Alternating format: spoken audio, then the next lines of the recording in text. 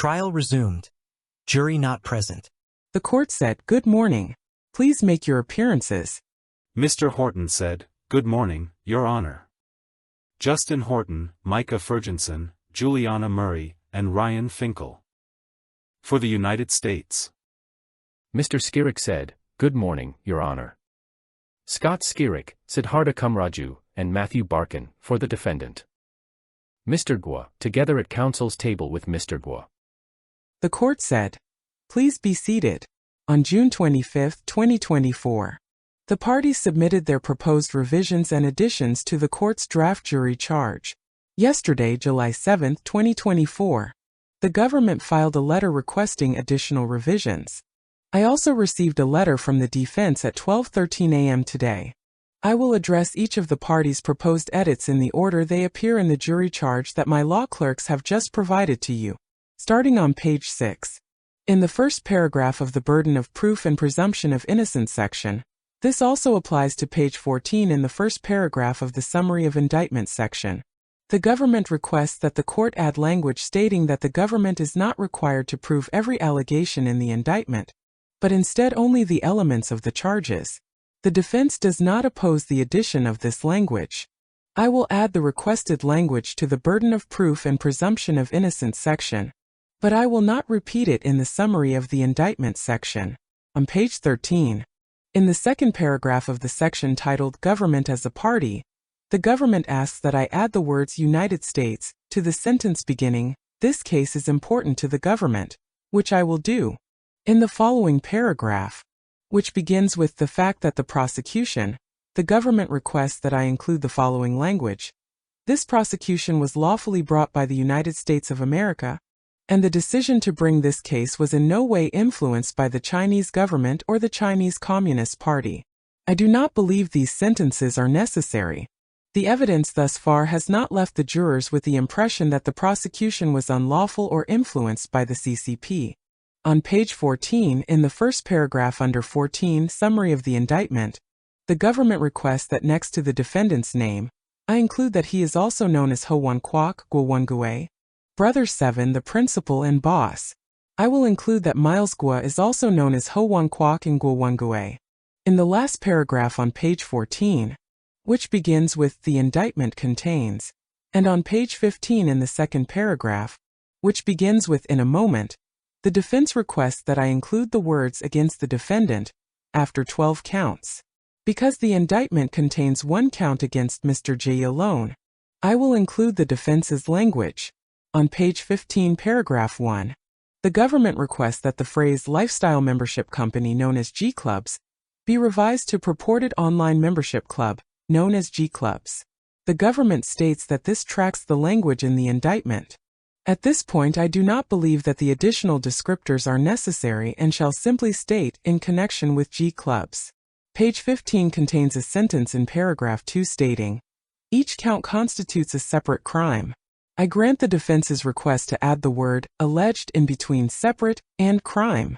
On page 16, in the second paragraph under 16, elements of wire fraud. In the last full sentence, which begins with count 9, the government requests that the phrase how their membership dues would be used be revised to the more neutral description, how the money individuals sent to G Clubs would be used. I will make this revision. In the same paragraph, in a subsequent sentence, the government requests that the phrase how the funds raised would be used be revised to how the money sent to the Himalaya Exchange or spent on its credits would be used. The clause beginning with the word or is duplicative, so I will state how the money sent to the Himalaya Exchange would be used.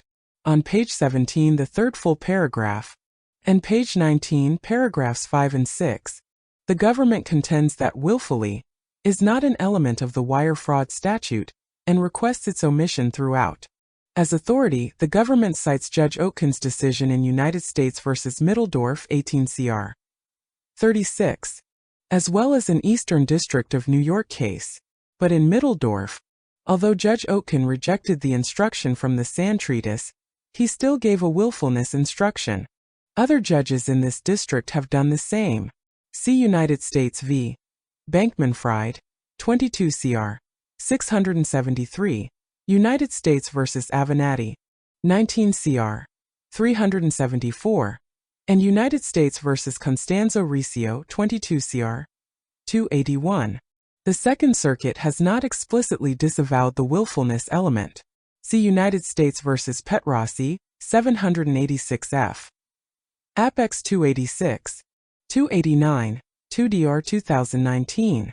However, the definition of willfully, in my first draft of the charge implies that the defendant needed to know that his action was unlawful as opposed to, more generally, wrong. Accordingly, I will amend the definition which appears on page 19 in the fourth and fifth paragraphs of the section titled B. Second element, knowledge and intent to defraud to state. To act willfully means to act voluntarily and with a wrongful purpose. An act is done knowingly and willfully if it is done purposefully and deliberately. This accords with the more limited instructions that other judges in this district have used, as well as the Second Circuit's decision in United States v. Kaiser, 609 F.3d 556, 567-68, 2-R 2010. On page 17. In the first paragraph under A, first element, scheme to defraud, the defense asks that I state that a scheme or artifice is a plan to accomplish a fraudulent objective. The proposed addition of fraudulent is incorrect and I will not include it. In the last paragraph on page 17, the defense asks in addition to stating that a statement is fraudulent if it was made with intent to deceive, that I also state that the intent to deceive must exist at the time the statement was made. This addition is not necessary because it is redundant and I will not include it. On page 17, after the first full paragraph in the section titled A, first element, scheme to defraud, the government asks that I include a paragraph stating, it is not necessary that a false or fraudulent pretense, representation or promise be made prior to a victim's decision to part with money or property. Rather, if after having obtained money or property the defendant devises or participates in a fraudulent scheme to keep that money or property by making a subsequent false or fraudulent representation as to a material fact, that is sufficient to establish the existence of a scheme to defraud. I do not agree that this instruction is necessary or helpful, and will not include it. On page 17, after the last full paragraph, the defense requests that I include a paragraph stating, fraud requires more than simply proof that a promise was made and then not fulfilled. Failing to maintain a promise or to abide by a term in a contract or other document is not by itself fraudulent. Instead, the government must prove beyond a reasonable doubt that the defendant, at the time they made the statement or promise, never intended to honor. A subsequent decision by a defendant not to abide by the terms of a promise, contract, or document, even one that is willful, cannot be the basis for a conviction. I do not agree that this instruction is necessary or helpful, and will not include it.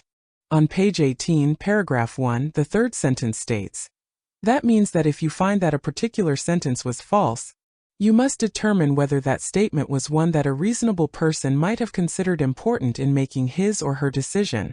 The defense requests that might be changed to would. I will make this change. After the third that, the defense also requests that I include the clause, was capable of influencing the decision.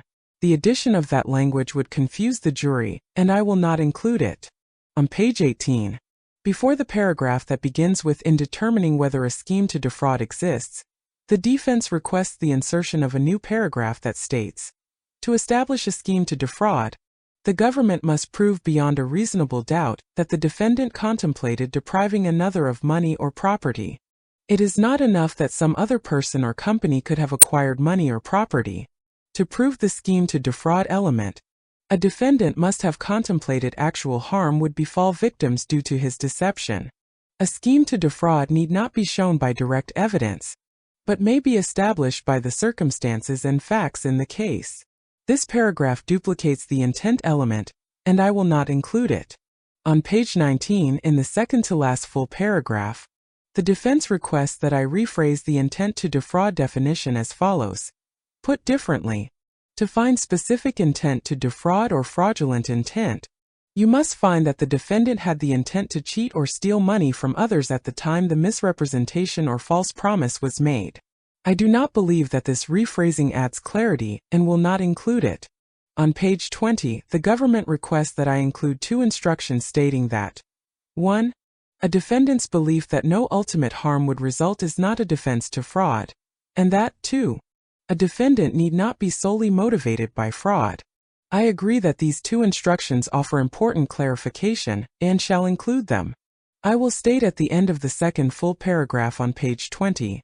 Additionally, it is not necessary for the government to prove that the defendant was motivated solely by improper considerations. The defendant may have the required intent to defraud, even if the defendant was motivated by other lawful purposes as well.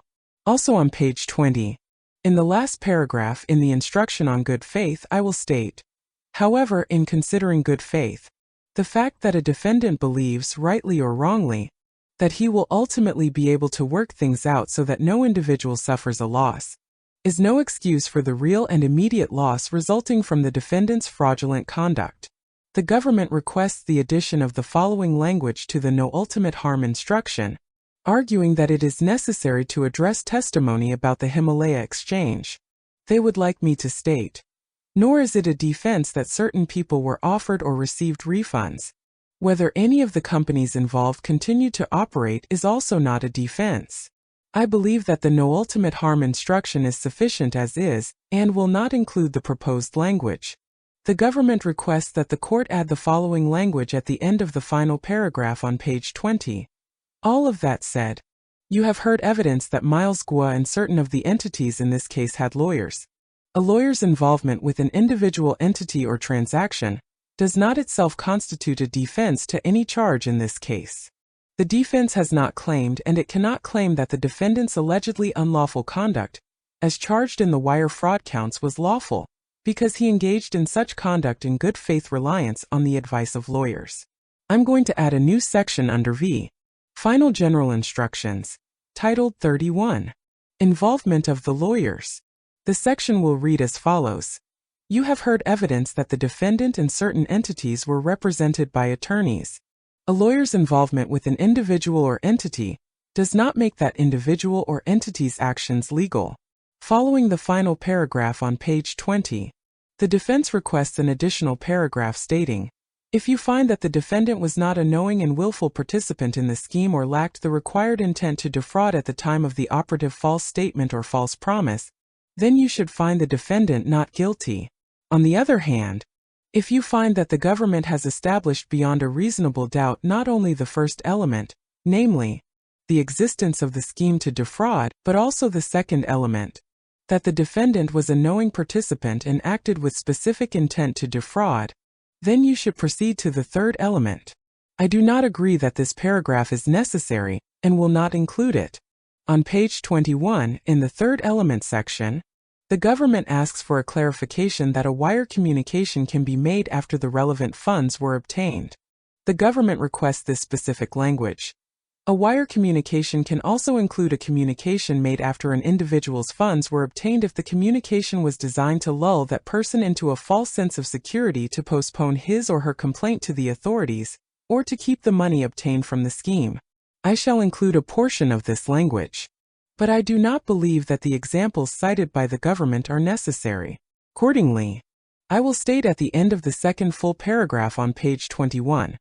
A wire communication can also include a communication made after an individual's funds were obtained. On page 24, the defense asks that I include at the end of the first paragraph in the materiality subsection the following sentence. Expressions of corporate optimism and puffery are not material. I reject this addition as confusing and unhelpful to the jury. On page 24, after the second paragraph in the materiality subsection, the defense requests that I include, however, you may not assess materiality from the perspective of hindsight, nor is a misrepresentation material simply because it may have been important to an investor. As to the sentence regarding hindsight, I will instead add the following sentence at the end of the first full paragraph on page 24. Materiality is judged as of the time the information was disclosed. The second proposed sentence, which aims to distinguish between importance and materiality, is needlessly confusing and I will not include it. The definition of materiality is sufficient and does not equate materiality with mere importance. On page 24, In the charge's definition of a security, the defense proposes the addition of a paragraph that provides a separate definition of a security if the government takes the position that the farm loans and G Club memberships are themselves securities. I do not understand the government to be taking this position. Am I correct? Mr. Horton said, "If I can have 1 second, Your Honor." The court said yes. Counsel conferred. Mr. Horton said, "That's right, Your Honor." The court said, going to page 25. In connection with section, the defense requests the addition of the following paragraph after paragraph 2. However, the in connection with element is not met simply because an alleged fraud happens to involve the sale of securities. It requires something more. The government must prove beyond a reasonable doubt both that the deceptive conduct coincided with particular securities sales, and that the deceptive conduct was material to the investor's decision to buy particular securities. If the alleged deceptive conduct did not coincide with a particular sale of the securities, then the in connection with requirement is not satisfied. In addition, if the defendant's alleged misrepresentations did not concern the value, nature, or investment characteristics of the securities, then the in connection with requirement is not satisfied. Moreover, alleged misrepresentations that occurred after a security sale cannot have coincided with such purchase or sale and, therefore, cannot have been material to such sale. I reject the proposed language. First, finding that deceptive conduct coincided with particular securities sales is only one way of finding that deceptive conduct touches upon a securities transaction. The addition of this sentence would be confusing and could limit the definition, when the Supreme Court and the Second Circuit have espoused a broad interpretation of the phrase in connection with. Merrill, Lynch, Pierce, Fenner and Smith Incorporated v. Dabbitt, 547 U.S. 71, 85, 2006. The remainder of the proposed paragraph imports aspects of the materiality inquiry into the in connection with definition. On page 25, in the first paragraph of the in connection with section, the government requests the addition of the following sentence. It is not necessary that any actual securities be sold or delivered so long as purported securities were offered as an inducement to transact, and promises that someone will receive stock in the future constitute a sufficient connection with the purchase or sale of securities.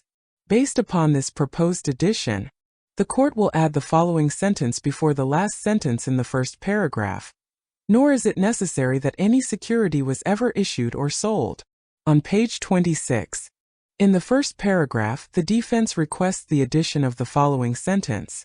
Therefore, however misleading or deceptive a plan may be, it is not fraudulent if it was devised or carried out in good faith. This includes the defendant's honest belief in the truth of the representations made by the defendant. I will not include this language but, instead, after the first sentence of that paragraph, I will repeat the following definition of good faith that I provided earlier in the wire fraud section. A defendant acts in good faith when he honestly believed at the time that the representations he was making were true, even if they turned out to be inaccurate or false. Also on page 26, after the first paragraph, the government requests the addition of the following paragraph. In considering whether a defendant acted in good faith, however, you are instructed that a belief by the defendant, if such belief existed, that ultimately everything would work out so that no investors would lose any money does not necessarily constitute good faith. No amount of honest belief on the part of a defendant that the scheme will ultimately make a profit for the investors will excuse fraudulent actions or false representations by him.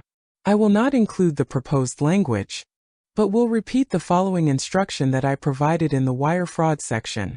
However, the fact that a defendant believes, rightly or wrongly, that he will ultimately be able to work things out so that no individual suffers a loss is no excuse for the real and immediate loss resulting from the defendant's fraudulent conduct.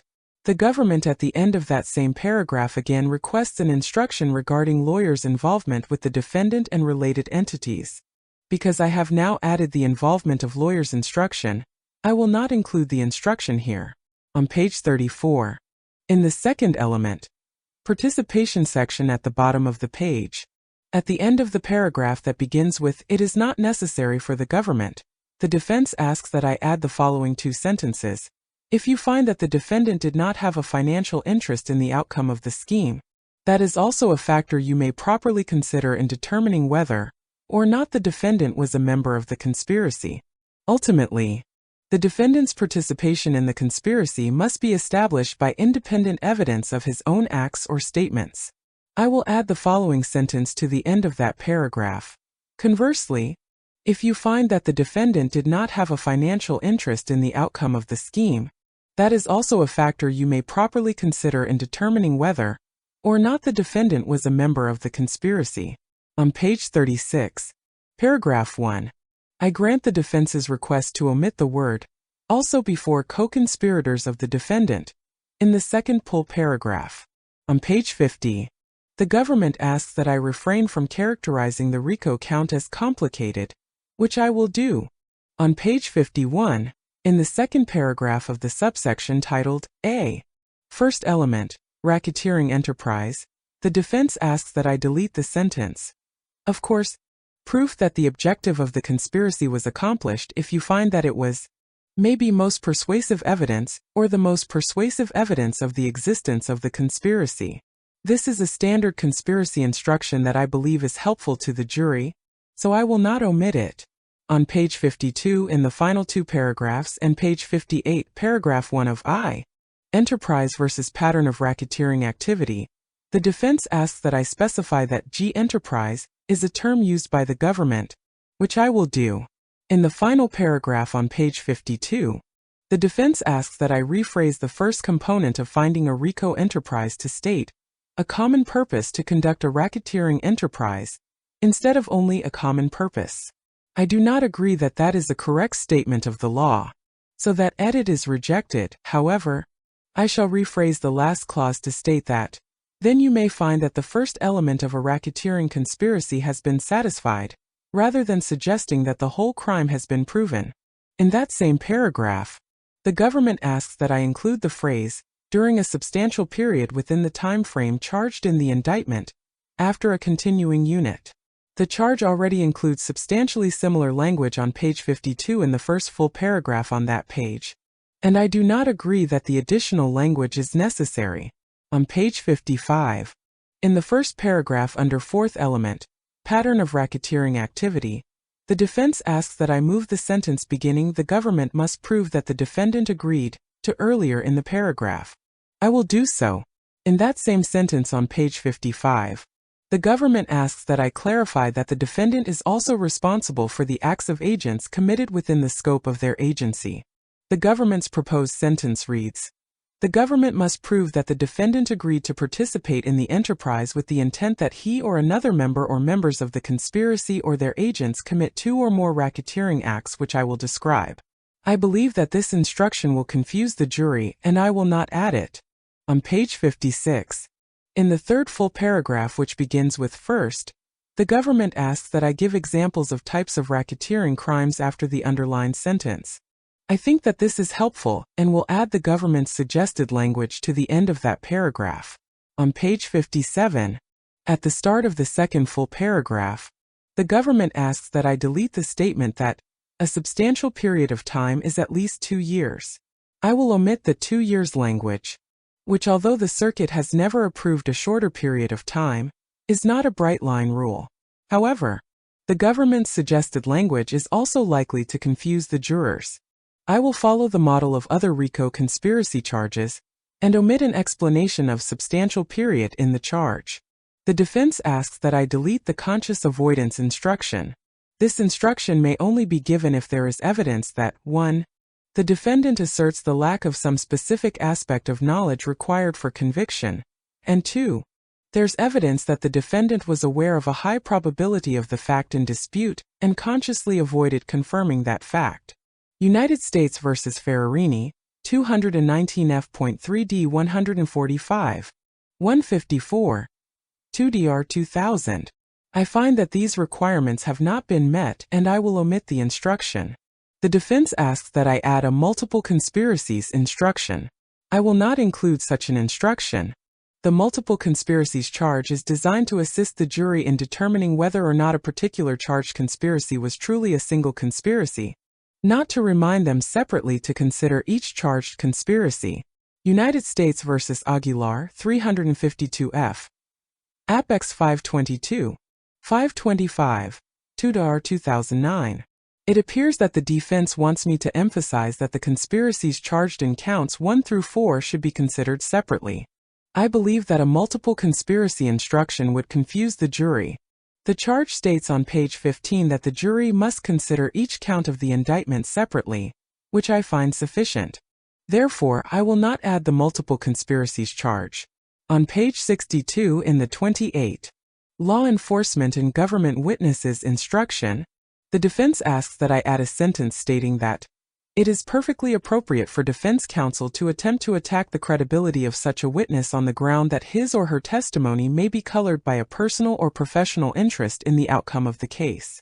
I find that this is duplicative of the existing credibility of witnesses instruction, and I will not include it. The defense asks that I delete the accomplice/cooperating witness testimony, immunized witness, and similar acts instructions as inapplicable. The government does not object and I agree that they should be excluded. On page 64, the defense asks that I add language to the non-prosecution agreements instruction, stating that a witness testifying under an NPA should be closely scrutinized. I will omit the sentence that states, "It may not be used by you in any way for or against the defendant," which I agree may be confusing. And I will add a sentence to the end of that paragraph stating, "Of course, you may consider whether the fact that the witness entered into this agreement affects the credibility of their testimony." The defense requests an instruction that the fact that the charges in this case may have involved large sums of money does not mean that the defendant is held to a greater standard of conduct. I do not agree that this instruction is necessary or helpful, and will not include it. The defense also asks for an instruction that the jury may not consider Soroka's settlement with the SEC as evidence of criminal conduct. Does the government intend to make the argument that the settlement is evidence of criminal conduct? Counsel conferred. Mr. Horton said, "Your Honor, the answer is no. It is a relevant fact in the narrative. But the answer to the court's question is no." The court said, the government asks that the jury be instructed that the defendant has not raised a duress excuse or justification defense. I don't see that the defense has implied this thus far. Accordingly, I will not give this instruction. My law clerks have provided you with a copy of the verdict form. Finally, in preparation for deliberations, the parties are reminded of my May 7, 2025 order concerning the provision of exhibits to the jury. For jury deliberations, the party shall provide a clean laptop containing only the exhibits admitted into evidence. The laptop must be prepared prior to the start of deliberations, and the party shall also provide the required cables to connect the laptop to the monitor in the jury room. During summations, if either party believes that there has been a clear misstatement of a fact or misstatement of the law, certainly you may object. And if you feel that a sidebar is necessary, you may request that. But I want to keep that absolutely to a minimum because that interferes with the flow of the attorney's summation. I'm now going to go to the issue regarding the testimony of Mr. Dragon. By letter dated July 2, 2024, the government moves to strike a portion of defense expert Raymond Dragon's testimony from earlier that day, ECF number 389. The government raised two issues. The first issue, which concerned the interpretation of Dragon's testimony concerning very large investor interest, was resolved by agreement of the parties on July 3, 2024. See transcript at page 5032, lines 1 to 17. As to the second issue, I directed the defense to respond to the government's motion by July 5, 2024. Mr. Dragon testified that $200 million of new GTV shares were sold in the GTV private placement. During his testimony, which appears on page 4893 of the transcript, Mr. Dragon stated that Soroka sold some of its own GTV shares as part of the GTV private placement, which resulted in the sale of $350 million of GTV shares, exceeding the $200 million of shares initially advertised in the GTV private placement memorandum. The government contends that Mr. Dragon has no personal knowledge that Soroka was the source of the excess shares. and that this information was not in any of the materials that Dragon disclosed as having reviewed. By letter dated July 5, 2024, the defense opposes the government's motion, stating that Mr. Dragon's understanding is based on the GTV Private Placement Memorandum, which is in evidence, ECF number 390. The defense states that because the Private Placement Memorandum discloses Soraka's ownership percentage of GTV as 100%, Mr. Dragon reasonably concluded that any excess shares beyond what the GTV private placement initially sought to sell would necessarily come from Soraka's equity holdings. ID at 1. I'm satisfied with the defense's explanation of Mr. Dragon's testimony, which the government had the opportunity to probe on recross-examination. Accordingly, the government's motion to strike is denied. We are missing juror number 4. Oh, I'm sorry, juror number 10. She says that she is experiencing nausea and diarrhea, that she consulted a doctor who told her to stay home and take certain medication and rest. How would you like me to handle this? Mr. Horton said, if we could have just one moment, Your Honor. The court said yes. Counsel conferred. Mr. Horton said, thank you, Your Honor. Given the number of alternates available, the government proposes that we move forward with the trial. The court said, does the government believe that I have the discretion to substitute the alternate without the consent of the defense? Mr. Horton said, yes. The court said, I'll hear from the defense. Mr. Kamraju said, thank you, Your Honor. First of all, I do believe, and I think this has come up before, that the court has the discretion to excuse the juror and impanel an alternate, even over the defense's objection. We recognize that the trial needs to move along. But we do think that it's possible that not giving one of the jurors a sick day, in essence, could constitute an abuse of that discretion. Particularly given that we have now reported that Mr. Guo does not intend to testify, and so that, I think, relieves some of the time pressure. So from our perspective, it is certainly within the court's discretion to do so if it believes it's appropriate to move it along. We do think that creates a risk. The court said, so although I don't believe that substituting the alternate would be abuse of discretion, I'm having my clerks look at that question in an abundance of caution. In the meanwhile, I have some questions for Mr. Guo. So Mr. Kamraju, you have said that Mr. Guo will not be taking the stand. Is that right? Mr. Kamraju said, yes, that is our belief at this time, Your Honor. He's not planning to take the stand.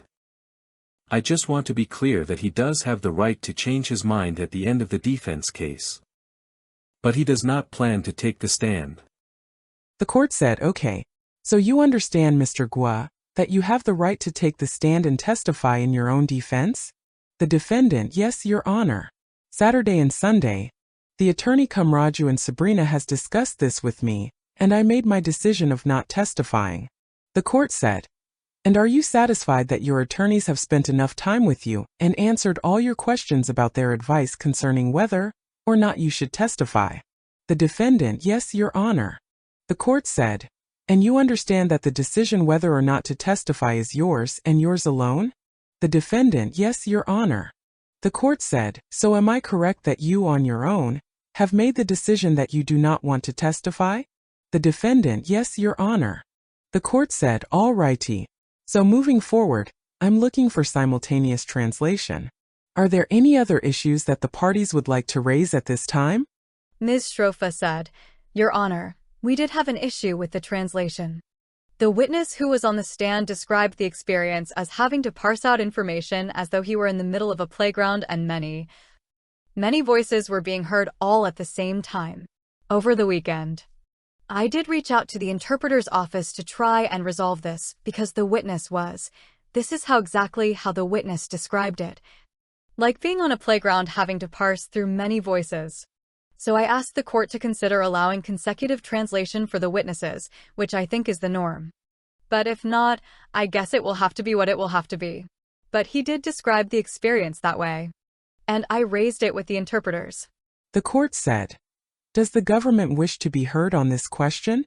Ms. Murray said, Your Honor, I think on this point we would defer to the court.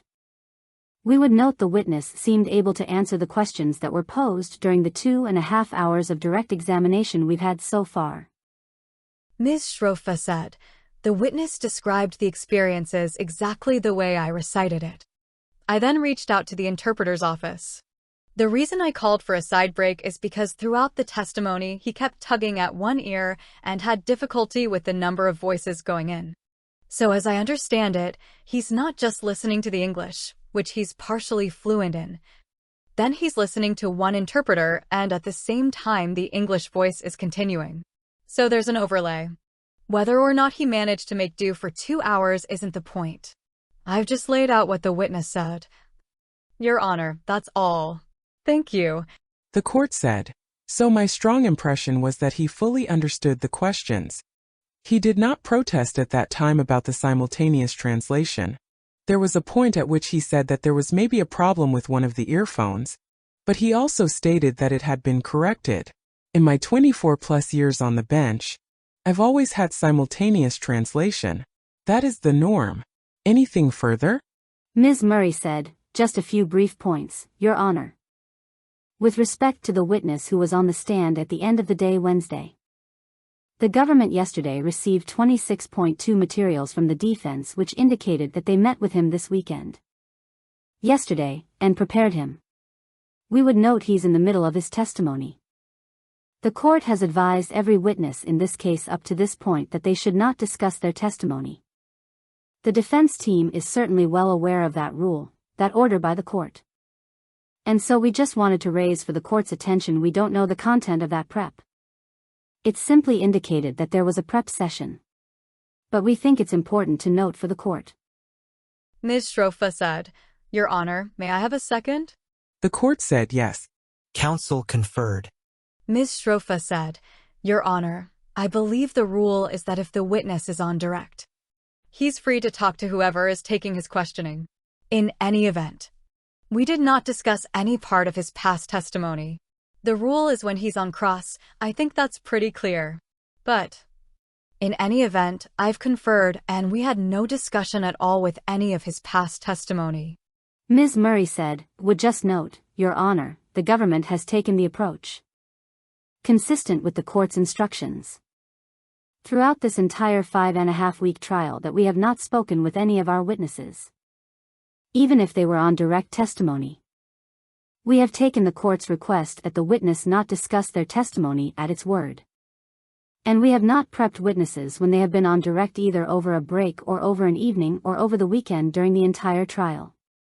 The court said, so, Ms. Schroff, are you providing me with a particular rule in the rules of evidence or? Ms. Schrofa said, no, I think that's the general rule.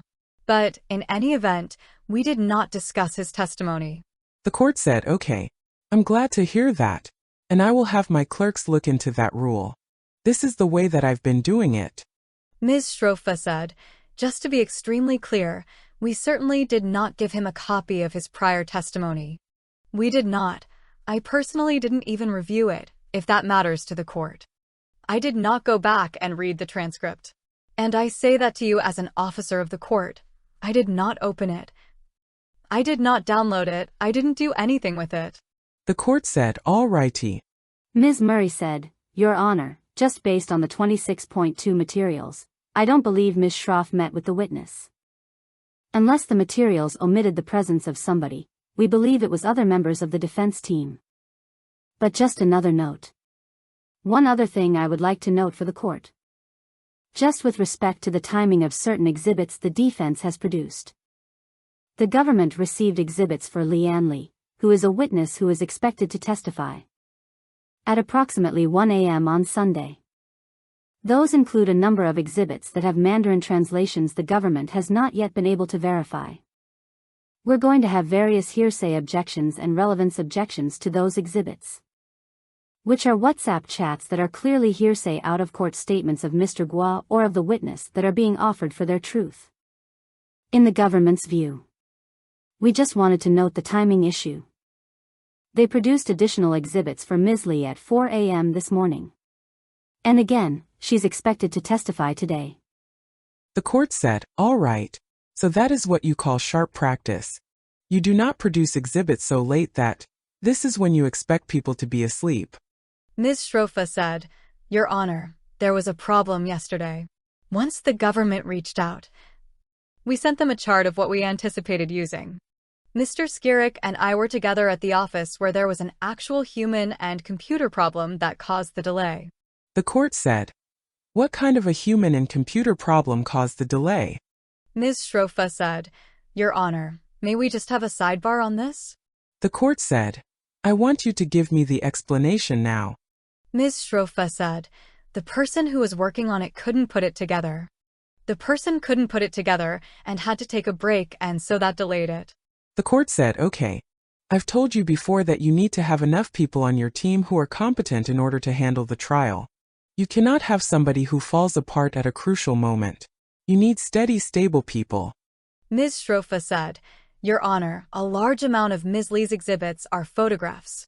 We've moved Ms. Li down on the testifying chain. She's not likely to take the stand. She's the second to the last witness. The court said, All right.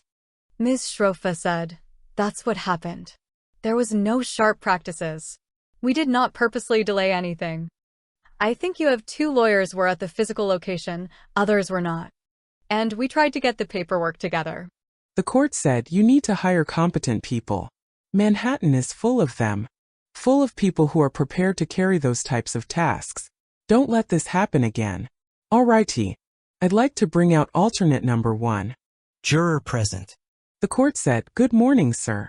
You may sit down.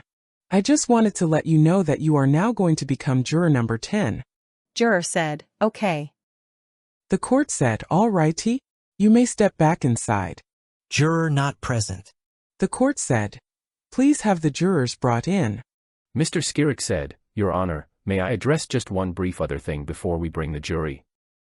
The court said, Why are we having this feedback problem? Mr. Skirik said, I think that's taken care of it, Your Honor. I just wanted to mention a couple of things that are relevant to what we expect to be the defense's final witness. Hopefully later this afternoon. The witness's name is George Higginbotham. And he is a former Department of Justice lawyer who pleaded guilty to engaging in a conspiracy to lobby officials in the Trump administration on behalf of the PRC government to extradite Mr. Guo. And as part of the agreement to enter into defense stip 1, with which I'm sure the court is familiar. The Fox Hunt stip, the defense agreed not to call several other witnesses who were related to this conspiracy, as well as other Fox Hunt-related witnesses, and only to call Mr. Higginbotham. We expect Mr. Higginbotham to testify, among other things, that he joined the conspiracy in April of 2017, at the time that he was a lawyer for DOJ. That as part of the conspiracy, Mr. Higginbotham, who lives in Washington, went to the Chinese embassy in Washington in July of 2017 to meet with the Chinese ambassador to the United States. He also traveled to China in September of 2017 to meet with several co-conspirators. And he facilitated the transfer of tens of millions of dollars into the United States as part of the conspiracy. Ultimately, he pled guilty to conspiracy in November of 2018 in the District of D.C. We have not, Your Honor, had an opportunity to, the defense has not had an opportunity to meet with this witness. He is still under a cooperation agreement with the government, with the District of D.C. U.S. Attorney's Office. And his lawyers would not give us access to him, so we have not met with him to prepare him today. And the events at issue date back approximately 7 years. I just want to bring that to the court's attention. And lastly, as part of Mr. Higginbotham's testimony, the defense will enter a stipulation into evidence between the parties relating to certain recordings of conversations between Mr. Guo and a Chinese government official Liu Yanping. And we will read select portions of those transcripts to the jury at the conclusion of Mr. Higginbotham's testimony. I just wanted the court to have this for reference in terms of what we expect from Mr. Higginbotham, again, not having had the opportunity to meet with him or prepare him today. The court said, So is there an application? Mr. Skirik said, No, Your Honor. I just wanted to make the court aware of those facts. The court said, Very well. Ms. Murray said, Your Honor, if I may, just with respect to Mr. Higginbotham, since Mr. Skirik brought it up. One component of Mr. Higginbotham's situation, as Mr. Skirik mentioned, is that he had entered into a cooperation agreement with the government. To be clear, he did not enter into that agreement with this office. He entered into that agreement with the Public Integrity Unit and LARS in D.C. We have spoken with the defense. We understand they are not going to elicit the fact of his cooperation agreement. And they are not going to elicit details about his things relating to his cooperation with the government on direct. That, in our view, would be inappropriate. They've agreed to that. So that is a component of what we understand to be part of his testimony. With respect to the timing here actually, one other point on Mr. Higginbotham. As Mr. Skirek mentioned, he was a DOJ employee at the time that he participated in the entirely separate conspiracy that they are looking to elicit. We assume that they are not going to highlight that fact. We've discussed that with the court at length. That would be inappropriate because it would be intended only to suggest that the front table has in any way something to do with the Communist Party again, this separate conspiracy to repatriate Mr. Guo, which we've already stipulated to. It's been introduced into evidence a number of times. Mr. Doran, their expert, said that paragraph 7 of Defense Stip 1 adequately summarized the entire case that Mr. Higginbotham was involved with. We understand his testimony is coming in. We will cross-examine him as appropriate. But that fact has been covered. The fact of that 2017 conduct, which predates any of the charged conduct in this case, has been covered. So, again, we assume that the defense won't elicit the fact that he is a DOJ employee and we will object as appropriate. Another component that the defense said that they would not elicit is his sentence in his case. That relates to, again, his cooperation. So to the extent that he received a minimal sentence for his involvement in, again, the separate conspiracy from 2017, they are not going to bring that out on direct. And then the last point I would note. Mr. Skirek just indicated that he expects to call Mr. Higginbotham today. That suggests to the government that they expect to get through all of their witnesses today, as he is scheduled to be last. We may reserve the right at the break this morning to request that they instead call Leanne Li last. In light of the late production of these exhibits, including approximately 44 audio files that they produced at 4 this morning. The court said, Mr. Skirek, you are not going to elicit testimony about the cooperation agreement or about his sentence, right?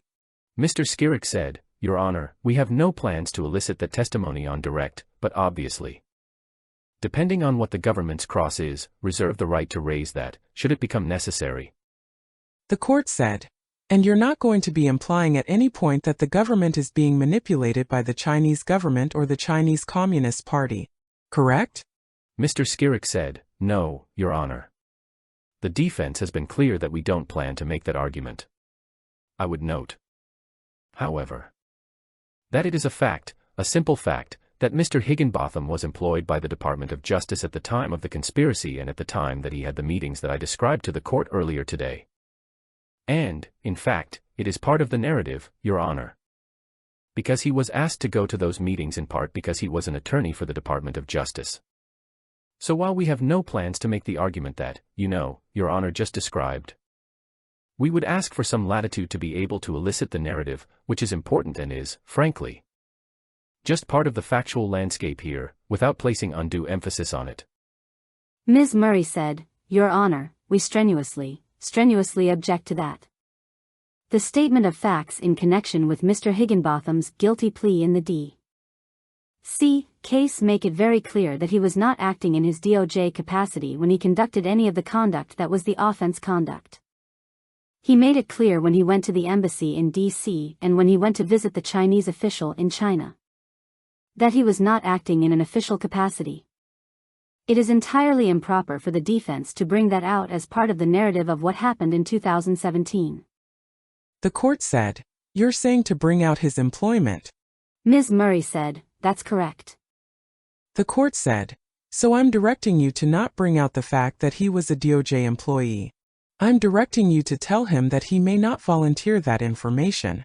Clearly bringing that up is merely a rather clumsy way of trying to link the prosecution in this case with corruption and the Chinese government. Ms. Murray said, Your Honor, if I may make one clarification. Because we have had certain discussions with the defense about the protest signs that have been produced into evidence in this case that suggested that the DOJ had been influenced by the CCP. We don't object to one factual question about whether at the time he had been employed by DOJ. If that's what the defense would like to elicit.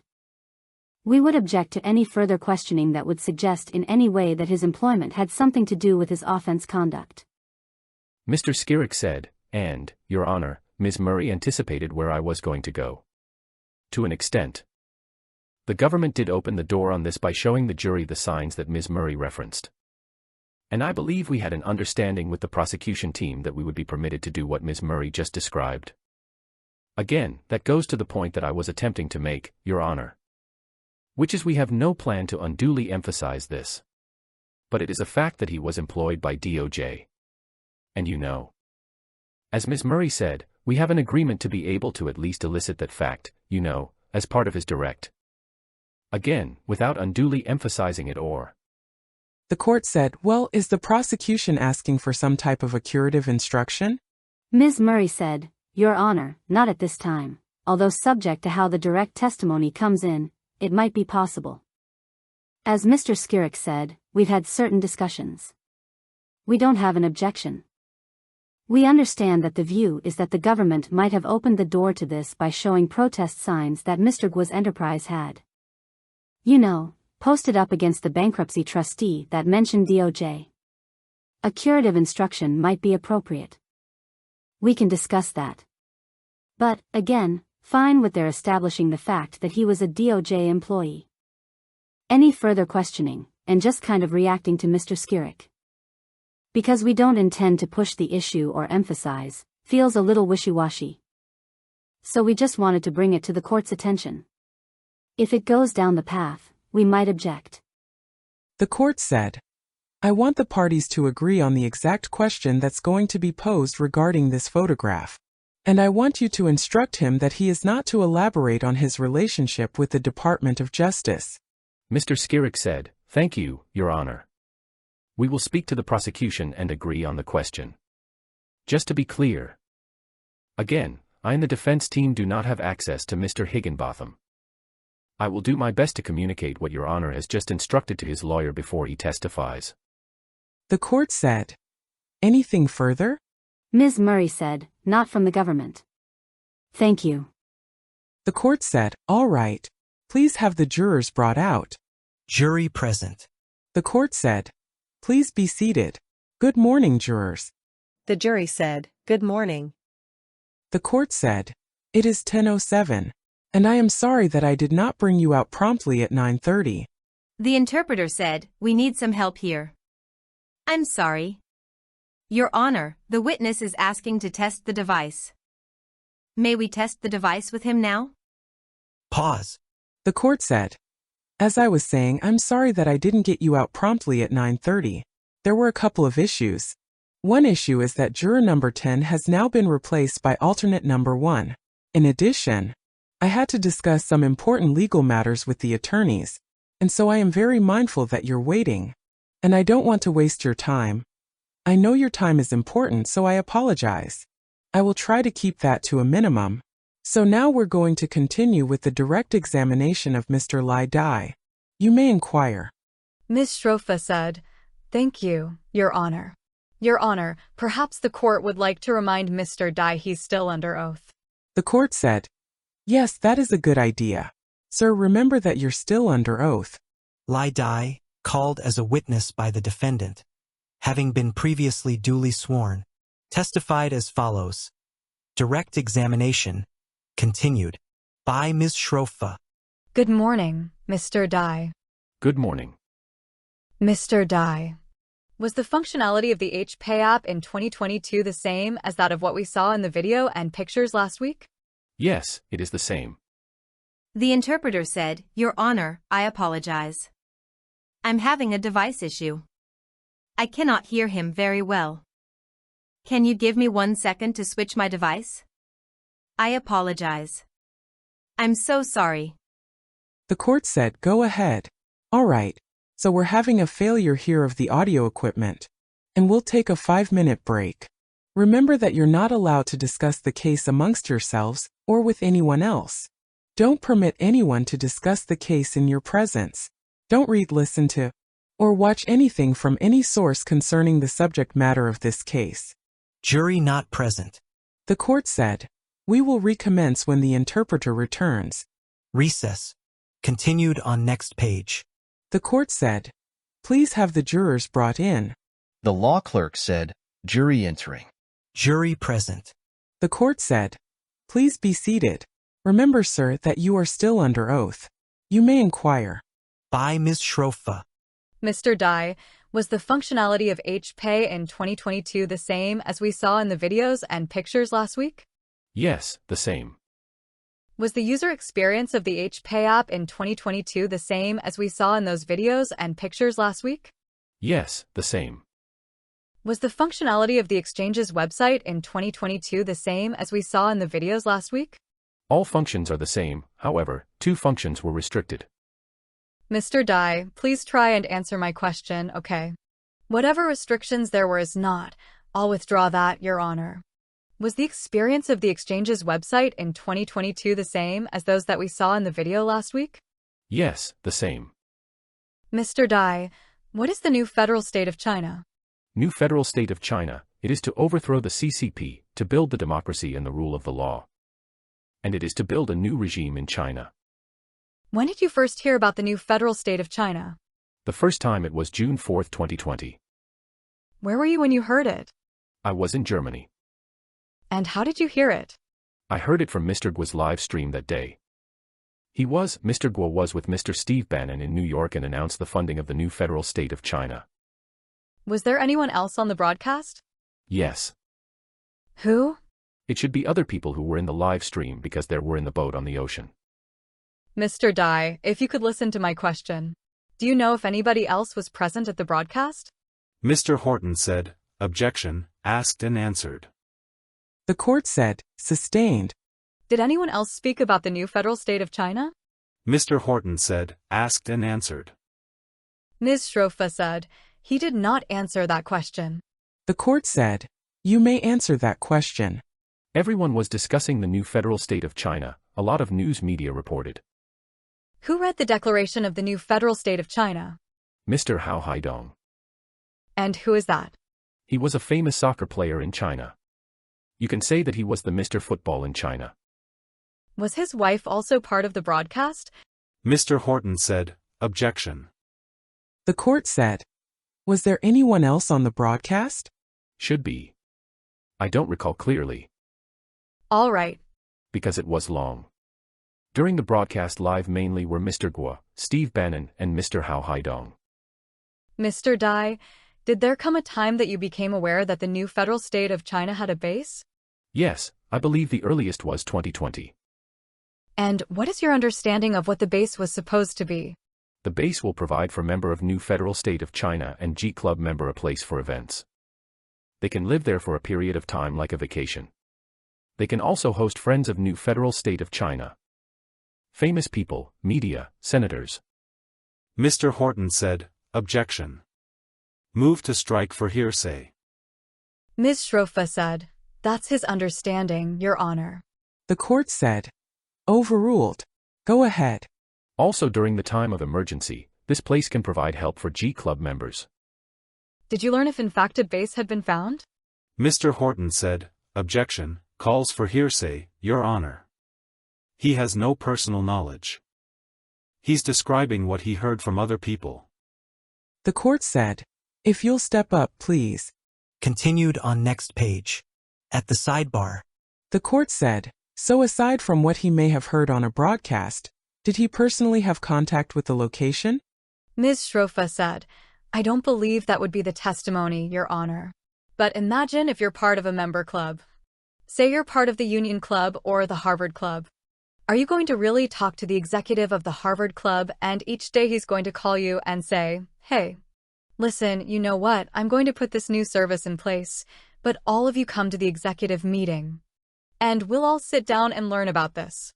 And how else does one learn other than by listening to what the membership of the executive committee tells you is a benefit offered by a membership club? That's how you learn. That's the whole point of a membership club. We're not going to the truth of the matter asserted. They can say no such basis existed. But I note here again, Your Honor, 1. If you're a member of Netflix, the only way you're going to know what Netflix has to offer next is by looking at the Netflix website, of getting an advertisement, of getting a notification, and reading about it. That's the way it works. Netflix's CEO is not calling me to say, hey, you know what? This show is going to stream again tomorrow. Make sure you watch. And even that according to them would be hearsay, so how would a member know? The court said, why can't he testify about what he heard on these broadcasts? Mr. Horton said, because they're offering it for its truth, Your Honor. There's a difference between the Netflix member saying, well, the CEO told me that Netflix does X, Y, and Z. And as a member I use this service and this is my experience in using the service. He's not saying he went to the base. He's not saying he experienced it personally. He said I heard from other people what it was. They can call somebody who's at the base, who operated the base, who operated G clubs to testify from their personal knowledge, but this witness doesn't have personal knowledge. The court said, so when the prosecution have witnesses on the stand and they ask them about all of the promised services and benefits, it was certainly not for their truth. The prosecution is not claiming that any of these services were offered, but my sense is that your witness is here in order to say that they did exist. Mr. Kamraju said, I think there's a difference between saying that the statement is being offered in fact for something existing versus the topic is being discussed that it is something that people are addressing. It is something that members understand. It is something even the defendant understands. That's United States v. De Maria. The court said, you're saying that you're not offering it for the truth? Mr. Kamraju said, this is for their understanding, Your Honor. Whether they are right or wrong as to whether that was a base or not, it's a question of what they believed. And that's the question. It's an intent case. It's a fraud question. If we're not allowed to introduce evidence of statements, if we're not allowed to introduce evidence of understanding, then the only way that a fraud defendant can ever defend themselves is by taking the stand. Because otherwise, you're never going to be permitted. That's why you have a state of mind hearsay exception. That's why you have a present sense impression. That's why you have all of these exceptions. So we have no problem with any of this testimony with an instruction that says it's not being offered for the truth. Which that's the standard way that you deal with a hearsay issue. It is not to preclude the testimony in its entirety. The court said, certainly this has come in already through other witnesses, hasn't it? Mr. Horton said, the context matters for the hearsay rule, Your Honor. When we bring in something that the defendant or his agents or his co-conspirator says, the rule allows us to admit an opposing party's statements. What Mr. Kamraju was just talking about Miles Guo's intent, which we agree is the only intent that matters. This witness can't testify about Miles Guo's intent. The state of mind exception is about the declarant's state of mind. And Your Honor, we had a pre-trial argument about this a few weeks ago. This witness cannot testify. I heard this thing from somebody else, and so therefore it's Miles Guo's state of mind. That's not how it works. Mr. Kamraju said, Mr. Horton is correct. The state of mind exception is not specific to the defendant. It's specific to a declarant. With respect to Mr. Guo's intent, it can be corroborated by independent evidence, including the understanding of other people. They're allowed to challenge that weight. They're allowed to challenge whether that's how significant the jury should afford that. Your Honor has already ruled that Mr. Guo's intent corroborated to be proven reasonable by objective evidence. The fact that they were being discussed is evidence. The court said, so you're saying that you want to introduce Mr. Guo's statements. I don't understand how you get around the hearsay problem. Mr. Kamraju said, that's exactly what's in De Maria, Your Honor, and I have a copy of the case which I'll bring up. In De Maria, the facts of De Maria were, the defendant was present in a place to buy illegal cigarettes. It was either FBI or DHS agents, I don't know specifically, showed up and the defendant said, "Why are you guys here?" "I just came for some cheap cigarettes." And the prosecution moved to exclude that statement on hearsay grounds. The district court agreed with the exclusion on hearsay grounds. The Second Circuit reversed and called it wasn't harmless. Because what they said was, it goes to the state of the mind of the defendant, his then existing belief as to why he was there, which was relevant to the mind. And they also rejected arguments about it being a false exculpatory statement. About the exception swallowing the rule because the hearsay state of mind exception already has a carve-out in between. I can hand it up, Your Honor. That's the difference. We are allowed to say that Mr. Guo's statement, we're allowed to say that Mr. Guo's intent is provable by one of Mr. Guo's statements if it is a then existing statement of his mental state. And that's what De Maria says, and I have it here for Your Honor. Mr. Horton said, Ms. Schroff's question wasn't about Mr. Guo's statements. The hearsay that the witness is testifying about wasn't attributed to anybody in particular. This case is about a defendant at a crime scene making a contemporaneous statement that comes in for his then existing state of mind. That's not what is happening here, Your Honor. The court said, "Are you going to limit it to only Mr. Guo's statements?" Ms. Schroff said, "Sure." Mr. Ferguson said, "That's not permissible." The court said, "It seems to me that you're arguing they can bring in the defendant's statement?" Mr. Horton said, "My point is that the case they're hinging all this onto a single parallel purpose." Mr. Ferguson wants to supplement what I said. I certainly didn't mean to suggest that they just bring in Mr. Guo's statements. It's fair game and hearsay, and what they're aiming for is not nearly that broad. The court said, "I remember looking at this case and I don't recall interpreting it the way that you do, but I am going to take a second look at the case. So let us move on to something while my clerks will look at this." Mr. Kumraju said, "Would Your Honor like the hard copy?"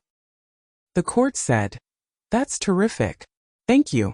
Mr. Kumraju said, "She's almost done at this point." The court said, "We can always recall the witness if I don't come up with an answer soon enough." Ms. Schroff said, "That's fine. Whatever you want to do." The court said, "Okay." Continued on next page. In open court. The court said, "You may continue." By Ms. Schroff. Mr. Dai, let me show you what is marked not yet in evidence as Government Exhibit VD6. You could take a look at that document for me, please. Mr. Horton said, "Your Honor, is there a question pending?" Yes, I see it. Are you done, Mr. Dai, reading the document? Yes, I finish it. Mr. Dai, do you recognize that document? Before today, I haven't seen this before. I couldn't hear him? Before today I didn't see it.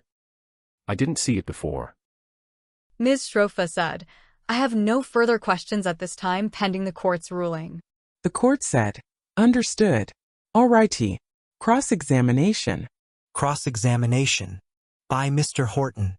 Good morning, Mr. Dai. Good morning. You're a supporter of Miles Guo, correct? Yes. You found him through his online videos, right? Yes. And you understood from watching Miles Guo's videos you thought he was a successful business person. Isn't that right? Yes. And when you met with Mr. Guo's lawyers earlier this year, you told them that you thought Miles Guo had a lot of credibility on investments, isn't that true? To whom I met. You met with Mr. Guo's lawyers earlier this year, do you remember that? Yes, I told them that I like Mr. Guo's courage and his honesty. The court said, "Sir, I want you to limit your answer to the question that's being asked. The answer that you just gave was not responsive to the question that was just asked. So I'm going to ask the reporter to read back the question, and you answer only the question that's been asked. I'm going to strike the answer." The record was read. Yes, I remember. And you told Mr. Guo's lawyers that you thought Mr. Guo was credible when he spoke about investments, right? Yes. You believe Miles Guo when he talks about GTV, don't you? You mean he mentioned GTV investment? Yes. When Miles Guo talks about GTV investments, you believe what he's saying, don't you? Yes, before my investment, I had not heard about GTV investment by Mr. Guo. But then you heard him talk about it, and ever since you believed what he said, isn't that right? No, I didn't hear him mention about GTV investment. Through the group. The chat group of my fellow fighters, I got that information. Well, but after that, Mr. Dai, didn't you exchange WhatsApp messages with Miles Guo about investing in GTV? Ms. Strofa said, Your Honor, the witness testified he did so after the investment. The government should be clear. Yes.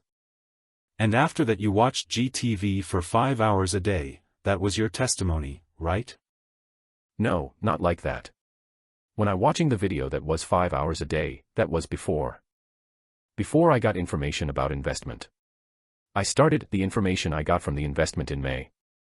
Late May 20th something, by then I already watched GTV for over a month. But you heard Miles Guo talk about GTV stocks, for example, in his broadcast, for example, didn't you? No. He has not mentioned anything GTV investment or stocks during his live stream. Mr. Dai. Therefore I learned this much later. The court said, you need to stop answering. Once you've answered the question that Bin's asked, you just stop. So if I ask you what is today's date, you tell me today's date, but you don't also tell me what time it is. You understand? Go ahead. Mr. Dai, over the last several years you've watched Miles Guo's live streams, haven't you? Yes. And on those live streams you heard Miles Guo talk about G Club, didn't you? Yes. And you heard on those live streams Miles Guo talk about the Himalaya exchange, isn't that right? Yes. Is it your testimony that on those live streams Miles Guo never talked about GTV stocks? Ms. Strofa said, Your Honor, objection. The court said, overruled. Overruled. Please answer. G Club and Himalaya Exchange were all in 2020, after October of 2020. About GTV investment was from April. And I learned this was May of 2020. So how could I learn about GTV investment by watching the other live stream on the other? The court said, once again you have not answered the question. I'm going to ask the reporter to read the question back and only answer the question that has been asked. The record was read. Before my investment, no, he didn't mention that. Mr. Dai, my question is. You testified that you've watched Miles Guo's live streams for the last several years. Over that period when you watched his live streams, isn't it true that Miles Guo talked about GTV shares? Yes, he did mention that. And you believed everything he said about it, isn't that true? Yes. And he talked about other investments as well, isn't that right? Yes. And you believed everything he said about those investments as well, isn't that true? After I read the document, yes, I believe that. And GTV, the G in that stands for Guo, isn't that right? No. The G in G clubs, that G stands for Guo, doesn't it? No. And the G in G fashion, that G stands for Guo, doesn't it? No. And the G in the G series investment that Miles Guo talked about in those broadcasts. That G stands for Guo, doesn't it? To me I wouldn't say the G series, I wouldn't say that. I don't know what it represented. Your testimony, Mr. Dai, is that after investing in GTV and in G clubs and in other G series investments, you don't know what the G stands for? Ms. Strofa said, objection. That's not what he said. That misstates his answer completely. The court said, you may answer. The witness said, may I answer now? The court said yes. Go right ahead. I know what G means. It doesn't mean Guo. It means global. Your testimony is that when Miles Guo promoted GTV, G Club, G Fashion and the G Series investments that G stood for global? Ms. Strofa said, asked and answered. The court said, overruled. You may answer. That's correct, it means global. This is very obvious. Can I explain? The court said no. Go ahead. You've heard of Guo Media, Mr. Dai, haven't you? Guo Media, did you say? I've heard of it. And the Guo in Guo Media, that refers to Miles Guo, right? Or maybe, but he's not what you just mentioned earlier. Mr. Dai, your testimony is that Guo in Guo Media only maybe refers to Miles Guo, is that right? I don't know. I didn't invest in Guo Media. I have never seen certain documents or explanation or description of what it means. Okay. You heard Miles Guo talk in his broadcast about the Himalaya exchange, isn't that right? Yes. And when Miles Guo said that the Himalaya exchange is a cryptocurrency exchange, you believe that, right? I heard this, but I believe the content is because when I read the relevant information. At that point I couldn't decide it was true or not. Well.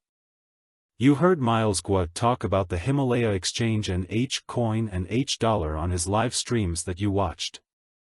Didn't you? Yes. And when Miles Guo talked about Himalaya coin or Himalaya dollar, you believe what he said on his broadcast that you watched, didn't you believe it? No, I didn't believe that at the time. I was only interested. Mr. Dai. It's your testimony that there were times when you heard Miles Guo talk about the Himalaya exchange and you did not believe what he was saying? Correct. And there were times that Miles Guo talked about GTV and you did not believe what he was saying? Ms. Shrofa said, Your Honor. I had no way to judge. I just heard some interesting information. And then I was waiting to have more information come up in order for me to decide if that's true or should I believe it. You agree with me, don't you, that H-coin is not backed by gold? H-coin does not have gold as backup. Right. And when Miles Guo said that it did, was he lying? I don't believe he was lying. I was thinking that he was expressing his understanding of H-coin. But obviously in the H-exchange in his white paper, he didn't specify that the H-coin was backed by gold. So I think the H-coin is independent platform so he can decide or design to decide how to do this cryptocurrency. Mr. Dai, you agree with me don't you, that Miles Guo designed H-coin? I don't know.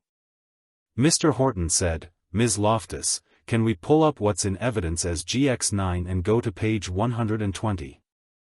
Mr. Dai, the Himalaya exchange launched on November 1, 2021, isn't that right? Yes, the formal launch, yes. On the screen in front of you there's a document called GX9, if you look at the top of this page.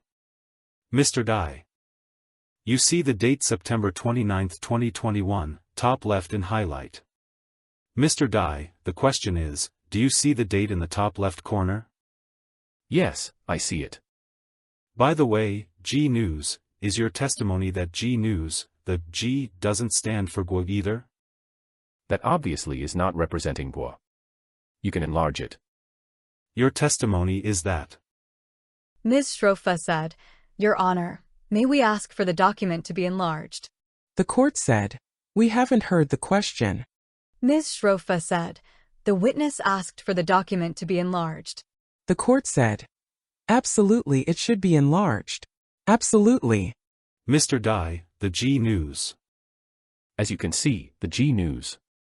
The court said, One moment. You have to wait for the question in order to offer an answer. Mr. Dai.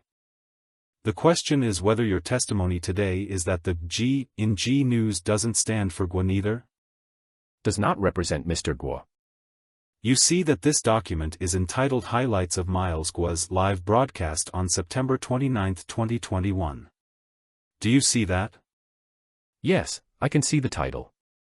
And do you see Mr. Guo in the middle of the screenshot there on the top of the page?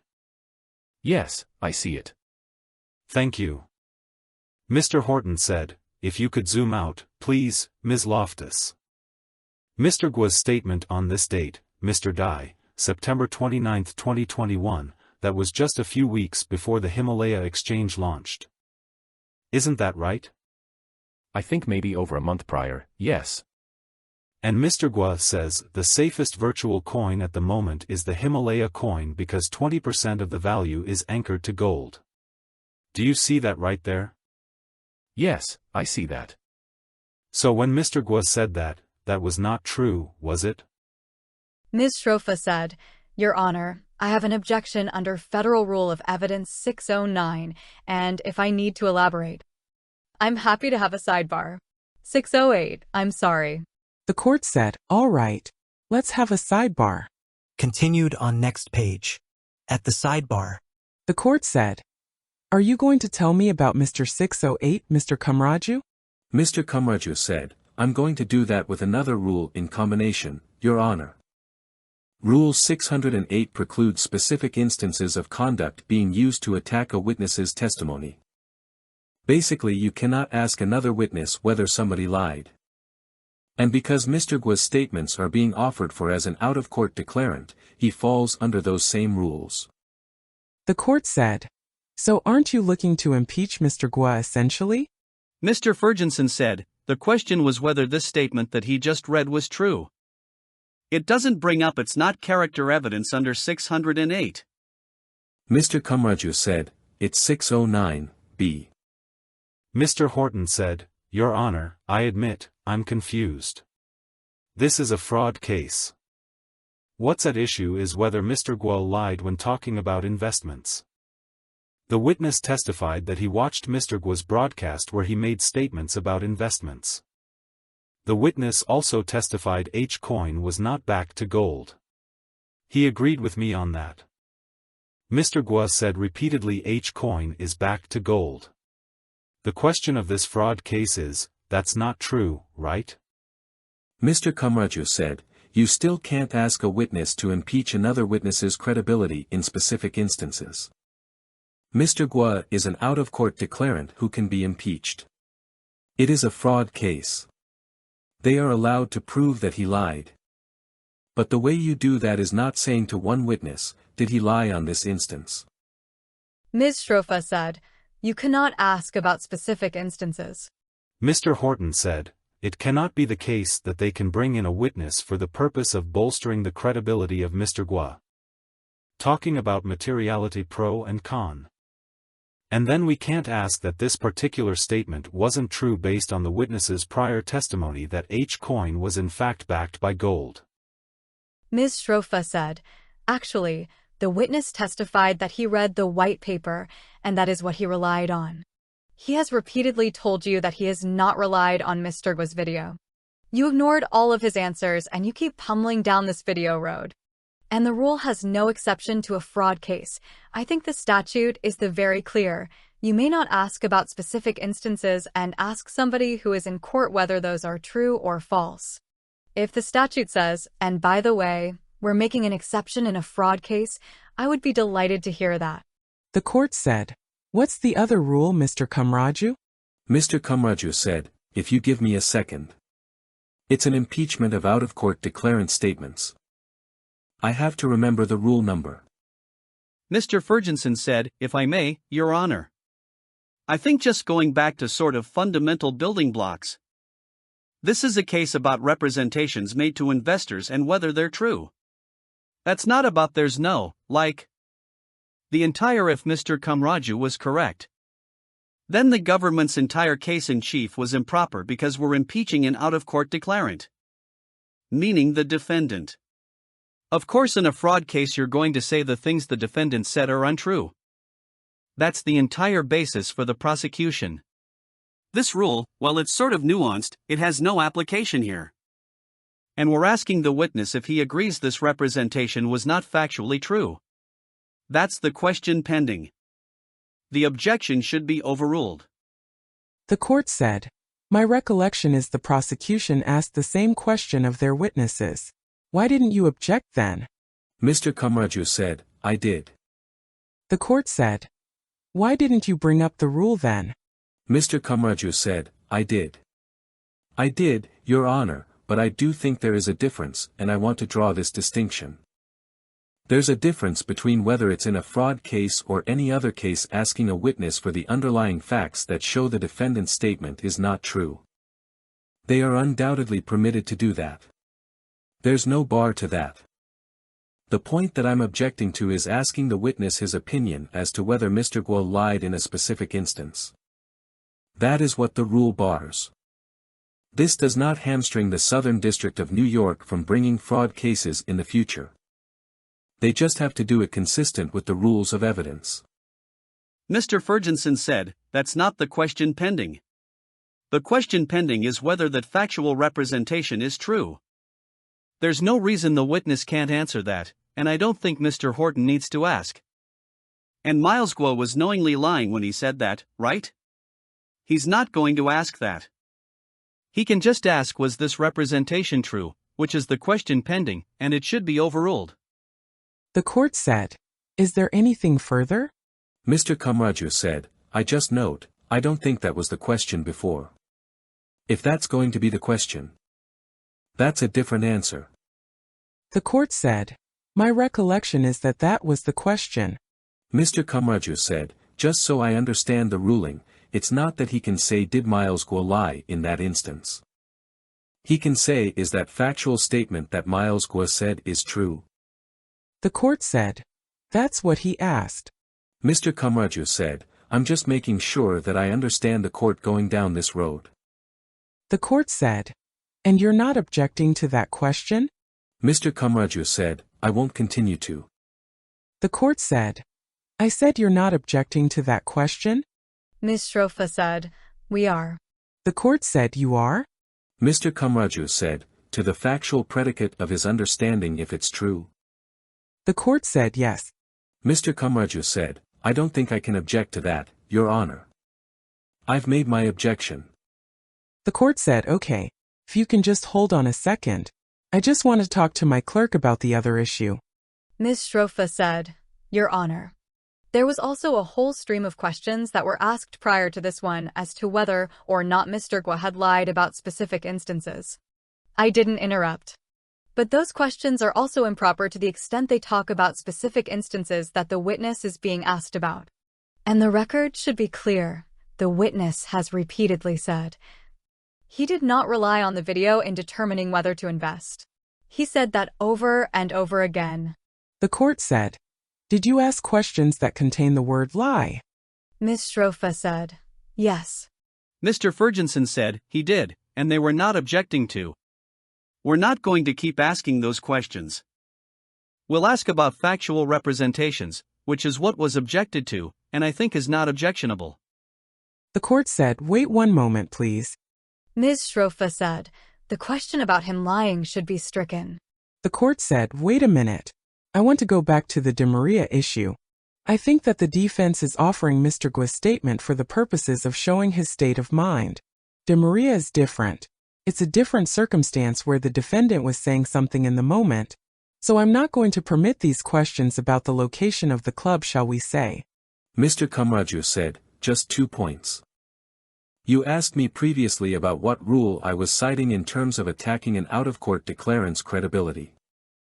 That's Rule 806, which says that the declarant's credibility may be attacked if supported by any evidence that would be admissible for those purposes if the declarant had testified as a witness. So it is subject to 608's limitations.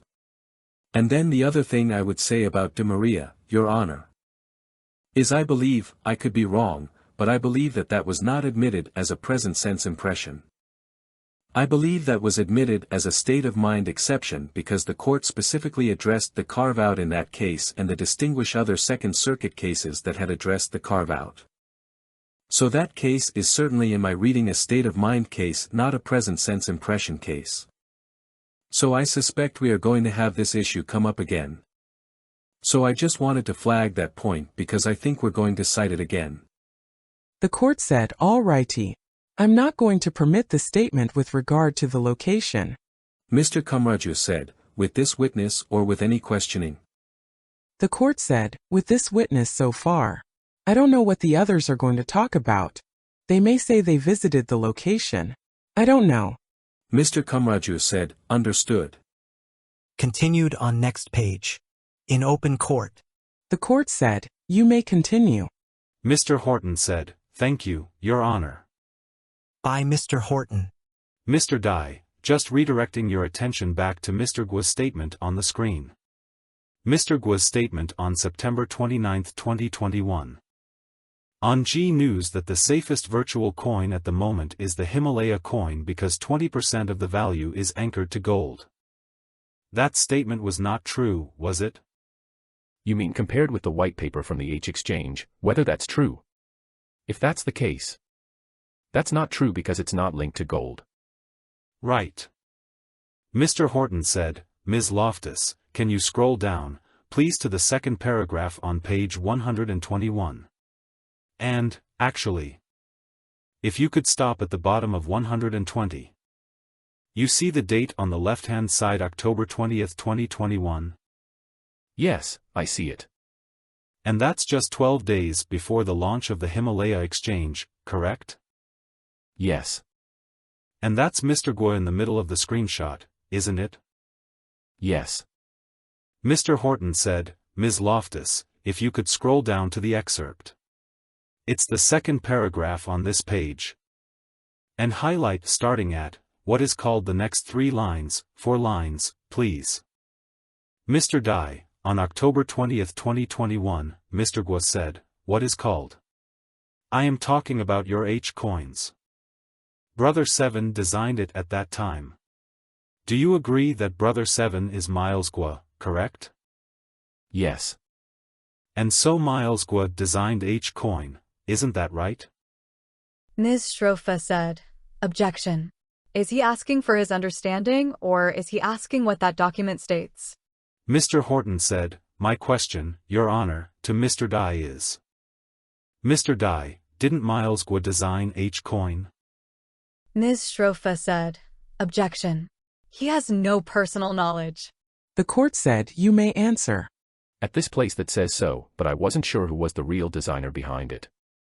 Well, was Miles Guo, is this statement true what Miles Guo said? Ms. Shrofa said, objection. The court said, you may answer. Ms. Shrofa said, we discussed this at the sidebar, and he also said he doesn't know. The court said, you may answer. Can you repeat your question because I was interrupted? Is Miles Guo's statement that H coin has 20% gold and it is linked to gold, not the others? Clear gold directly. Is that statement true, Mr. Dai? This particular sentence he did say that. He did say that sentence. But it's not inconsistent with the white paper from the Himalaya exchange. Mr. Dai, your testimony is that this statement is not inconsistent with the white paper? That's correct, inconsistent. Just so I make sure I understand, Mr. Dai, Mr. Guo's statement on October 20th, 2021 that H coin has 20% gold. Your testimony is that that is consistent or inconsistent with the white paper? Inconsistent. This statement on your screen from Miles Guo is not true, is it? Ms. Shrofa said, objection, asked and answered. The court said, he didn't answer. You can answer now. This statement on your screen from Miles Guo, Mr. Dai, is not true, is it? I believe that's his understanding of H coin. It's not true, is it? Ms. Shrofa said, objection, asked and answered. Mr. Horton said, he did not answer the question. The court said, the question was not answered. Sir, answer the question. This statement, Mr. Dai, from Miles Guo is not true, isn't that right? The content was not true, but I don't understand, do you mean to say? The court said, I want you to answer exactly what is being asked. Is there something that you don't understand about the question? The witness said, I understood the question. He did say that. But if you ask me whether he said this thing, yes, he did say that. Mr. Horton said, Your Honor, the government would move to strike the answer after, the content is not true. Ms. Shrofa said, he answered the government's question. The court said, what comes after the word true is stricken. Last week, Mr. Dai, Ms. Shroff asked you some questions. Mr. Horton said, we can take this down please, Ms. Loftus. Ms. Shroff asked you some questions about, last week, whether buying a G Club membership would get you GTV stock. Do you remember that? Yes, I remember. And your testimony last week was that G Club and GTV seems not to be related at all. Do you remember testifying to that? Yes, I remember. Mr. Horton said, Ms. Loftus, can we show Mr. Dai what's in evidence as GX29 at page 113? That's Miles Guo in this screenshot, isn't it, Mr. Dai? Yes. And it's from July 30th, 2021. Do you see the date on the top left? Yes, I see it. And it's recorded on GTV, do you see that in the URL? Yes. And you watched GTV, isn't that right? Yes. Mr. Horton said, and, Ms. Loftus, can we scroll down to? Ms. Shrofa said, Your Honor, the government hasn't established that the witness has seen this particular video. Mr. Horton said, it's in evidence. Ms. Shrofa said, That's not the question. The court said, So I haven't heard a question, so I'd like to hear the question. Mr. Horton said, if I could have, Ms. Loftus, scroll down to the right part of the document. It's the part that straddles 114 and 115. The court said, I'm just realizing that it's 11:33, so it's time for the half-hour break. Remember, you're not permitted to discuss this case amongst yourselves. Don't permit anyone to discuss it in your presence. Don't read, listen to or watch anything from any source that touches on the subject matter of this case. The law clerk said, jury exiting. Jury not present. The court said, Sir, you may step out. Don't discuss your testimony. Continued on next page. Jury not present. The court said, You may be seated. Is there anything before we reconvene at noon? Mr. Horton said, very briefly from the government. Just before the break I didn't have a question pending. I don't believe Ms. Schroff made an objection. There was just an interruption and an assertion from Ms. Schroff. Just ask that she not be permitted to do that. She can make objections. She can wait for the court's rulings and she can follow them. The court said, So you've been testifying, Ms. Schroff, as opposed to merely making objections. Don't do that. Ms. Shrofa said, Yes, Your Honor. I do have a matter to raise, though. The government is purposely not asking the witness whether or not the document that is being shown is something that this witness ever saw before or ever looked at before or has even viewed before. It is consistently asked, Could you sit down, Mr. Horton, so I may finish? Thank you. The court said, Whether someone is standing or sitting is up to me, Ms. Schroff. Ms. Shrofa said, I can't see. The court said, Don't be directing them what to do. Ms. Shrofa said, Your Honor, could I ask that the government not stand while I'm speaking cause I can't see? I'm rather short. The court said, Well, I can see you well. There's a space in between Mr. Horton and Mr. Ferguson, so limit yourself to purely legal issues. Ms. Shrofa said, I object to the way the government is asking the witness questions.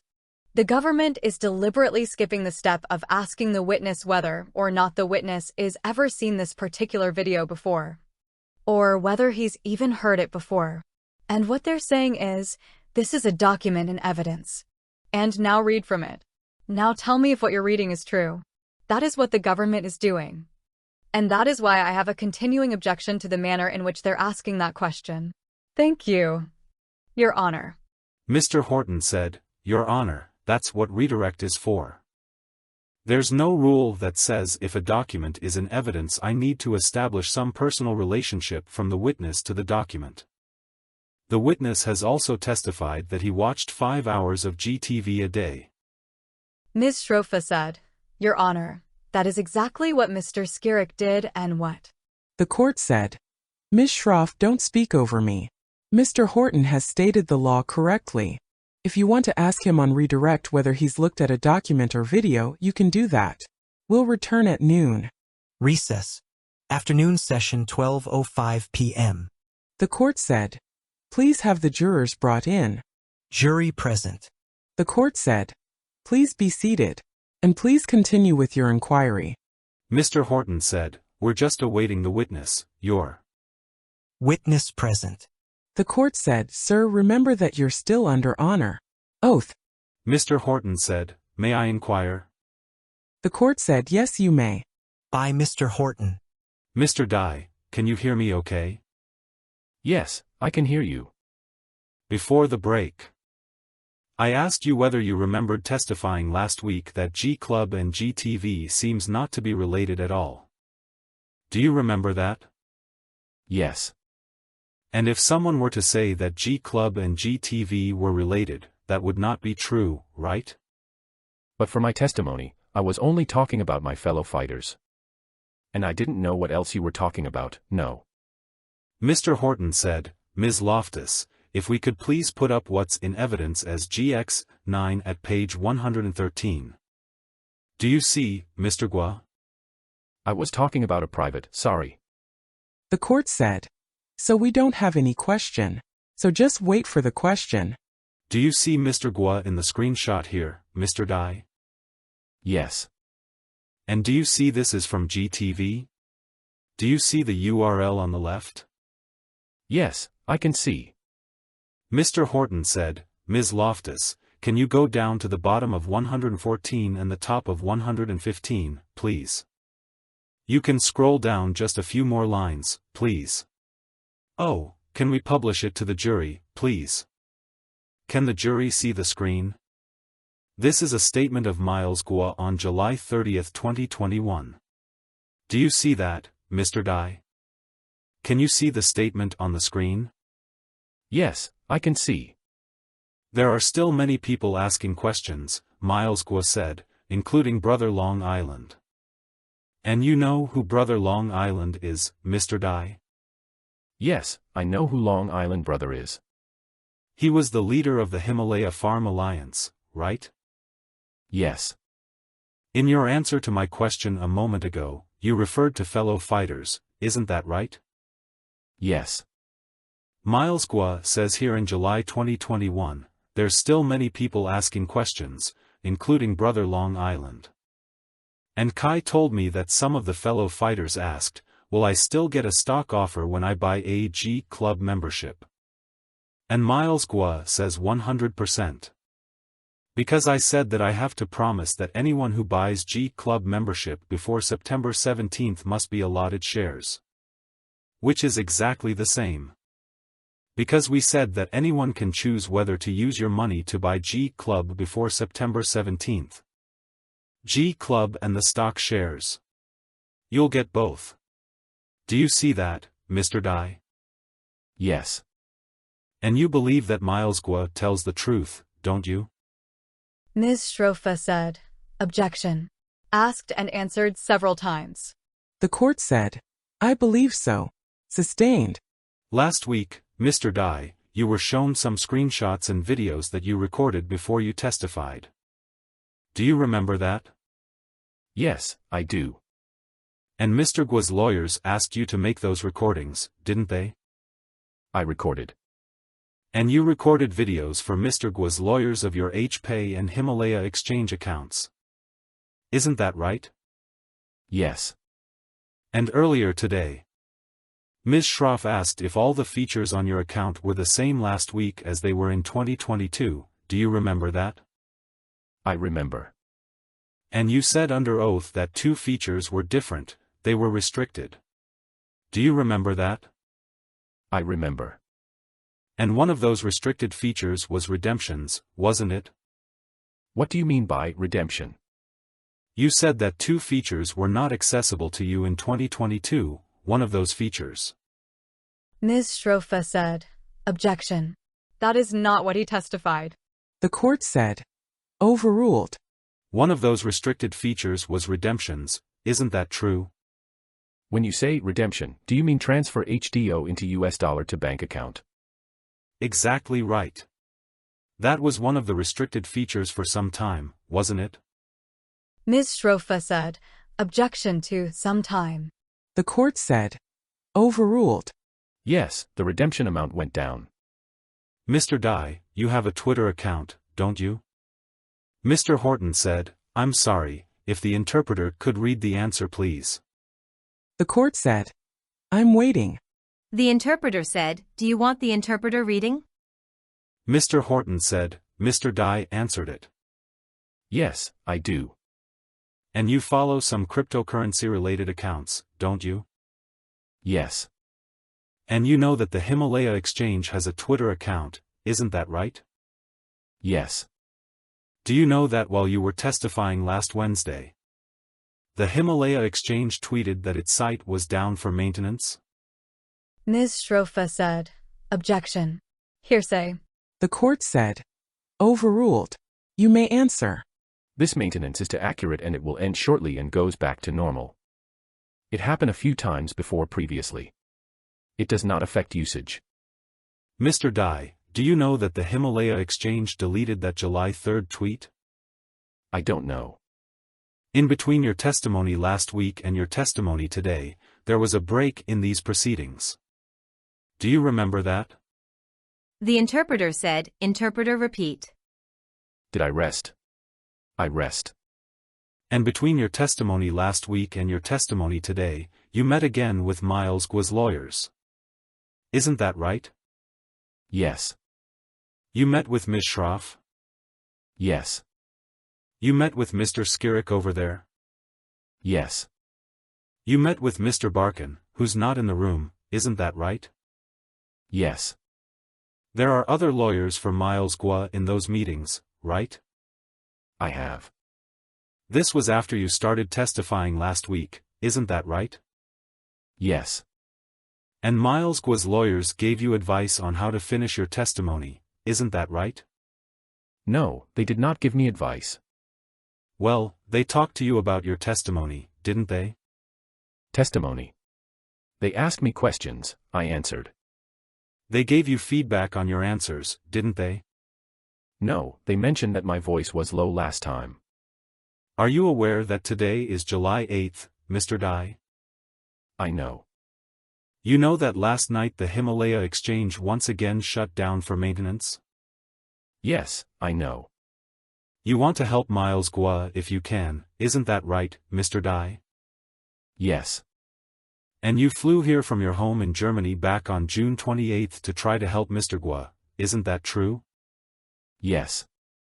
You've been here for almost 2 weeks now to try to help Mr. Guo, isn't that right? Yes, 10 days. And this morning, before you resumed your testimony, while you were sitting in that chair, Mr. Dai, and Miles Guo was sitting in the seat where he is in right now, Miles Guo looked at you and went like this. And nodded and smiled, isn't that right? I did not see. Your testimony under oath, Mr. Dai, is that earlier this morning, before you resumed your testimony, Miles Guo didn't look over to you, standing where he's now sitting, while you sat in that chair. And Miles Guo did not look at you and go like this? I saw he smiled at me, but I did not see the hand gesture. You still believe in Miles Guo, don't you, sir? Yes, I believe him. Mr. Horton said, Your Honor, if I could just have one moment, please. The court said, okay. Counsel conferred. Mr. Horton said, Thank you. We have no further questions. The court said, redirect. Redirect examination. By Ms. Shrofa. Mr. Dai, let me show you G9 that was. I'm sorry, apparently it's GXCC9 or Z9. Ms. Shrofa said, may I have the first part made bigger for him? Mr. Dai, you were asked questions about what the G stands for in G News, correct? By the government lawyer here? Yes. And your answer was interrupted, correct? Mr. Horton said, Objection. The court said, overruled. You can answer. G stands for global. Okay. Could I just point out your answer was interrupted, and you said it is obvious why the G is global. Do you remember saying that? Mr. Horton said, Your Honor, objection. First part of the question was Ms. Shroff's testimony. The court said, don't testify. Do you remember saying that it's obvious? Yes. And could you tell the jury why it is obvious to you that G News stands for global news? It was obviously from the design of the logo. This was the globe, it was a circle and its symbolic design. Ms. Shrofa said, all right. So could we just obviously represent global? Ms. Shrofa said, could I have that blown up, please? Do you see Miles Guo's face in the middle of the G? No. Ms. Shrofa said, thank you, Jorge. You may take that down. Mr. Dai, When did you first hear about GTV? Are you referring to the GTV media platform or the GTV private placement? Let's start with the platform. When did you first learn about the platform? April 2020. And how about the private placement? Whenever private placement information, that was May 2020. And you remember being asked questions by the government lawyer about you listening to Miles Guo's videos about GTV? I do. Do you remember watching each and every one of Miles Guo's videos that mentions the words GTV? Could you repeat the question? The interpreter said, interpreter can repeat. I cannot be certain if I remember all of them. But if I... Are you finished, Mr. Dai, or are you still speaking? The interpreter said, could you repeat your response one more time? Ms. Schrofa said, I'll rephrase the question. By Ms. Schrofa. Mr. Dai, did you watch each and every video that Miles Guo ever made? I cannot be certain, but I believe I saw most of it. And before you invested through the private placement, had you seen each one of his GTV discussions on live broadcasts? Before I finished the private placement, I did not saw Mr. Guo did the private placement live stream investment. Did you read the private placement, all the accompanying documents, in English and in Mandarin? Yes. Mr. Dai, you were asked questions about the phrase, G-series, you recall that? Yes. Before today in court when the government lawyer used the phrase, G-series, had you ever used that phrase yourself? I don't remember if I used this phrase.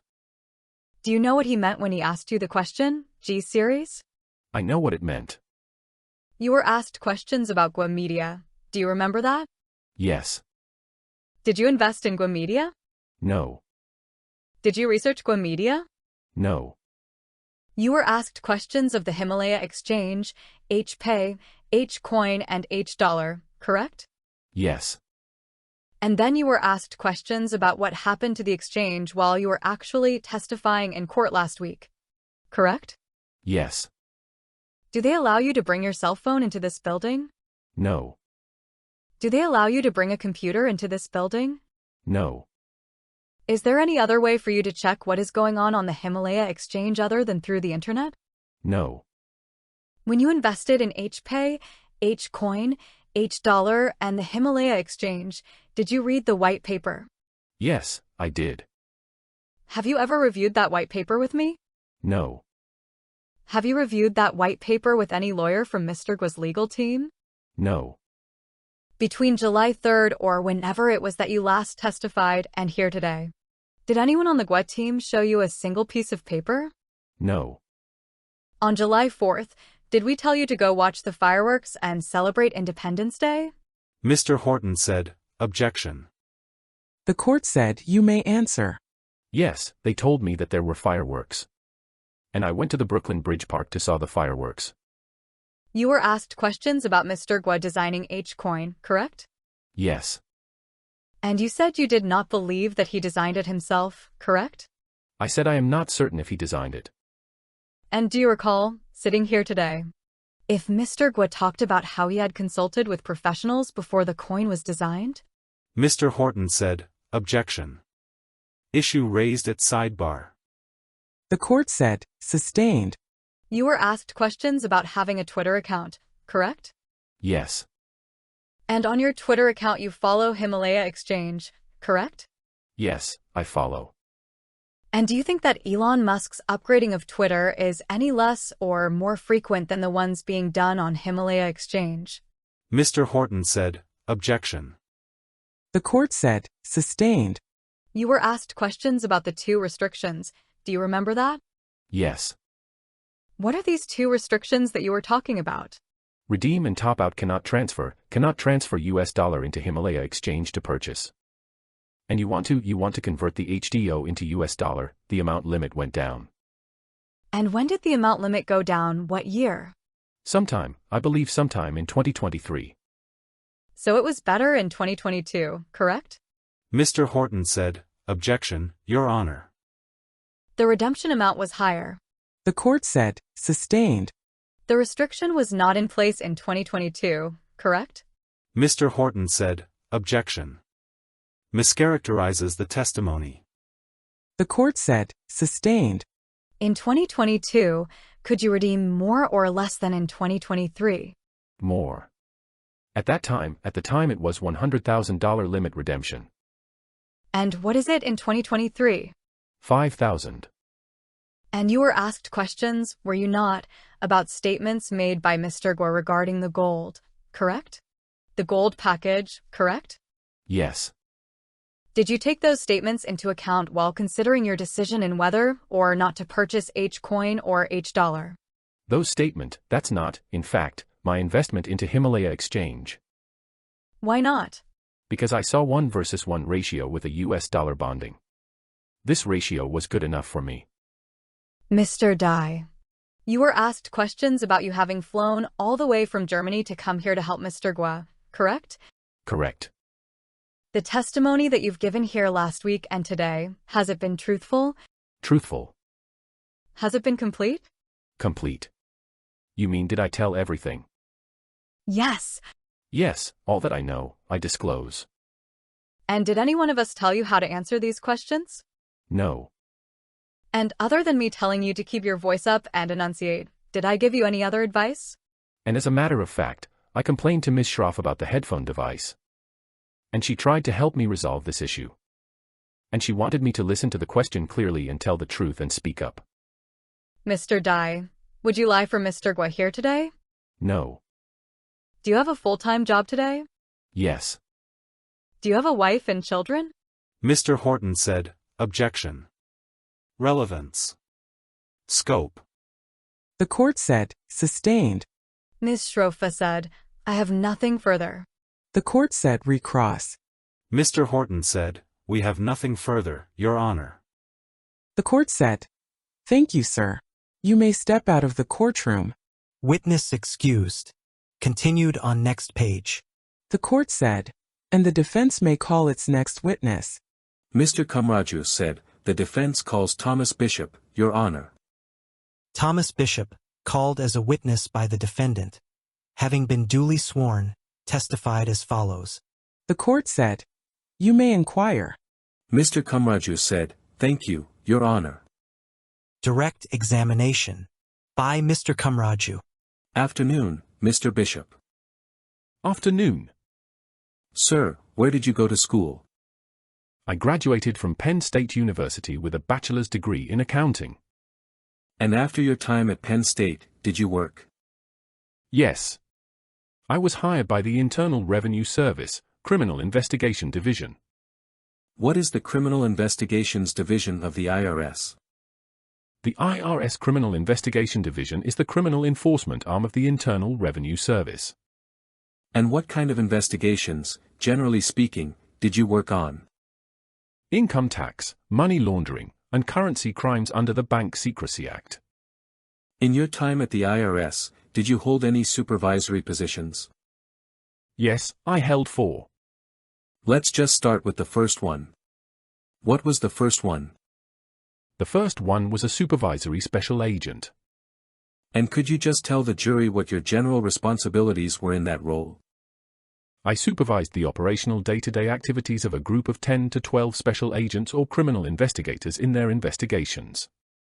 And approximately how long were you in that role? Approximately 6 years in that role. And after that role came to an end, where did you go next?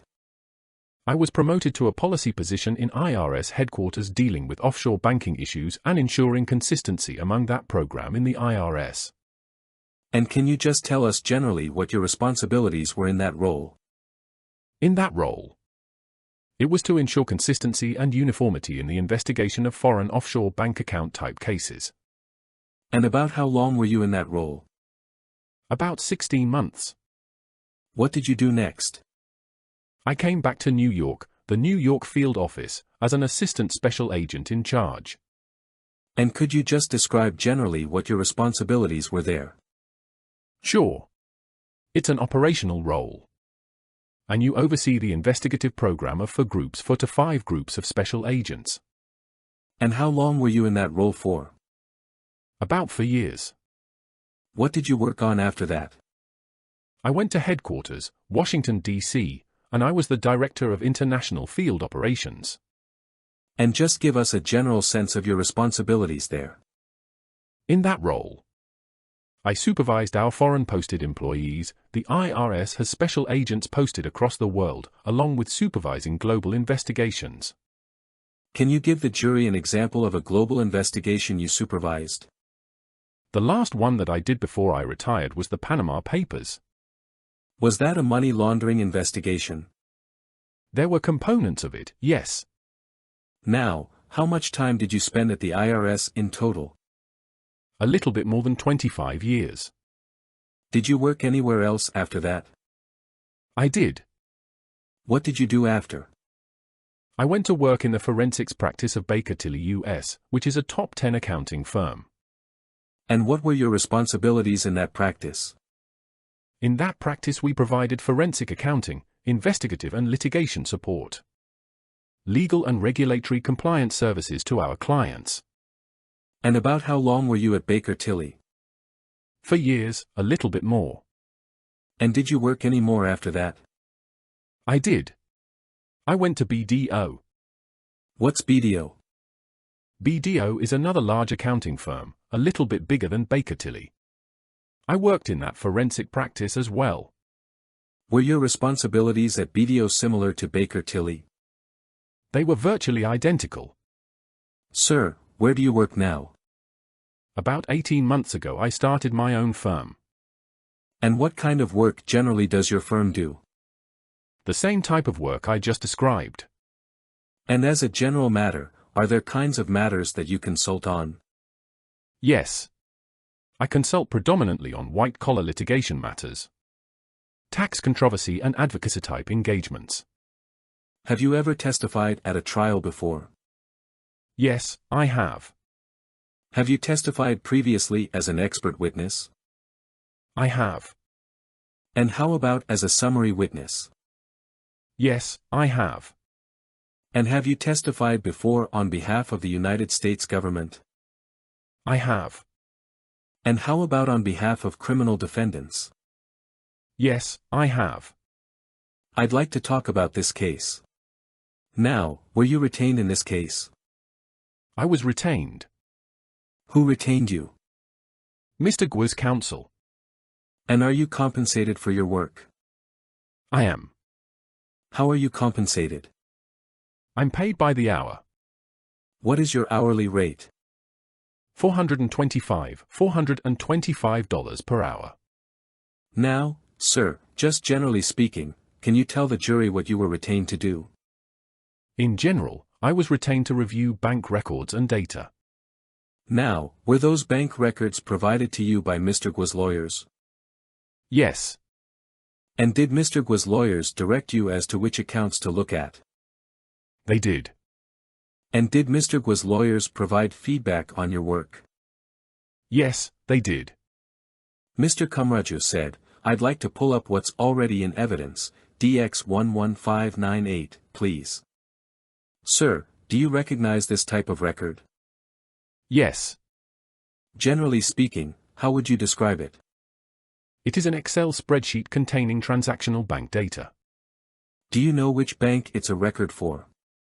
I believe it's FV Bank. All right. And so let's just go through as an example some of these columns. So what's the date column there? Column A is the date. What's that intended to reflect? The date of the transaction. All right. If we go over to column C, what's that intended to reflect?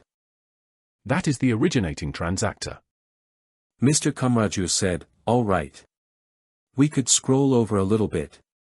There's a lot of columns. Let's go over to column I real quick. What's column I reflect?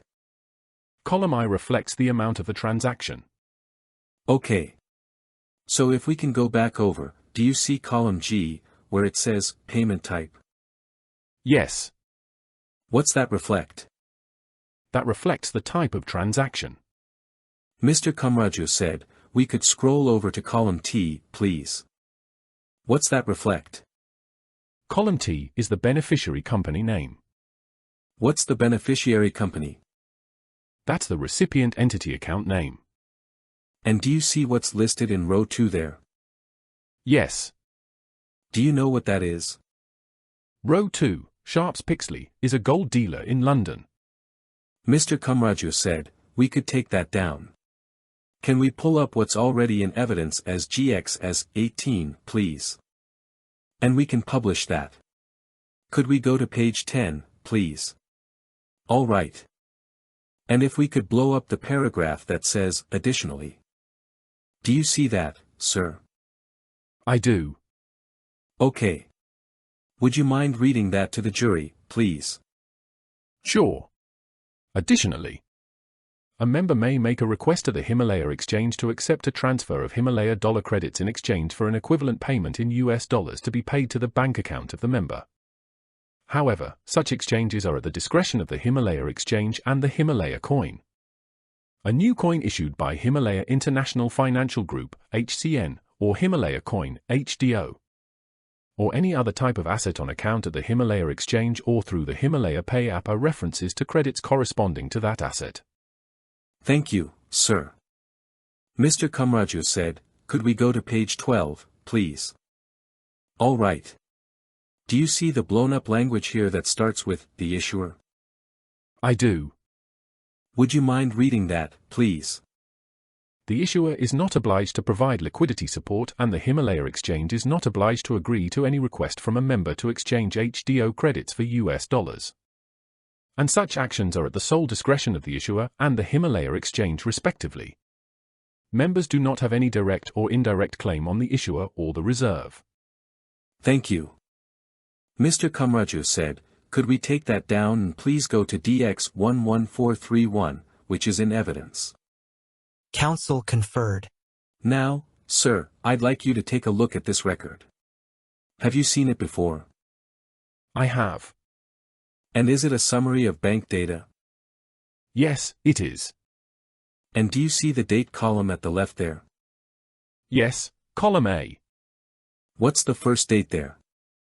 January 12, 2022. Mr. Kamraju said, all right. Can we go down to the last row, please? Sorry, the last row down. All right. And do you see the date listed? It's actually the third row up, but 62,951. Yes. All right. What's the date listed there? June 21st, 2022.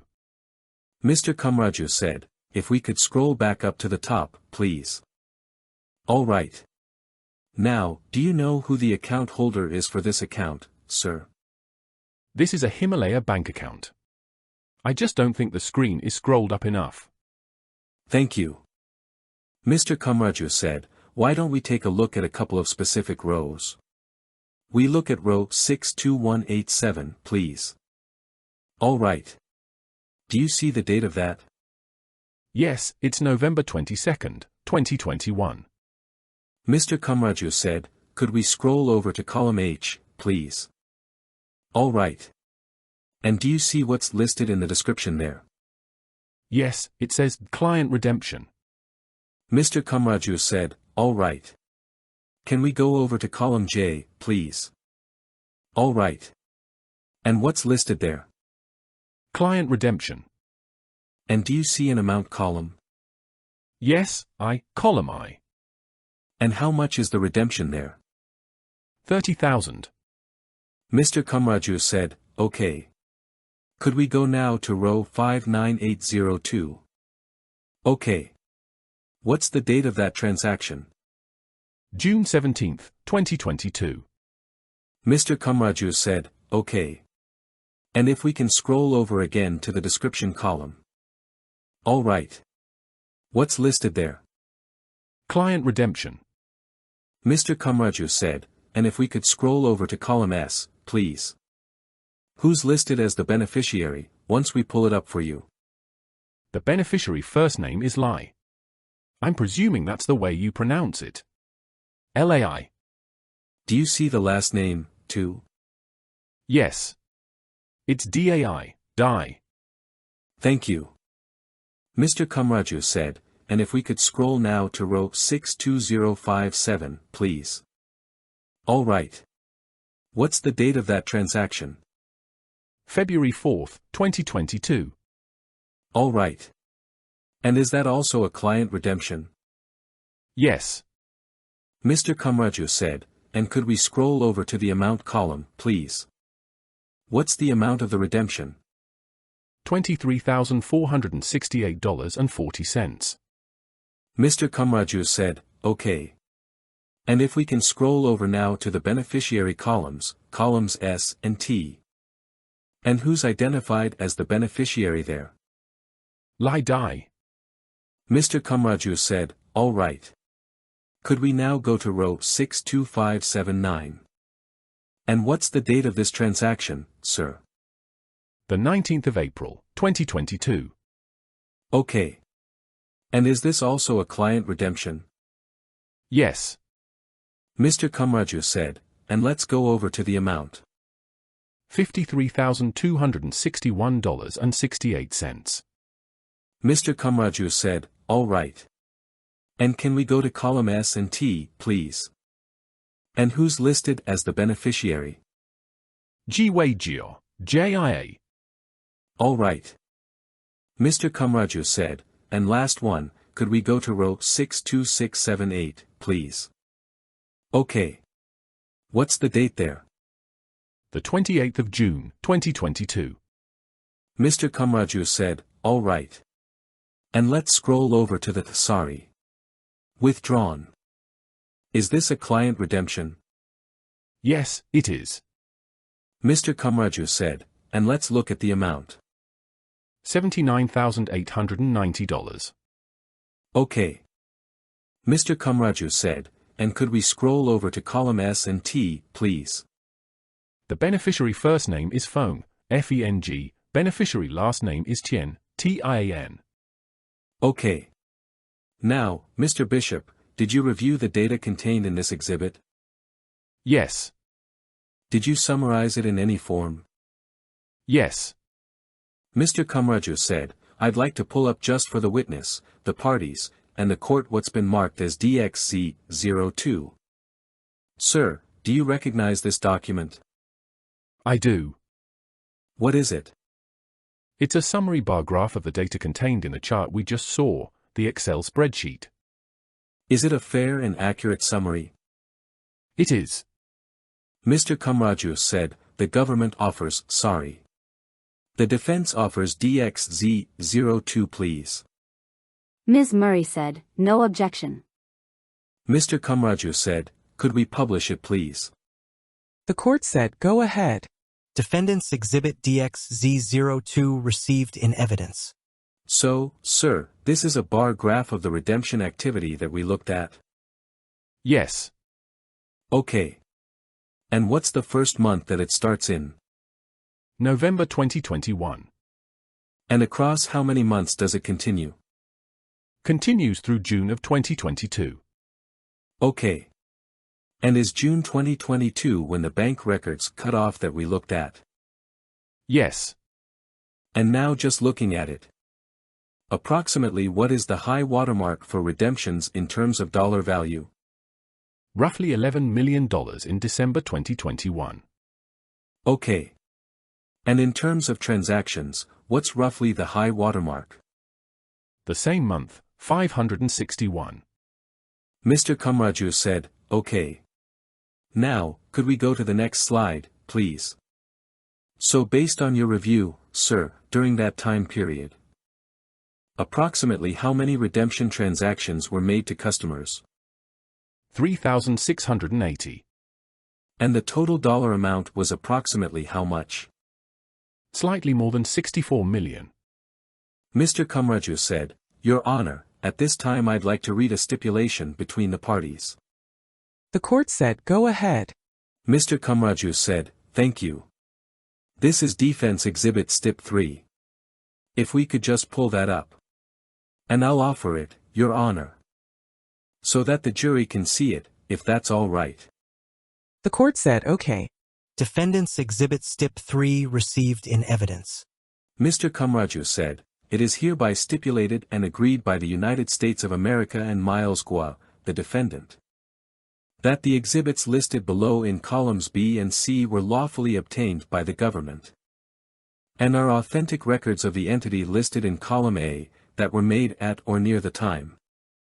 By or from information transmitted by a person with knowledge of the matters set forth in the records. Such records were kept in the course of a regularly conducted activity. And it was the regular practice of that entity to make the records. And then there are a number of exhibits listed. Your Honor, which I can go through or I can just offer them all together, whatever the court would prefer. The court said, "You're asking that I admit them all?" Mr. Kumraju said, "Yes, Your Honor." The court said, "They are admitted." Mr. Kumraju said, "Thank you. No further questions at this time."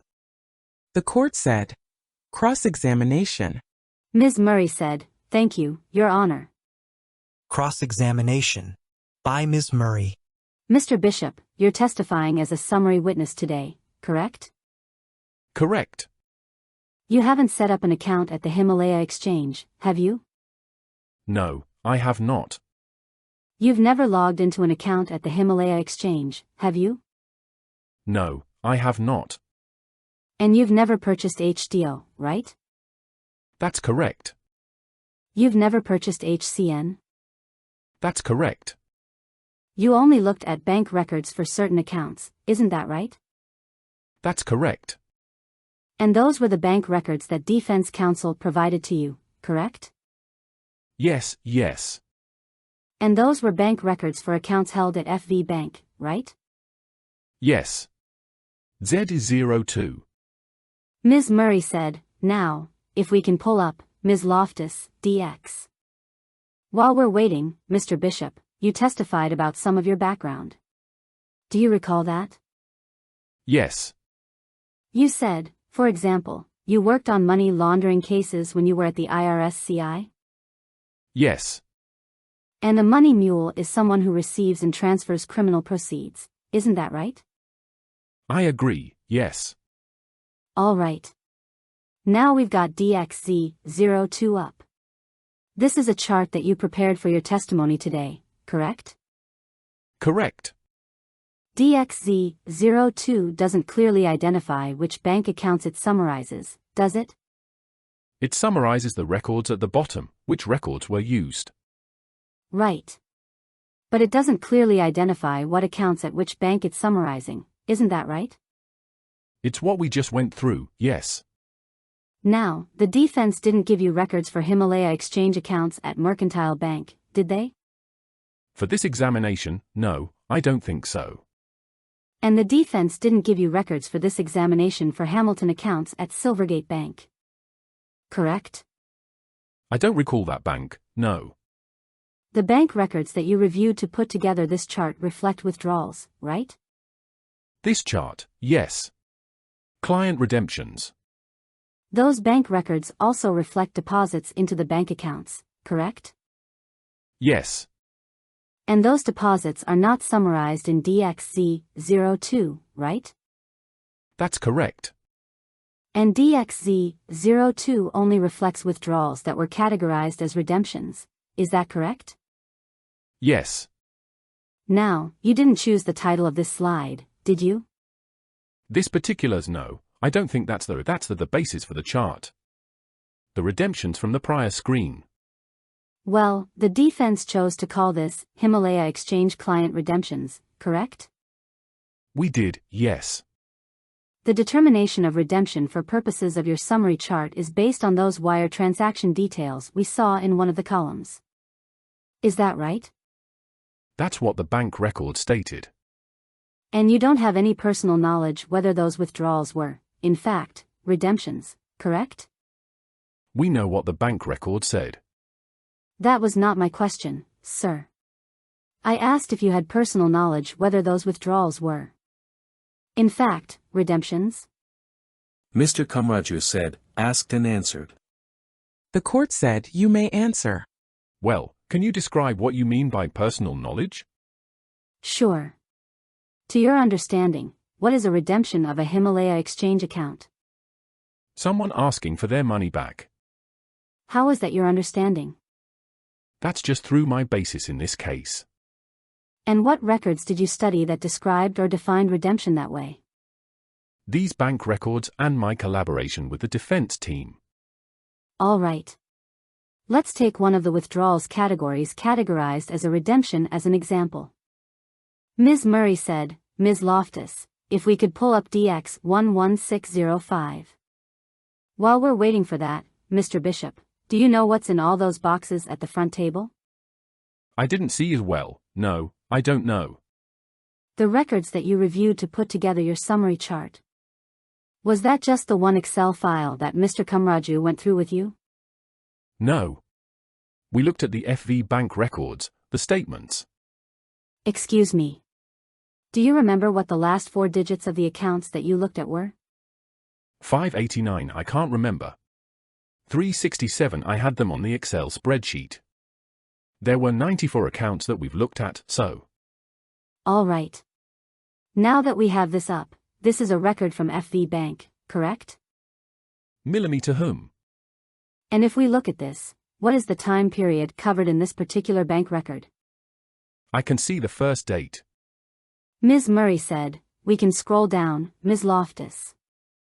Go all the way to the bottom. Generally speaking, what month do these records cover? April 2022. Okay. Ms. Murray said, and Ms. Loftus, if we could scroll to the right a little bit.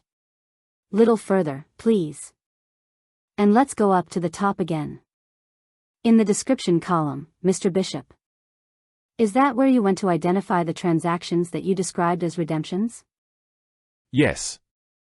Ms. Murray said, and Ms. Loftus. If we could just scroll down a little bit until we get one of those client redemption descriptions that Mr. Bishop testified to. There we go. So, for example, Mr. Bishop, row 60, you don't know who populates that transfer ID, do you? I know that this came from, it's my understanding that this came from the bank. Right.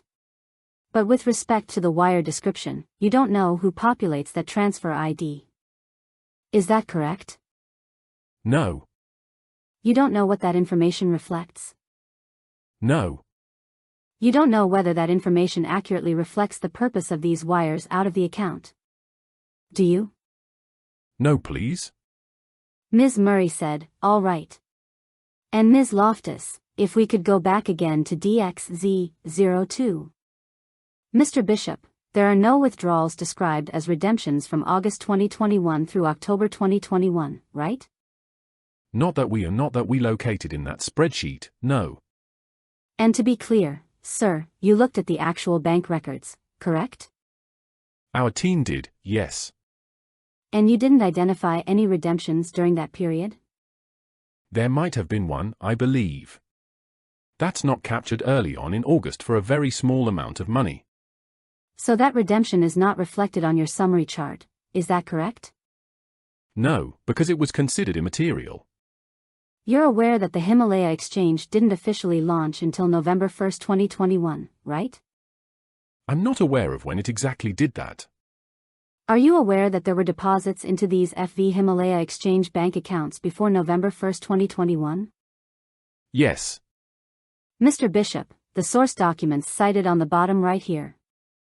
This exhibit cites a number of different source documents for the information here, is that correct? That's correct. Including about 50 documents in the last section, 6001 through 6050, right? Correct.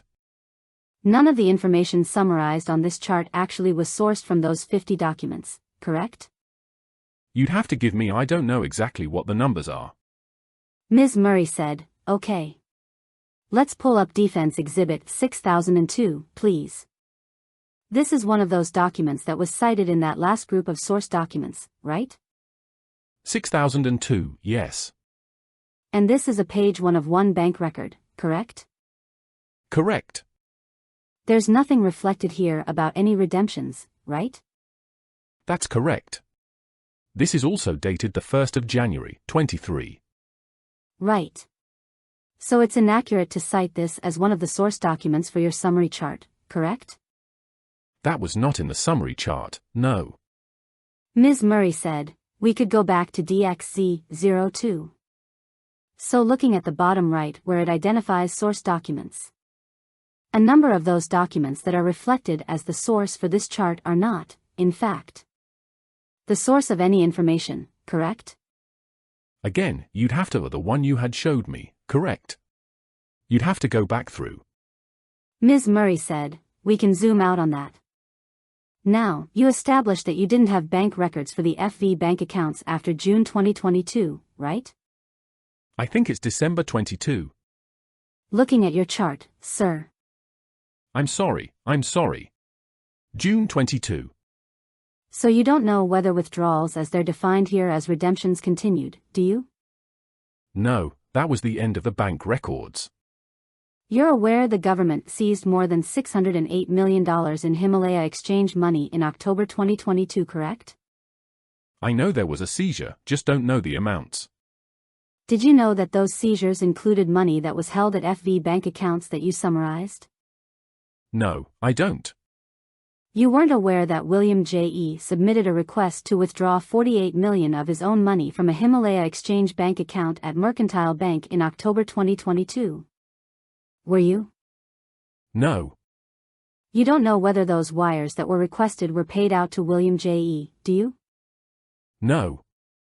Ms. Murray said, Ms. Loftus, can you please publish what's in evidence as government exhibits MR 5 and MR 6 side by side? While we're waiting, Mr. Bishop. You were asked some questions about the white paper for the Himalaya exchange. Do you recall those? Yes. Did you review the entire Himalaya dollar white paper? No. Did you review the entire Himalaya coin white paper? No. What portions, if any, of those did you review in connection with your summary chart? The pages from which I read from. All right. So looking on the left here, we'll get it published. This is Government Exhibit MR 6. Do you see that, sir? Yes. Have you reviewed these documents in connection with your redemption summary chart? No. Do you recognize what type of document this is from the materials the defense gave you for your redemption summary chart? I didn't see these documents. I didn't look at them, no. And you didn't review similar OTC transaction forms for each of the withdrawals reflected on your chart. Correct? No, just the bank record.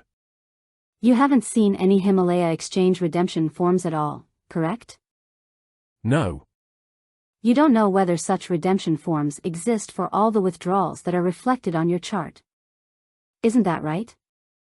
Like this, what you're showing me here. No. You're not aware of any other visual type of redemption form that exists for the transactions reflected on your chart. Right? There was a review of Himalaya exchange computer records. In what format did you review those records? They were reviewed in a computer format, on location and site. Do you know whether the defense provided those records to the government? I don't know what the defense provided. Ms. Murray said, we can take that down, Ms. Loftus. And we can pull up Government Exhibit as 18. This is the Himalaya dollar white paper dated January 2022, right, Mr. Bishop? I presume so, yes. Well, if we look at the top, that's the date on this, correct? Yes. Okay. You're aware the word redemption only appears once in this entire white paper, correct? No. Ms. Murray said, let's go to page 33, please, Ms. Loftus. This heading is titled Switzerland, right? Yes. The language in this portion of the white paper relates to customers of the exchange who are located in Switzerland. Correct? I'd have to read it. Ms. Murray said, we could zoom in on the text here, Ms. Loftus, just to make it larger. Are you aware that this section relating to Switzerland customers is the only place where the word redemption appears in the entire white paper? If that's what you're telling me, I have no reason not to believe you. All right. Ms. Murray said, and, Ms. Loftus, if we could now go to page 10, please. This is a portion that Mr. Kamraju showed you, do you recall that? Yes. Ms. Murray said, and if we focus on the paragraph that begins with additionally. This portion of the white paper says, exchanges of Himalaya dollar credits for US dollars are at the discretion of the Himalaya exchange. Right? Yes, that's what it says. It further says, the Himalaya Exchange is not obliged to fulfill any such request. Correct? Yes. Himalaya Exchange customer withdrawal requests that the Himalaya Exchange denied are not reflected on your summary chart. Is that right? No. Ms. Murray said, we can take this down, Ms. Loftus. And Mr. Bishop. You don't know where the money that was wired out of the FV bank accounts as redemptions ultimately went, do you? Only to where, according to the bank records, what accounts it was sent to. You don't know whether it went along to other accounts after making that first transfer, right? That's correct. You don't know whether the money that was withdrawn was reinvested into Guo's other investment offerings. Do you? I do not. Ms. Murray said, may I have a moment, Your Honor? The court said, go ahead. Counsel conferred. Ms. Murray said, nothing further. The court said, redirect. Mr. Kumraju said, just briefly, Your Honor. Redirect examination. By Mr. Kumraju. Now, Mr. Bishop. You remember being asked some questions on cross-examination about whether you could verify whether certain transactions were redemptions? Yes. And you were asked about whether you had personal knowledge as to whether they were redemptions? That's correct. Do you remember that one of the transactions I asked you about on direct was a redemption related to a man named Lai Dai? Yes. Are you aware that Lai Dai testified in this courtroom to making that redemption? I know that he testified, I don't know exactly what he testified to. Okay. You remember another one of the redemptions that I asked you about was for a person named Gerald Li? Yes. Are you aware that Gerald Li testified in this courtroom before this jury as to making that redemption? That's the same answer I give you, I don't know. Now, do you remember you were asked about slides and the sources for slides? Do you remember that? Yes. Now, just because you review something, does that mean you put it on a slide? No. You make discretionary choices, correct? Correct. And you remember you were asked whether you had ever opened a Himalaya Exchange account? Yes. And you were asked whether you had ever bought HCN, right? Yes. And you were asked whether you had ever bought HDO, right? Correct. You answered no to all those questions, right? Correct. Mr. Bishop. Are you a high-net Chinese individual who's dedicated to overthrowing the Chinese Community Party? Ms. Murray said, objection, Your Honor. This is a summary witness. The court said, sustained. Mr. Kumraju said, no further questions. The court said, any recross? Ms. Murray said, yes. Recross examination. By Ms. Murray. Mr. Bishop, do you know what else Gerald Li testified to during this trial? I don't know what she testified or he testified to. Ms. Murray said, nothing further, Your Honor. The court said, sir, you may step out of the courtroom. The witness said, thank you, Your Honor.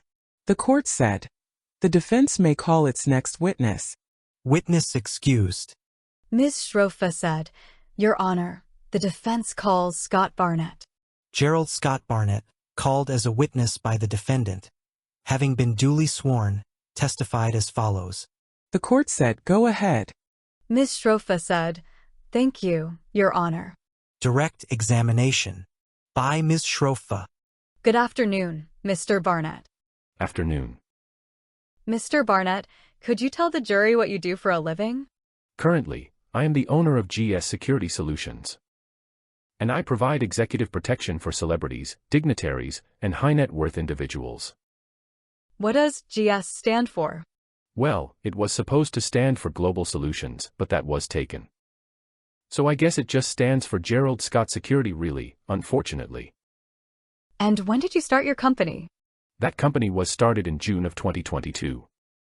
Continued on next page. By Ms. Schrofa. And by what time was it up and running? January 2nd, I don't recall the exact dates, January of 23. Mr. Barnett, who provided the funding or the finances to start GS Security? HCHK. And how much money did HCHK provide to set up GS Security? Originally they provided approximately give or take about $400,000, I believe. And was there additional funding that was provided? There was in the beginning, correct. Excuse me. I'm sorry. I'm trying to remember the date. In December, I think, of 2022, they provided monies for insurance. And I believe it was just insurance if I recall, but I have to look back. And did you have any agreement as to this funding? Yes. At first we had a verbal agreement. It was going to be a written agreement. But that never came to pass, so it stood as a verbal agreement. Mr. Barnett, could you tell the jury why you wanted to set up a separate company called GS Security? In order to have proper security for anybody, you really need to have insurance. You have to have, due to certain liabilities for the client that you're protecting. God forbid something were to happen. If it's just either the client themselves or any other entity, they're liable. God forbid we had to put our hands on somebody or anything worse than that, or even anything minor. Any lawsuit would go directly to that company instead of to a properly insured security company. But I guess the real reason is for legal reasons. You legally have to have a license in order to conduct security. Does your company still exist today? Yes, it does. And who is your largest client now? My largest client is Guo. And who is Guo? That's the daughter of Miles Guo. What does your job entail regarding Guo? Right now it just entails house security. At first it was for complete protection. But as I guess money got tighter, we had to scale back, but now it's basically house security. We just monitor their house and, do canvassing around their house, that kind of stuff. We no longer transport or provide executive protection, personal bodyguard protection for that. And who other than Guo do you protect? It varies. We get contracts, very minimal contracts. But I had one for an executive in the city. We did 4-hour security detail for them. I've done security for other companies as well. We had one gentleman who needed security for jewelry. Was showing at a showcase, and that's really it. Mr. Barnett, going back to Guo, have you discussed your testimony with her? No, I have not. Has she ever asked you about what you would be testifying to? No, she has not. Have you ever talked to her about the details of this case? No, I have not. Have you ever talked to her about the arrest of her father? Yes. And in discussing that, did you discuss anything that had to do with your testimony today? No. And when was the last time you spoke to her about the arrest of her father? Maybe about a week ago. I think I asked her how her father was doing. And other than that, have you had any substantive discussions with her? Not in regards to this case, no. Mr. Barnett, did you ever work for Miles Guo?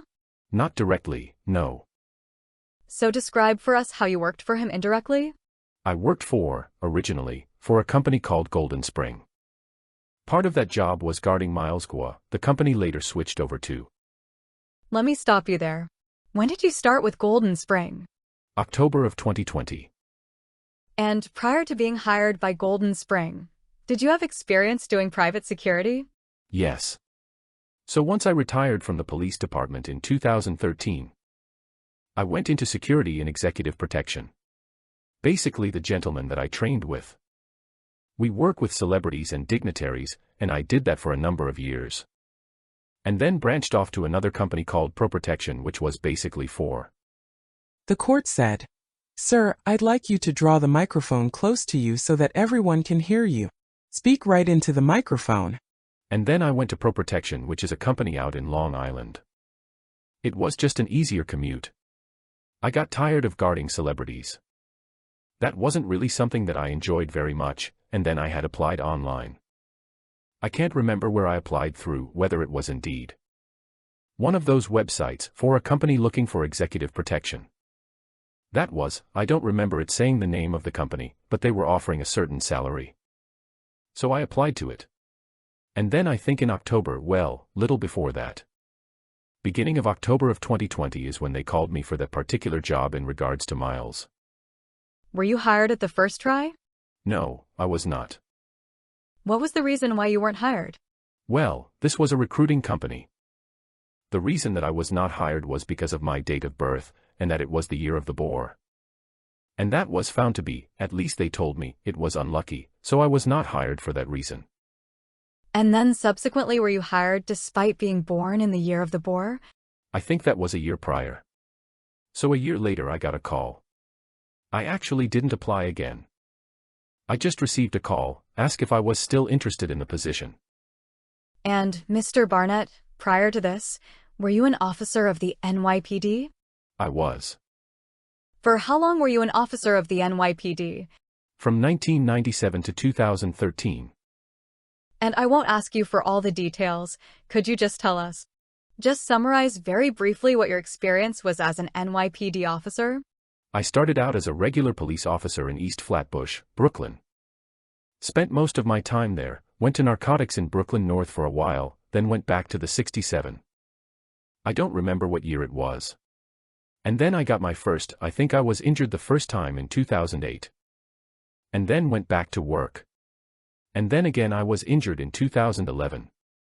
Where my shoulder was torn out again after struggling with somebody and the department decided to retire me at that time. Mr. Barnett, did you serve for the United States? Yes, ma'am. Where did you serve? The U.S. Navy. And for how long? I was only in for a year and 2 months. I fell 20 feet and shattered my wrist. Broke a bone in my left leg and my back and they basically retired me at that point. Mr. Barnett, do you have a lawyer? Yes, I do. And through your lawyer were you served with a subpoena to testify here today? Yes, I was. And was the subpoena from Mr. Kamraju's office? I believe so. And before you were served with the subpoena in this case, had you met with these 4 prosecutors who are seated at the table here? Yes, I did.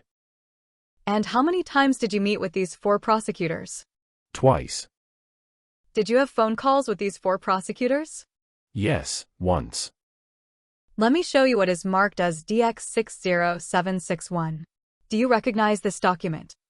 And can I show Mr. Barnett the last page of this document as well? Yes, I recognize it. Ms. Shrofa said, defense moves DX60761 into evidence. Mr. Ferguson said, objection. The court said, is this a document that he authored? Ms. Shrofa said, he signed it, Your Honor. Mr. Barnett, let's look at the last page. Is your signature there? Yes. Did you review this document? I did with my attorney. And did you also sign it several times, if you look at the right side? I signed it in, it looks like, I only see one spot where I signed it. Well, let's look at the date on the top. It's dated. Look at the date. And you signed it on that date. Correct? Yes. And you signed it on a second date at the corner, right? I don't see where you're pointing to. Where it says April 11th, 24. Yes. That's correct. Ms. Shrofa said, Your Honor, the defense moves the document into evidence. Mr. Ferguson said, no objection. It's fine. The court said, it is admitted. Defendant's Exhibit 67061 received in evidence. The court said, did you assign a number to that? Ms. Shrofa said, yes, Your Honor, DX67061. And may I please publish it to the jury? The court said, go ahead. Ms. Shrofa said, thank you. Mr. Barnett, prior to meeting with these prosecutors, did you review this document with your attorney and sign it? Yes, I did. And when you met with the prosecutors, did you tell them the truth? Yes, I did. And on April 11th, 2024, did you tell the prosecutors that when the Mawa property was purchased, Mr. Guo told you? Mr. Ferguson said, objection, Your Honor. He could testify. She can't ask him about out-of-court statements. The court said, sustained.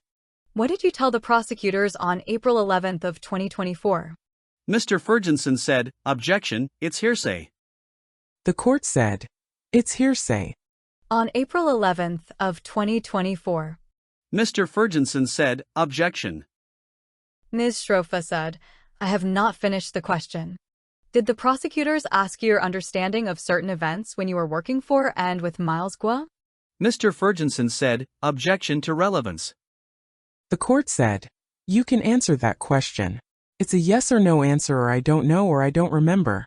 The witness said, "Yes, Your Honor." Can you repeat that question? Sure. I'll actually ask you a different question, Mr. Barnett. For the times that you met with the prosecutors, did they ask you questions about what you did for Miles Guo? Yes, I believe so, yes. Did they ask you questions about your understanding of certain events? Yes, Did they ask you for your understanding about the purchase of Mawa? I believe so. I can't remember exactly what was asked, but I believe so. Well, let's see if we can refresh your recollection. The court said, "Keep in mind, sir, that you cannot repeat the statements of others." The witness said, "Yes, ma'am." Ms. Schrofa said, "Let's show 006. Could you go down, please? Honor?" Mr. Ferguson said, "Is there a question pending, Your?" The court said, "Ms. Schroff." Ms. Schrofa said, "We're trying to highlight the refresher portion of the document for the witness, and here we go. Does that document, just the question of whether or not this document refreshes your recollection as to whether or not you told these prosecutors?" Mr. Ferguson said, "Objection, he cannot say that." The court said, "He said he forgot or that he didn't remember." Ms. Schrofa said, "I'm sorry. Does this document refresh your recollection as to whether or not you were asked questions about why Mr. Miles purchased the Mawa property?" Yes, It does? yes. Thank you. You can take that down. Mr. Barnett, let's go to Miles Guo. When was the first time you met Miles Guo? It would have, probably the first time that I met Mr. Guo was at a residence in Connecticut when I was first got hired doing security there. I couldn't give you an exact date. I would assume it was about 2 weeks, maybe 2.5 weeks after I started. And Mr. Barnett, what was your salary when you started? I believe it was $100,000 a year. And when you started the job, did you know who Miles Guo was? No, I had looked it up, did an internet search before I was hired. And did other people work security with you? Yes, they did. And who were those people? The first gentleman was Greg Bernhardt was one of them. The second one was, we just called him Johnny, and the other one was Henry. I couldn't tell you their last names off the top of my head. Mr. Barnett, did all of them have experience as prior NYPD officers? One was ex-correction. I believe that was Johnny. Henry was ex-NYPD. And I believe Greg was ex-Nassau County Police Department. Mr. Barnett, at that time who did you consider your boss to be? Grace Young was my boss at this time. And if somebody gave you direction, who did you confirm those directions with?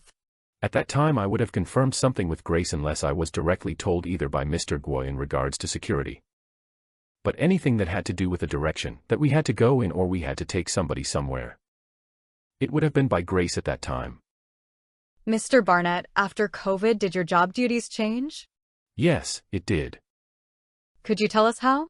It was more now executive protection where we were driving Mr. Guo to the office at 64th Street in New York. And then either back home or to the residence in Connecticut or the residence in New York City. And how many cars did you use to transport Mr. Guo? 2. What were the 2 cars? It depends, but the first car was, I'm trying to think at that time. It's all right. Did you have a general protocol as to how to transport Mr. Guo? Mr. Guo was transported in one car. There was one armed security officer with him in the car. And then there was a driver. And then there was a backup car behind that car, and that was an armored Lexus. Mr. Barnett, you testified that you would drive him to East 64th Street. Is that correct? That's correct. What was at East 64th Street? Office building.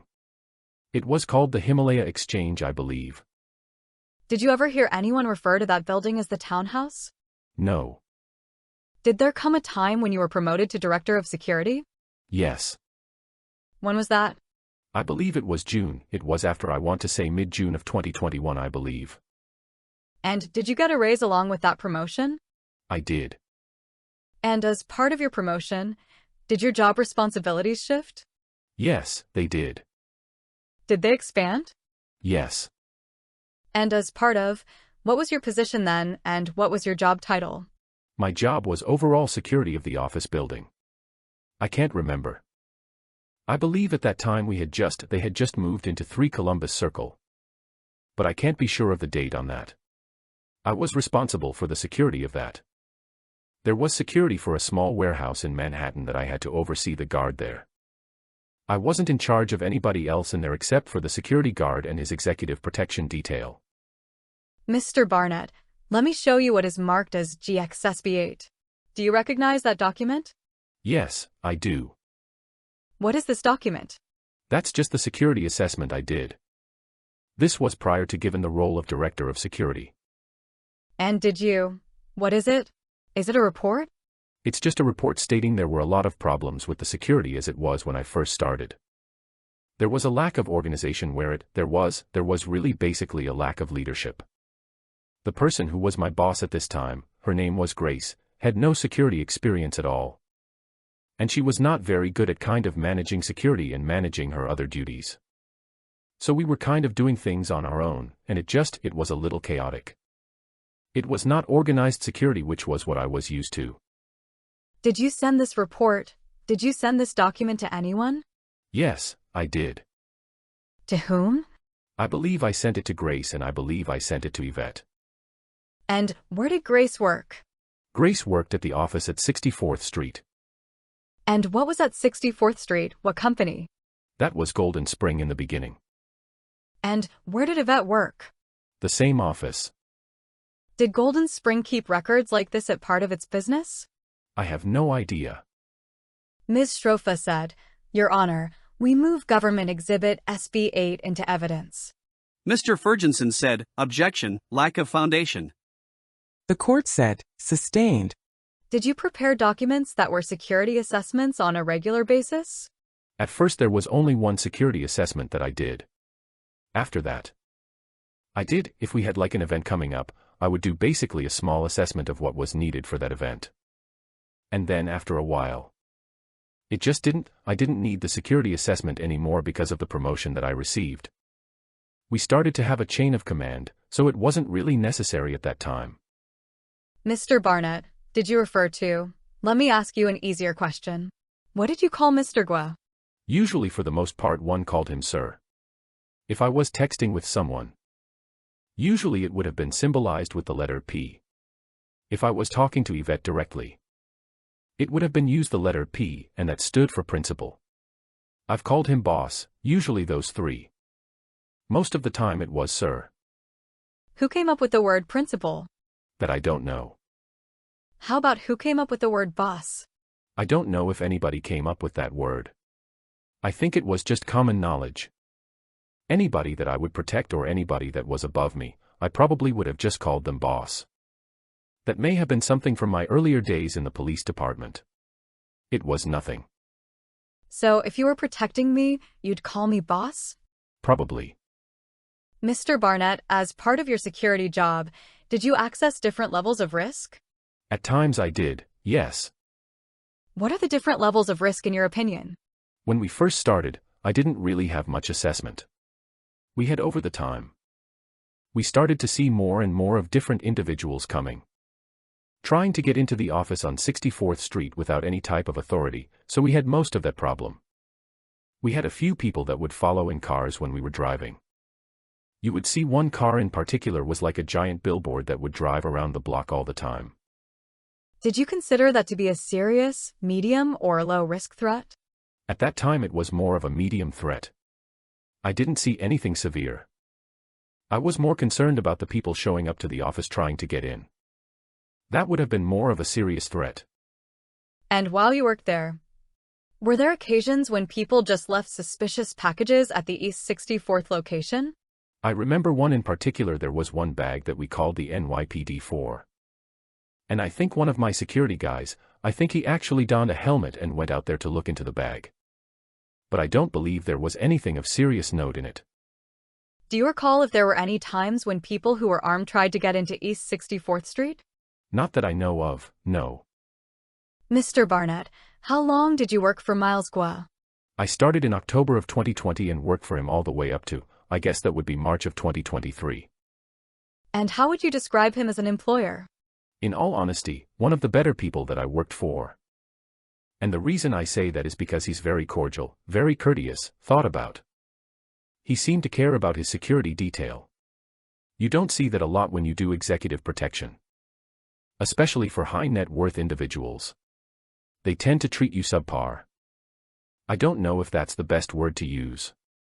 He was never like that. He was always very courteous. He was a gentleman. How did you communicate with him? Usually we'd have sporadic conversation. It was not anything at length. If I had to really talk to him, I would have to use someone to translate. How was his English? It was okay. It took me a while to get an ear for it. It wasn't great. So it took me a little while to understand what he was saying sometime. Especially if he was behind me in the back seat in the car and I'm in the front. It was hard. Mr. Barnett, did you use any sort of apps to communicate with Mr. Guo? Yes, we used WhatsApp. And did Mr. Guo have the same number throughout the time that you worked for him, the same phone number? No, I don't believe so. And what was your experience with his phone numbers? Could you tell the jury? Well, Mr. Guo would switch his phones. He would explain that his phones had been hacked by the Chinese government. So he would switch his phone semi-regularly. It wasn't that often, but it was semi-regularly. Mr. Barnett, did there come a time when you learned about something called the new federal state of China? Yes. And what did you understand it to be? Basically, my understanding of it was that Miles was trying to create a new order for a Chinese people. He wanted to take down basically the Chinese Communist Party based on, different issues. But in regards to the new federal state of China, that was kind of it's going to be his new foundation for all the Chinese people. Did you believe he was sincere in his efforts? Mr. Ferguson said, objection, he can't testify to the sincerity of the defendant. Ms. Schrofa said, I'm asking about his understanding of what he viewed of Miles Guo, Your Honor. The court said you can answer. Yes, I thought he was sincere about it, yes. Mr. Barnett, do you recall if you provided security for an event at the World Trade Center? Yes, I did. What year was that? I believe that was June 4th of 2021, don't quote me on the date, but I thought that's what it was. Do you recall who was present there? Yes, for the most part one couldn't tell you everybody. That's for sure. And, Mr. Barnett, on June 4th of 2021, did the Mawa property exist? No, not that I know of, no. Mr. Barnett, did your job require you to go to Sherry, Netherlands? Yes, it did. What was Sherry, Netherlands? That was a residence, one of the residences that Miles stayed at. Mr. Barnett, did you provide security in that? Is it an apartment building? Yes, it is. It's a hotel/apartment building. Did you provide security within that building? Sometimes, not all the time. We weren't there 24/7 because they had security downstairs. There was no need for us to stay there overnight. Mr. Barnett, and part of your duties or job description was to drive Mr. Guo, correct? That's correct. And did there come a time when there were 2 cars that were purchased to ensure the security of Mr. Guo? Mr. Ferguson said, objection to the leading. By Ms. Schrofa. Were 2 cars purchased? The court said, you may answer that question. I don't know which 2 cars you're referring to. You tell us which cars were purchased? There's 2 cars that my company purchased. Which were those? 2 BMWs. And when was that? I believe that was January of 2023. Do you know who ordered those 2 BMWs? Yes, I did. And who paid for them? Well, I paid for them out of the funding from HCHK. Do you know how much it cost? Each car was, with tax I believe, was about $165,000. Were those 2 BMWs used to transport anyone, any other people? Yes, at different times, but for the most part they were used to transport Miles. And who other than Miles did they transport? I've transported Yvette in those cars. If we had an event we probably would have transported someone from that event. But I can't give you an exact name on that. How many events do you recall? I'll withdraw that. Was part of your job to transport people back and forth from events? Yes. And were these events related to the new federal state of China? Honor. Mr. Ferguson said, objection to the leading again, your. The court said, "What were the events related to?" What were these events related to? The first one that we did was new federal state of China. There was an event for Himalaya coin. There was another event for I believe it was after the purchase of the house in Moa if I'm not mistaken. And there were a few other events here and there, but I couldn't tell you what they were for. Mr. Barnett, did Miles Guo know how to drive? I believe he did. I seen him drive. Where did you see him drive? I saw him drive once when we were looking at a property. He drove a car around the property. That's about the only time I've seen him drive. Did you ever see him drive on a road? Maybe once, but I can't recall when that was. Mr. Barnett, do you recall seeing any motorcycles while you guarded Mr. Guo? Mr. Ferguson said, objection to the leading. Did you see any other vehicles while you were guarding Mr. Guo? Yes. What other vehicles did you see? I saw motorcycles. There was other cars. There was a Rolls-Royce.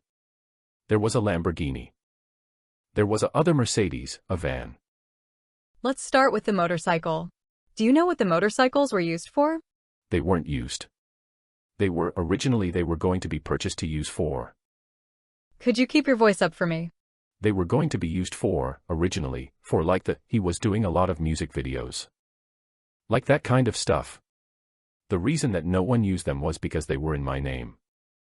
And why was that a problem for other people to use something that was in your name? The main reason why they were put in my name, not only, was I ask. I was the only one that had a motorcycle license. The problem I had with it was that anybody that wanted to use them didn't have a motorcycle license and it was under my name. And God forbid something were to happen, I would be liable. Did you watch any videos in which these motorcycles features? No. Because the first video that I was actually privy to didn't have the motorcycle at that time. And were these motorcycles purchased for just use by Mr. Guo or for other people as well? Mr. Ferguson said, objection. The court said, overruled. You may answer. Originally they were purchased for Mr. Guo from what I remember. And did that ever change? It did.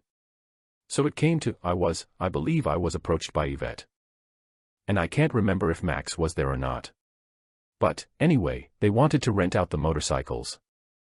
Meaning they wanted to have some of the supporters be able to rent these. Not really rent them. But sign them out and use them. And I immediately put a stop to that because, again, they were in my name. And it wasn't a rental service. Where were these motorcycles initially kept? Initially they were kept in Connecticut. Were they moved? Yes, we moved them. I moved them to the house in New Jersey. Scratch that. I believe I drove one of them to the house in New Jersey, and the other ones we had the trailer. So these motorcycles, Mr. Barnett, are they now still in your name? I believe one still is according to what an attorney told me the other day. And where's the other one? Say again. And whose name is the other one in now? I have no idea.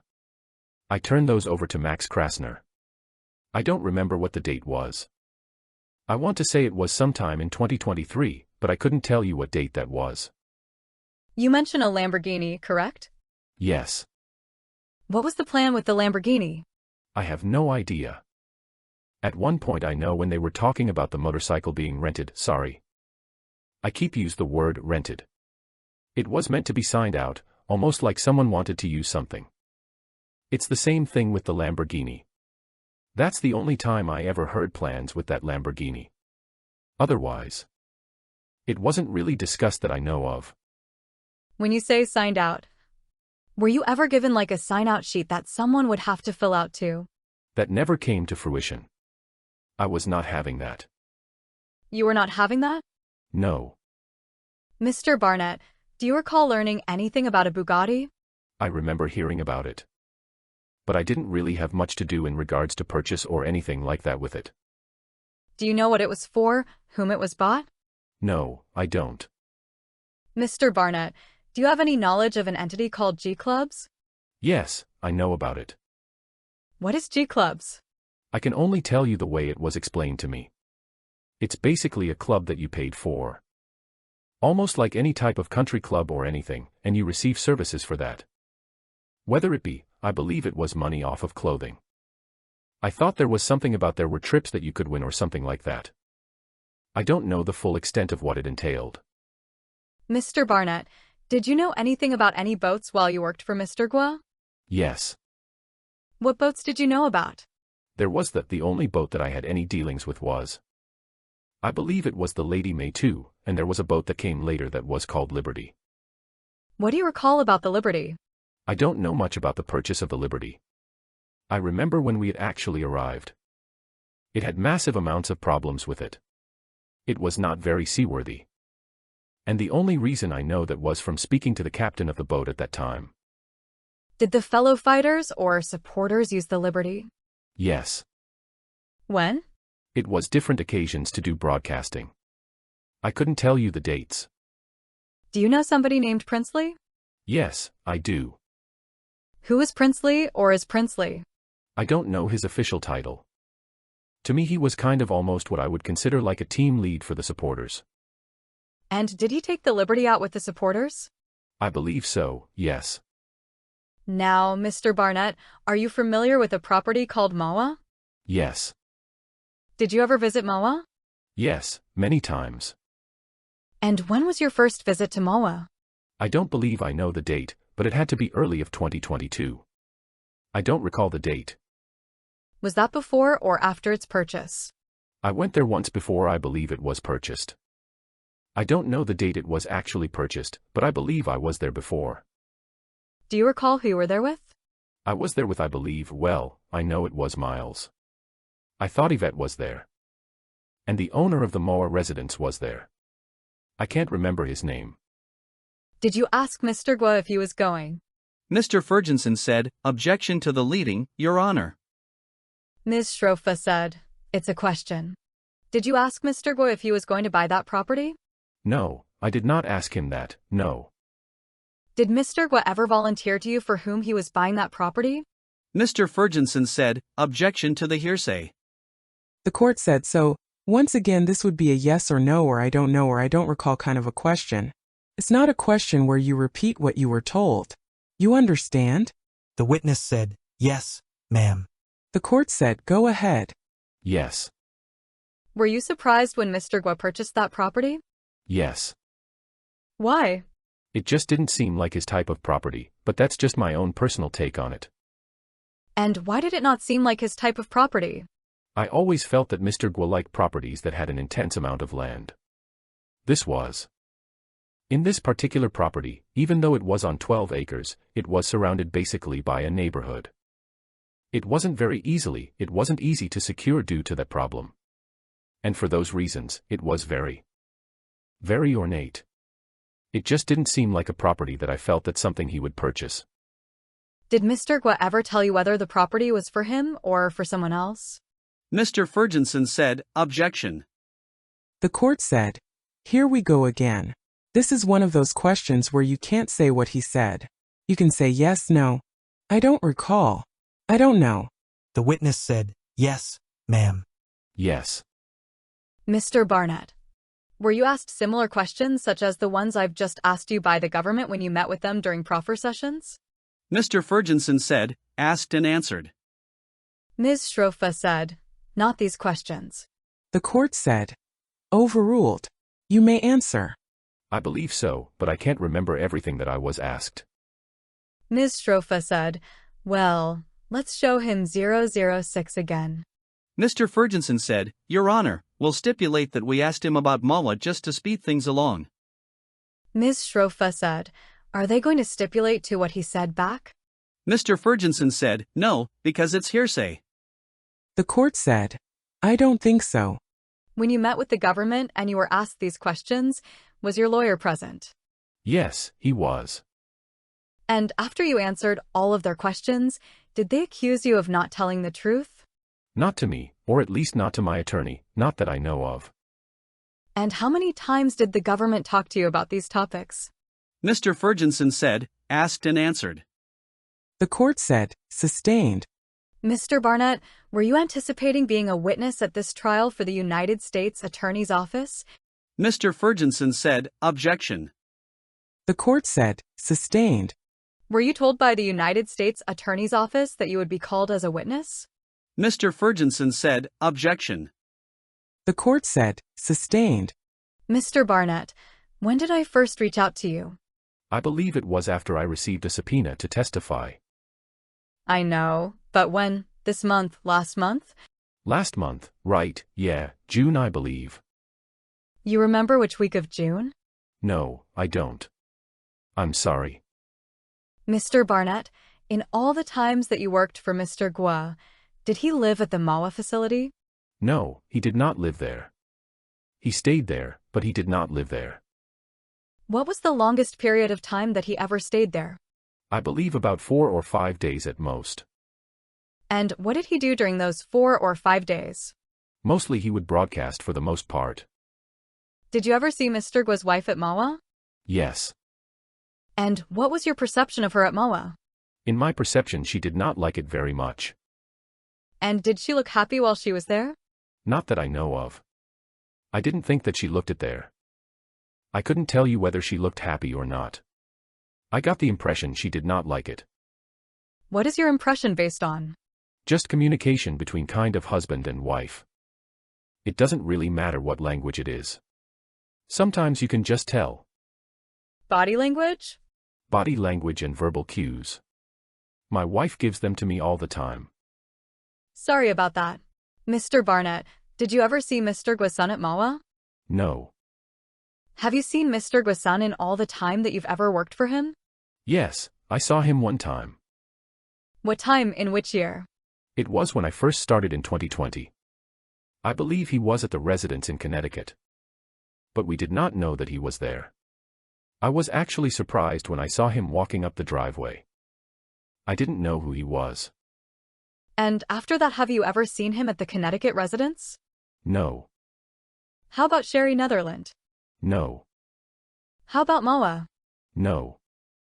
Mr. Ferguson said, objection, Your Honor. The court said, overruled.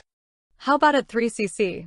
The court said, he has stated that he never saw him again. Did you see Mr. Miles Guo's daughter at these places? I saw his daughter at the house in New Jersey in MAWA. And how many days did you see her there for? Not many, maybe she would visit for a day, maybe 2 at most. But I believe it wasn't more than a day, and she would leave. Do you know somebody named Wayne? Yes, I do. Who is Wayne? Wayne is the fiancé of May. Did he live there? No, he did not. Now, Mr. Barnett, is it fair to say that it's a pretty big house? Yes, it is. Could you describe the house for us? It might be less leading. The house sits on 12 acres. It's up on a hill. When you pull around the driveway. As you come up the driveway, there's a security house on the right. As you pull up the gate, you go up a hill. As you go up the hill and you enter on the front of the residence as you walk in, it's just a giant living room. Basically there's a giant living in the front. And then off to the right would have been where the kitchen is. And then off to the left was where there was an office, and then that was the main floor. I'm sorry. Are you asking me what it was like when I first went there or what it's like after some of the renovation were done? I was asking you what it was like when you first went there. I can interrupt you if I may. Okay. Mr. Barnett, were there cameras at MAWA when you first saw it? Yes, there were. And as part of did you have a job at MAWA at some point? Yes. So I was tasked with redoing all the security at MAWA. The security cameras and the equipment there were very substandard. And for something that size, you really needed to have a complete overhaul of all the security systems, cameras, internet, and stuff like that. Mr. Barnett, do you need some water? Do you have water there? I don't know. Do I have water here? I'm good. Go ahead. Were you in charge of installing the camera system? No, I was not. And did you pick the vendors who would install the camera system? Yes, I did. And which vendor did you pick? Company was called Prevnidus. Was that a company? It's fine. How long did you supervise the installation of the cameras? Some days. I wasn't there every day, so. Could you tell us what was the rest of your work while you were in charge of MAWA? So at first it was really just doing the security system. Unfortunately, what ended up happening? The amount of construction that was going on with all the different vendors that were coming in. All my security guys had to keep track of which vendors were coming in. And then we had to worry about who was coming in with those vendors. We had one MS-13 gang member that had to be removed, stuff like that. But for the most part one had left that to another one of my team leads to kind of oversee that. Now, for how long were you in charge of overseeing things at MAWA? I guess when it first started, I don't remember the date of start. I know it ended in September of 2023 for me. Mr. Barnett, what were the types of things? Was the house in good shape? No, it was not. Could you use that mic for me? It was not in good shape. Was authority of your job to put it in shape? No. My job was to oversee the construction. Make sure that the contractors were doing what they're supposed to do. Basically just keeping track of make sure nobody was doing anything wrong. More of like a security role than it was overseeing contractors. Mr. Barnett, were their names attributed to different rooms within the facility? Yes. What were the names? I'd have to look at the map, but the ground floor I don't remember that having a name. The second floor, one side was Miles' wing. The other side was Madam's wing, which was Miles's wife. And I believe on the third floor one side was for May, and the other side was for his son. Were those the names given to the 4 areas of the 2 floors? I believe so, on the security map they were I believe. Did you have a security map? I did, yes. Who created the security map, do you know? Prevnitus, they did a security assessment. And they created the map? Yes, it was taken off of blueprints, but they created the name on the map, correct. Was there construction done to create more bedrooms on the first floor? On the first floor. Mr. Ferguson said, "Objection, Your Honor." The court said, what was the nature of the construction on the first floor? Or any floor for that matter while you worked there. Go ahead and tell us. There wasn't a whole lot of construction at first. On the first floor, the main floor. Most of the construction was on the second and third floor I believe. How many bathrooms all told were on the second floor, do you know? There was definitely 2. It might have been 3, but I know there definitely were 2. And did there come a time when there were meetings held at MAWA? Yes. And who was present for those meetings?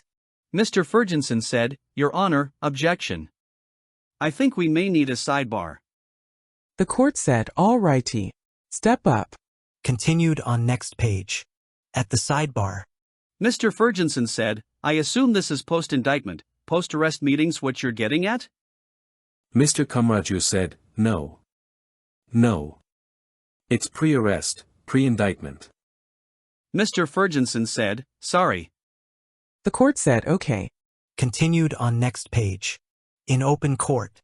The court said, you may answer. Ms. Schrofa. Yes. Mr. Barnett, was Miles Guo present for that meeting? For that particular meeting I'm thinking of, yes. Who else was there with Miles Guo just generally? Try and describe for us who was there.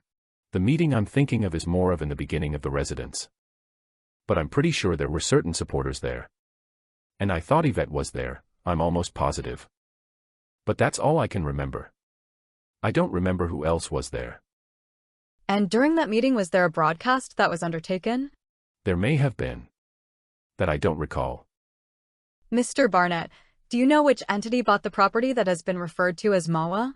Yes, Taurus Fund purchased the property. Did you have a role at the Taurus Fund? I did not have a role at the Taurus Fund. Did you have a signatory role at the Taurus Fund? Yes, I did. I was unaware of that, but yes, I did. And what was the signatory role that you had? Well, apparently, which I didn't find out until much later, that I was the manager. One of the managers of the fund. Did you sign a document that made you a manager of the Taurus Fund? Yes, I did. Did there come a time when that property was to be transferred out of the Taurus Fund into another fund? Yes, for my understanding it was to be transferred to HCHK Properties. Mr. Barnett, while you worked at the MAWA facility, did you do any work with the guardhouse? I'm sorry. Did you have any work done on the guardhouse? Yes. What work did you have done? The guardhouse was basically, it was gutted. We had to create what's called a security operations center inside that house. And then the rest of the house basically was just being redone. The house was in complete disarray. There was mold in it. It was in really bad shape. Could you tell the jury what is a license plate reader? A license plate reader is basically a camera that picks up a license plate. If it was a police department, it would actually pick up the license plate and tell you all the information registered to that particular license plate. Civilian-wise, you can't do that, so basically it reads the actual license plate. Lets you know how many times that license plate's been there. And you can actually, on a computer, you can make it so that if that license plate appears, it will notify you that there is a problem if you don't want that particular car in your area. Did you install a license plate reader in MOA? It was installed. I didn't personally install it. Do you know when it was installed? I believe it was later. I want to say more towards August or September of 23. That I don't know for sure. Mr. Barnett, do you recall that people? Do you know what a non-disclosure agreement is? Yes, I do. What is it? That's basically an agreement stating that the gist of it is whatever you see or hear. Whatever, it's to be kept confidential. Did you sign one? Not for MOA, no, I did not. Did vendors who came to the MOA facility sign them? Yes, everybody had to sign them. And was there a reason? Did you have an understanding of why there was such a focus on security at MOA? Well, it was just because of basically the size of the property. And we were more concerned with the safety of the property and Miles' safety for the most part. And why were you concerned about Miles' safety? That was my job, to make sure that he was protected. Do you know somebody named Sean Jing? I'm sorry. Do you know somebody named Sean? Yes. I'm sorry. Who did he work for? I believe he worked for HCHK. I don't know whether it was properties or technologies. I don't have that answer. Mr. Barnett, in January of 2023, did you perceive a security threat?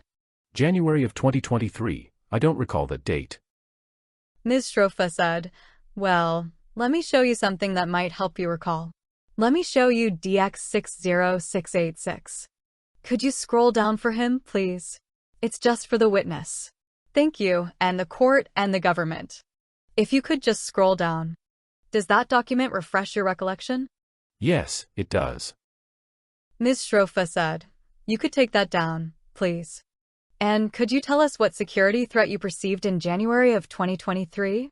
I received a call from my team lead. His name is Tom Carino, sick. He stated that he had received a call. I don't remember whether it was from Yvette or it was from. Mr. Ferguson said, we object to the hearsay, Your Honor. Ms. Shrofa said, it's not being offered for the truth of the matter.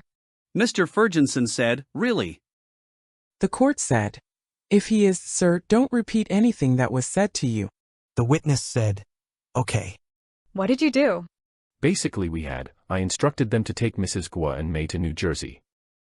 The New Jersey residence, because I felt like that would be the most secure place if someone was following them. How long did they stay at the secure place in New Jersey? I believe a few hours. I don't have an exact time. And then where did you take them back? Back to their residence in Connecticut. Mr. Barnett, moving forward to June 2022, was the construction still going on at the MOA facility? Yes. And how focused? Was it light construction work or heavy construction work? It was always heavy construction work going on. Now, Mr. Barnett, sitting here today, do you recall if around June of 2022, whether there was another meeting at MOA residence that you supervised? I don't recall that. There may have been. I just don't recall. Sitting here today, do you recall if there was a lunar celebration at MOA? Yes. When was that? I don't know the date of that, but there was, yes. Could you describe what the celebration looked like over there? I don't think I was present at that celebration. Did you provide security for the celebration? Yes. And what security did you provide? I believe it was security that was already there. That would have been my team lead Tom Carino and who was on duty that day. The court said, speak into the microphone. Tom Carino and whoever was on duty that day that was securing the estate. Mr. Barnett, as part of your job duty for Mr. Guo, did you scout out properties for him to view? Yes, I scouted out offices and warehouses. Could you keep your voice up? You scouted out offices and what? Offices and warehouse. What else? I scouted out homes as well. Where did you scout out homes? Most of the scouting I did, it was online. One was in Arizona. One was in Colorado. I think there was one in Texas as well. And were these properties that you were scouting, was it your understanding that they were for? Mr. Ferguson said, objection. The court said, sustained. Describe what directions you. The court said, sustained. Mr. Ferguson said, objection. The court said, don't repeat anything that was said to you. Ms. Shrofa said, Your Honor, may we have a sidebar? The court said, okay. Continued on next page. At the sidebar, Mr. Kumraju said, I wasn't sure what the basis of the hearsay objection is to a direction from Mr. Guo. Under U.S. v. De Maria, a direction is not hearsay. The court said, I'm waiting for the direction to be, get me a house for G Club, something like that. Mr. Kumraju said, she didn't even get a chance to ask the question as to what the direction was. The court said, anticipating what his answer would be, I sustained an objection. Mr. Kumraju said, I'm sorry, Your Honor. I'm being slow on this. If the objection is to hearsay, then don't we have to hear what the direction was going to be? The court said, well then the jury would hear that and that can be a problem. Mr. Kumraju said, I'm not sure how we can ever get to it if the direction was for G Club or for fellow fighters or for anybody else. I don't know how to ask that question, I guess is my point. Ms. Shrofa said, Your Honor, we have to be candid. We have no idea what his answer is going to be. We didn't have the level of access to Mr. Barnett that the government did. They know what he is going to say. We don't know. We were not allowed to prep these witnesses. Mr. Ferguson said, Your Honor, my understanding is that he is prepped with them. I think that's superly incorrect. They also have the 302s. But that aside, I think Your Honor is exactly right. There can be mixed statements where what is sort of clothed as a command is really an assertion of truth. Meaning, these are for G clubs like Your Honor's example. That is still hearsay. It isn't permissible. It is a proper objection that the question calls for hearsay because that is like Your Honor clearly discerned what is coming. The court said, you want to get out that these potential properties had a certain purpose. That is the reason you're asking these questions? Mr. Kumraju said, we are entitled to get out that Mr. Guo directed people to look for properties for a certain purpose. That's not hearsay. That's both his state of mind and his direction. The court said, you can ask did you receive directions to look for properties for certain purposes without his naming the purpose. Mr. Kumraju said, Your Honor, maybe I'm not understanding. If part of the hearsay exception is for his state of mind as well as his direction, then I don't understand how the purpose is not appropriate. The court said, you want to get this in for the truth of the matter. That's the reason that I don't buy any other reason. Mr. Kumraju said, that's why I come back to the De Maria case. He was here to buy cheap cigarettes. That was the intention that was expressed in the statement that the Second Circuit said. So the Second Circuit said, even though there is some argument that could be viewed as he's really there for the purpose of buying cigarettes, it went to his state of mind. It's the same concept. The court said, so he's acting as a scout. And what exactly did you expect that he would say about what he was thinking about? Ms. Shrofa said, he was told to look for properties that were large, that had land attached to them, that had height to them so that there would be dwellings on the top and dwellings below. The point of the properties was to make sure that there was room for everyone to live if they so wanted. The property was such to have zoning that would allow for the building of new structures. And I want to be clear because the government just said that what I said was superly incorrect or something like that. The defense has had one meeting with his lawyer and him. And we have not had access to him after that because his lawyer has been on vacation in the Poconos and has no phone service. And we have not spoken to somebody who is represented by counsel without them being present. This is what I am surmising would be his answer. More importantly, under De Maria, the fact that he has a state of mind and he knows that Miles Guo is looking for property that is of a certain type and for a certain purpose is properly admissible. Your Honor.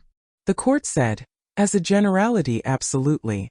Were you given certain criteria with respect to the property? He's going to say yes.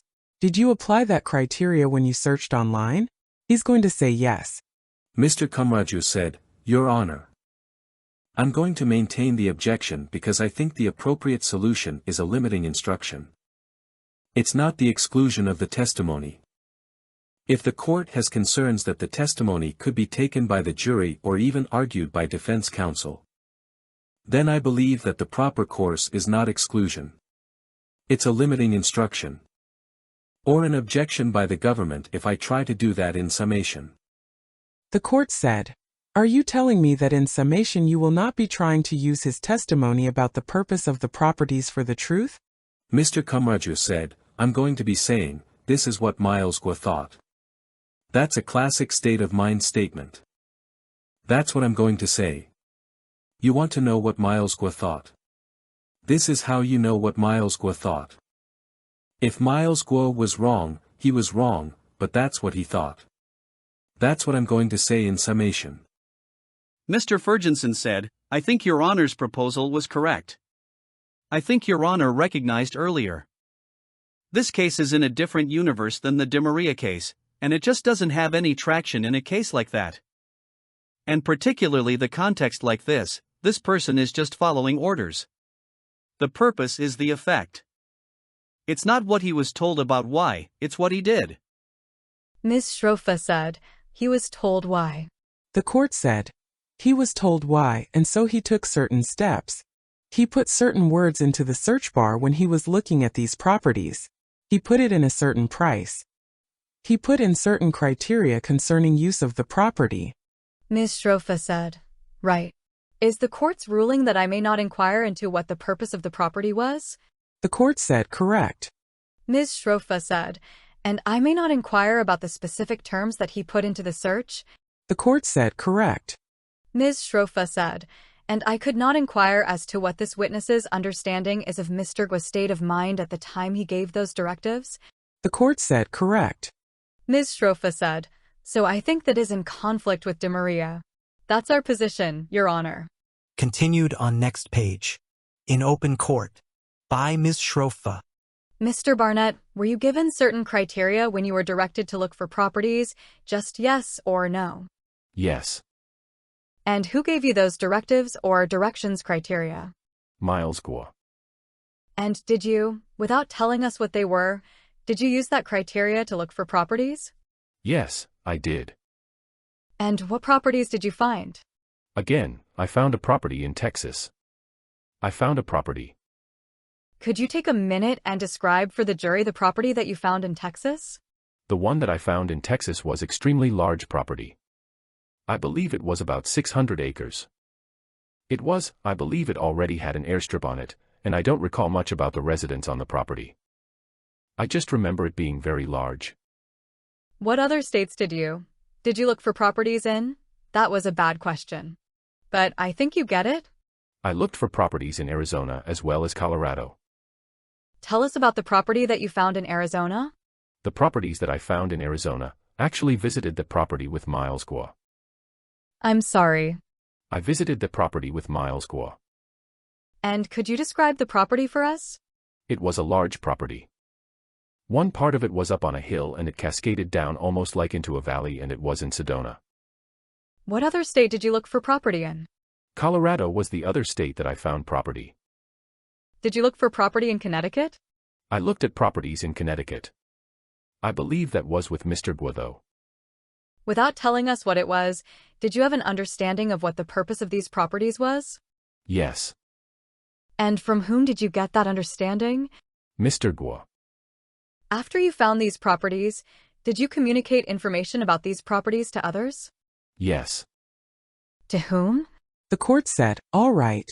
It's now 2:30, so we'll take our half-hour break. Remember that you're not allowed to discuss the case amongst yourselves. Don't permit anyone to discuss it in your presence. Don't read, listen to or watch anything from any source that touches on the subject matter of this case. Sir, you can step out. Don't discuss your testimony. The law clerk said, jury exiting. Jury not present. The court said, please be seated. Is there anything before we return at 3 p.m.? Mr. Ferguson said, not from the government. Ms. Schrofa said, not from us, Your Honor.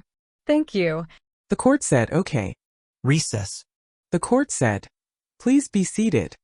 Ms. Schrofa said, Your Honor, may I run to go get the witness? The court said, yes, go ahead. Except Ms. Schroff? Ms. Schrofa said, yes, Your Honor. The court said, I want to make a ruling before you do that. Can someone else get the witness? Ms. Schrofa said, sure. The court said, all righty. I have reviewed the transcript in case law, and I will permit the defense to pursue a broader line of questioning, broader than what I had indicated at the sidebar. The defense seeks to ask Scott Barnett what directions he received from Mr. Guo when searching for a property. Mr. Barnett may testify that Mr. Guo told him to look for a property with certain characteristics. Such instructions constitute commands and are, therefore, not hearsay. Oh, would the witness please exit? The witness said, oh, I'm sorry. The court said, see United States v. Belomo, 176 F.3d 580, 586, 2dr 1999. I will permit the defense to elicit the specific criteria that Mr. Guo gave to Mr. Barnett. Mr. Barnett may also testify that Mr. Guo told him why he was seeking a property with those criteria. Although this would not constitute a command, such a statement would be indicative of Guo's then existing state of mind, such as motive, intent, or plan under Rule 8033. So long as the statement is forward-looking and not backward-looking, it is admissible under the state of mind hearsay exception pursuant to United States v. De Maria, 727 F.2d, 265, 270-71, 2dr 1984. So now you may bring the witness back. Mr. Kamraju said, thank you, Your Honor. We'll get him. Witness present. The court said, all righty. Let's have the jurors come in, please. Jury present. The court said, please be seated. Remember, sir, that you're still under oath. The witness said, yes, ma'am. The court said, you may continue the inquiry. Ms. Schrofa said, thank you, Your Honor. By Ms. Schrofa. Mr. Barnett, before we broke, we were discussing the criteria you were given when looking for these properties. Do you recall that? Yes. And could you tell the jury what criteria you were given while searching for these properties? The basic criteria had to be a large property.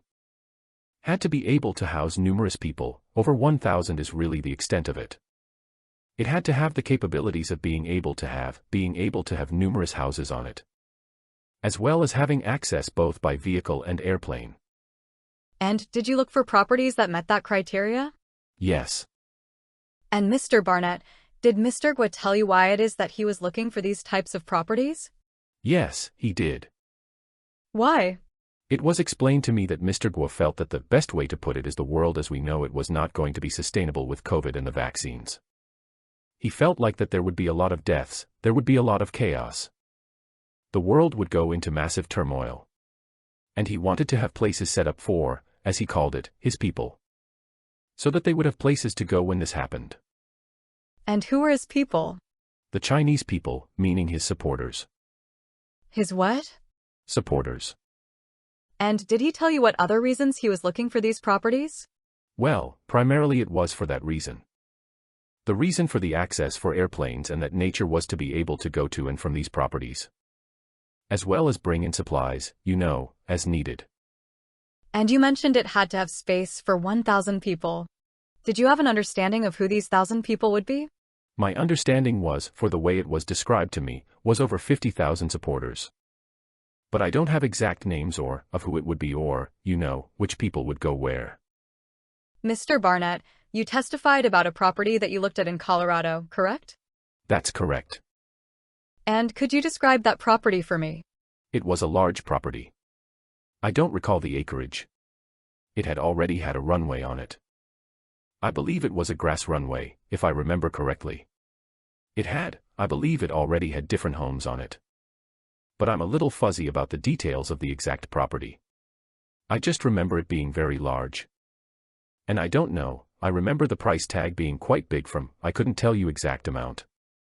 But it was definitely 200 million, give or take. I don't know the exact amount.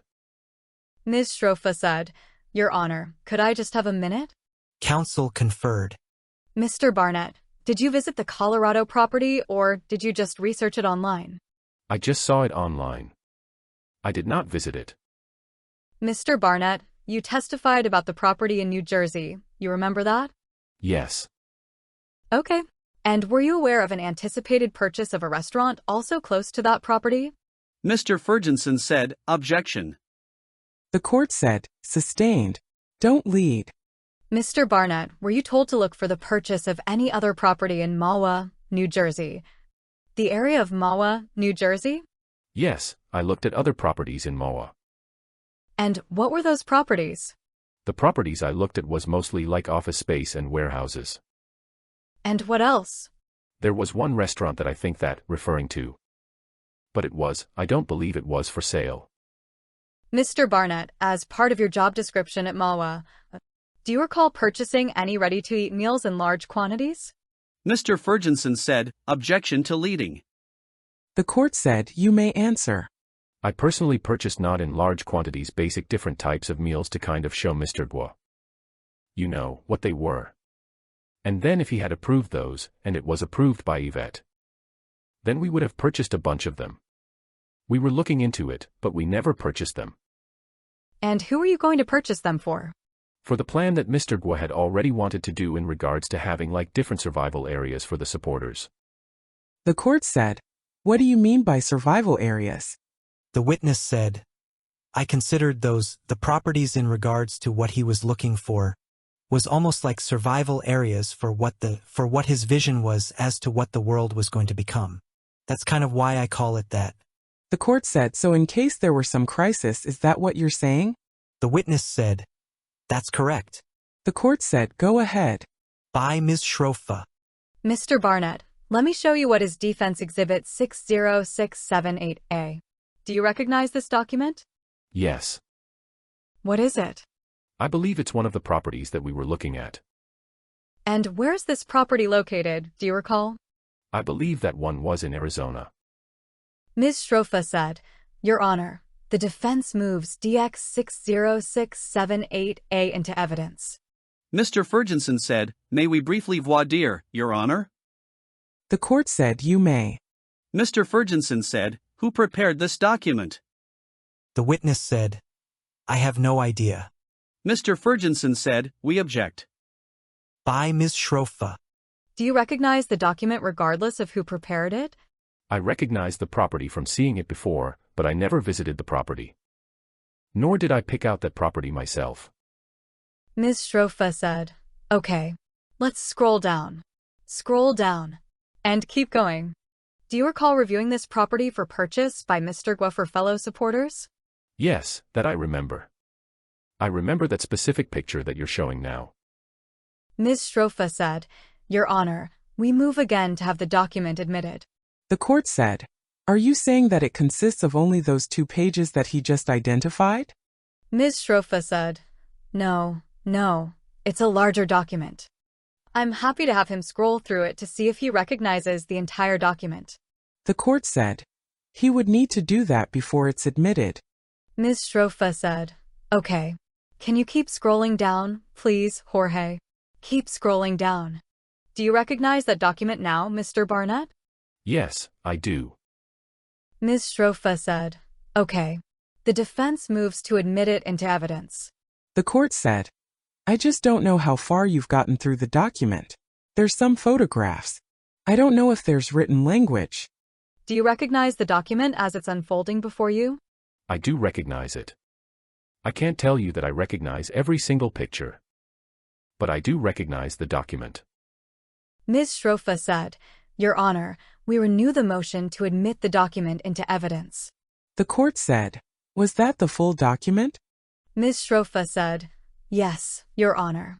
The court said, "And do you recognize the full document?" The witness said, "Your Honor, I recognize some of the photos in that document. I can't tell you that I recognize all the photos." The court said, "What percentage do you recognize?" The witness said, "It's definitely over 50%, Your Honor." The court said, "I'll admit it. Go ahead." Defendant's Exhibit DX60678A, received in evidence. Ms. Shrofa said, "Your Honor, is this the property that you scouted, Mr. Barnett?" It's one of the properties that was shown to me. I did not find this property personally. Ms. Shrofa said, "And may we publish it to the jury, please? We can just keep scrolling, please." Mr. Barnett, sitting here today, do you recall sending this brochure to someone? I believe I sent this to Yvette. I know it was shown to Miles. And also I think it was sent to Anthony de Batista. Mr. Barnett, was zoning one of the criterias that you were asked to consider when looking for properties? Meaning what? I don't know what that. Whether property was zoned for a single dwelling or multiple dwellings. No, it had to be. Some of the properties had to be multiple dwellings. But there was always, if it was just regular like land, straight land. Then there would have to be, there wasn't any zoning consideration at the time, it was more of showing the property. And then it would have to be zoned for multiple homes on the property. Mr. Barnett, were you present? Let me try it a different way. Ms. Shrofa said, "You can take that down for me." Thank you.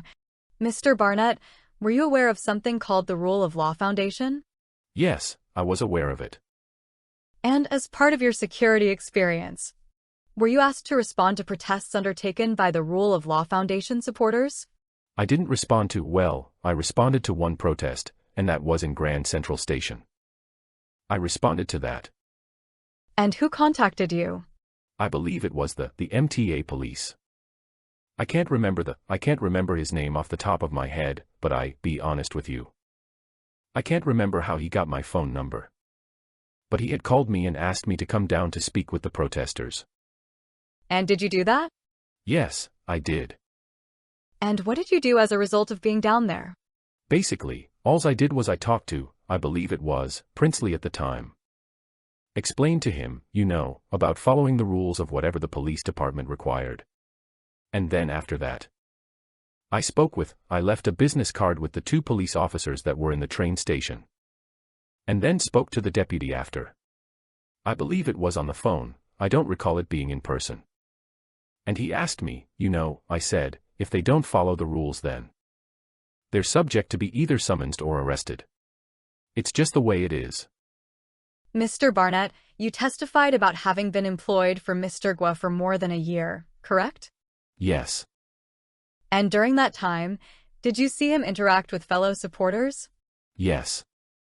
And what is your impression of his attitude towards the fellow supporters? My impression of it is he loved them very much. He was always talking to them. They were like his primary concern.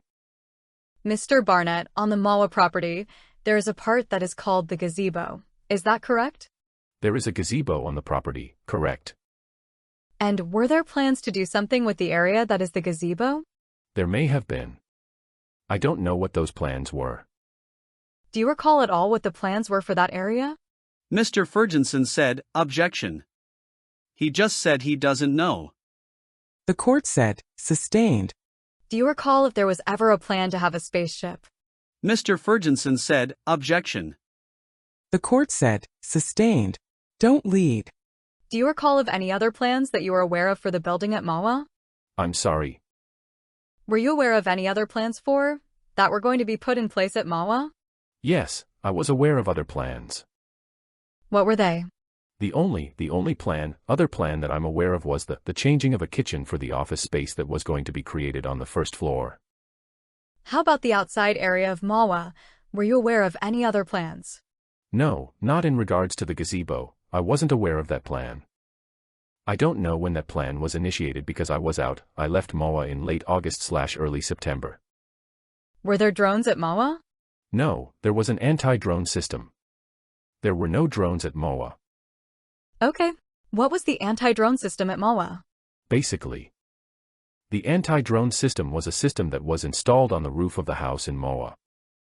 And its capabilities were that it can detect a drone, a launch of any drone, I want to say about 15 to 20 miles out. As soon as a drone is launched, it will tell you exactly what that drone is, what its capabilities were, where the person who was actually flying the drone was standing. And that's really its main capabilities. There was supposed to be a camera that would actually zoom into the location of that drone. But it was never installed. Mr. Barnett, did you install this anti-drone equipment? No, I did not. Was it already there when you got there? No, it was not. Do you know who installed it? It was contracted through Prevnitus. They hired a company that installed it. I don't recall the name of it. I'd have to see the paperwork for it. Mr. Barnett, sitting here today, do you have any doubt about the fealty Mr. Guo felt for his fellow supporters? Mr. Ferguson said, "Objection, Your Honor." The court said, sustained. Ms. Schrofa said, "I have nothing further." The court said, cross-examination. Mr. Ferguson said, "Thank you, Your Honor." Cross-examination by Mr. Ferguson. Good afternoon, Mr. Barnett. Afternoon. You were Miles Guo's head of security, right? That's correct. You were, in layman's terms, you were a bodyguard for Miles Guo? Yes, that's correct. You called him at times the principal, right? Yes. And at times you called him boss, right? Correct. Starting in October 2020, you were paid by Golden Spring, right? That's correct. You understood that that was Miles Guo's money, correct? No, I didn't understand that at that time, no, sir. And you thought other people were paying for Miles Guo's bodyguard? I wouldn't have had knowledge of that. It was basically hired by a company to do security services for an individual. So I wouldn't have access to whoever funded that. And then after Golden Spring, Lamp Capital paid you, correct? Yes, that was switched from Golden Spring to Lamp Capital. I don't remember the date though when that was done. And Lamp Capital was another Guo family company, right? That I had no knowledge of. We only received a couple of paychecks from Lamp Capital. And I never really asked about why the switch was done. And fair to say you don't even know what Lamp Capital was, right? I honestly have no idea what Lamp Capital was. But you know you got money from it, correct? That's correct. And then after that, HCHK paid you, right? Yes, I believe it was HCHK Technologies, and then later, HCHK Properties, something like that. And HCHK, those companies were run by Guo and Yvette? Yes. So my immediate boss was Yvette, that's who I reported to. At that time that's pretty much her and Anthony are who I reported to every day. And HCHK had offices at Columbus Circle? Correct. Guo had an office in HCHK's floor? Right. And Yvette had an office on HCHK's floor? Yes, she did. They were on opposite sides of the floor, right? No, I believe Yvette's office, I guess that was later on. So initially, yes. And then eventually Yvette had moved up to an upper floor. And Guo and Yvette, they were together a lot, right? Yes. Ms. Schrofa said, "Objection to what is a lot." The court said, you can ask him to gauge. They were together every week, right? Yes, to my knowledge, when I was with them, yes. Fair to say they worked closely together? Yes. And now after withdrawn. There came a point where you started your own company, correct? That's correct. Its name was, tell me if I have this right. Was it GS Security Solution? That's correct. It's called GS Security Solutions. And you started that company with the help of Guo and Yvette, right? Well, I started that company with the permission of Yvette. Miles didn't really have any say in that. I never had a discussion with him in regards to that company. Was with Yvette, Max Krasner, and Anthony de Batista is who I discussed that with. And Yvette approved the plan for? That's correct. For that company. And Anthony de Batista, you also discussed that plan with him, right? I did. Max Krasner, he had access to your company's books, right? Yes, he did. And he was kind of a finance guy for the Guo family companies, fair to say? Yes, when I first met Max, he was the finance guy for Golden Spring. Max called Miles Guo boss, right? I believe so. And Anthony called Miles Guo boss, right? Yes, I believe so. And Yvette called Miles Guo the principal, right? Well, the only term she used with me was the P. She never used the full term, principal, just so you know. You understood. That's correct. That meant principal, correct? Yes. And they weren't the only employees who called Miles Guo boss, right? No, a lot of people called him boss. And they weren't the only employees. Yvette wasn't the only employee. You and Yvette weren't the only employees who called him the principal. Right? That I don't know. That wasn't a common term. It was a term that me and Yvette used with each other. I don't remember. I don't know if it was used with my other team members. But I know it was used between me and Yvette. I don't remember anybody else calling him the principal. But they may have, but I don't recall that. But you and your team members also referred to him as principal or P, right? Yeah. Most of the time it would have been boss. But I referred to him as P with Yvette all the time. Now, after you started your company received money from HCHK, right? Correct. And HCHK sent your company money on multiple occasions, right? For payroll until it was fully switched over. So there was an agreement in regards to how the company was going to be run and what services that I would be giving and getting in return. And in December 2022, your company received $50,000 from HCHK Property Management? That's correct. And in January 2023, your company received $400,000 from HCHK, right? That's correct. In February 2023, your company received $200,000 from HCHK, right? That's correct. So sir, in the 3 months leading up to Miles Guo's arrest, your company received $650,000 from HCHK, correct? Correct. And that was after Miles Guo had declared bankruptcy, correct? I didn't know Miles Guo had declared bankruptcy. He never told you that? No, he did not. Sir, didn't you take him?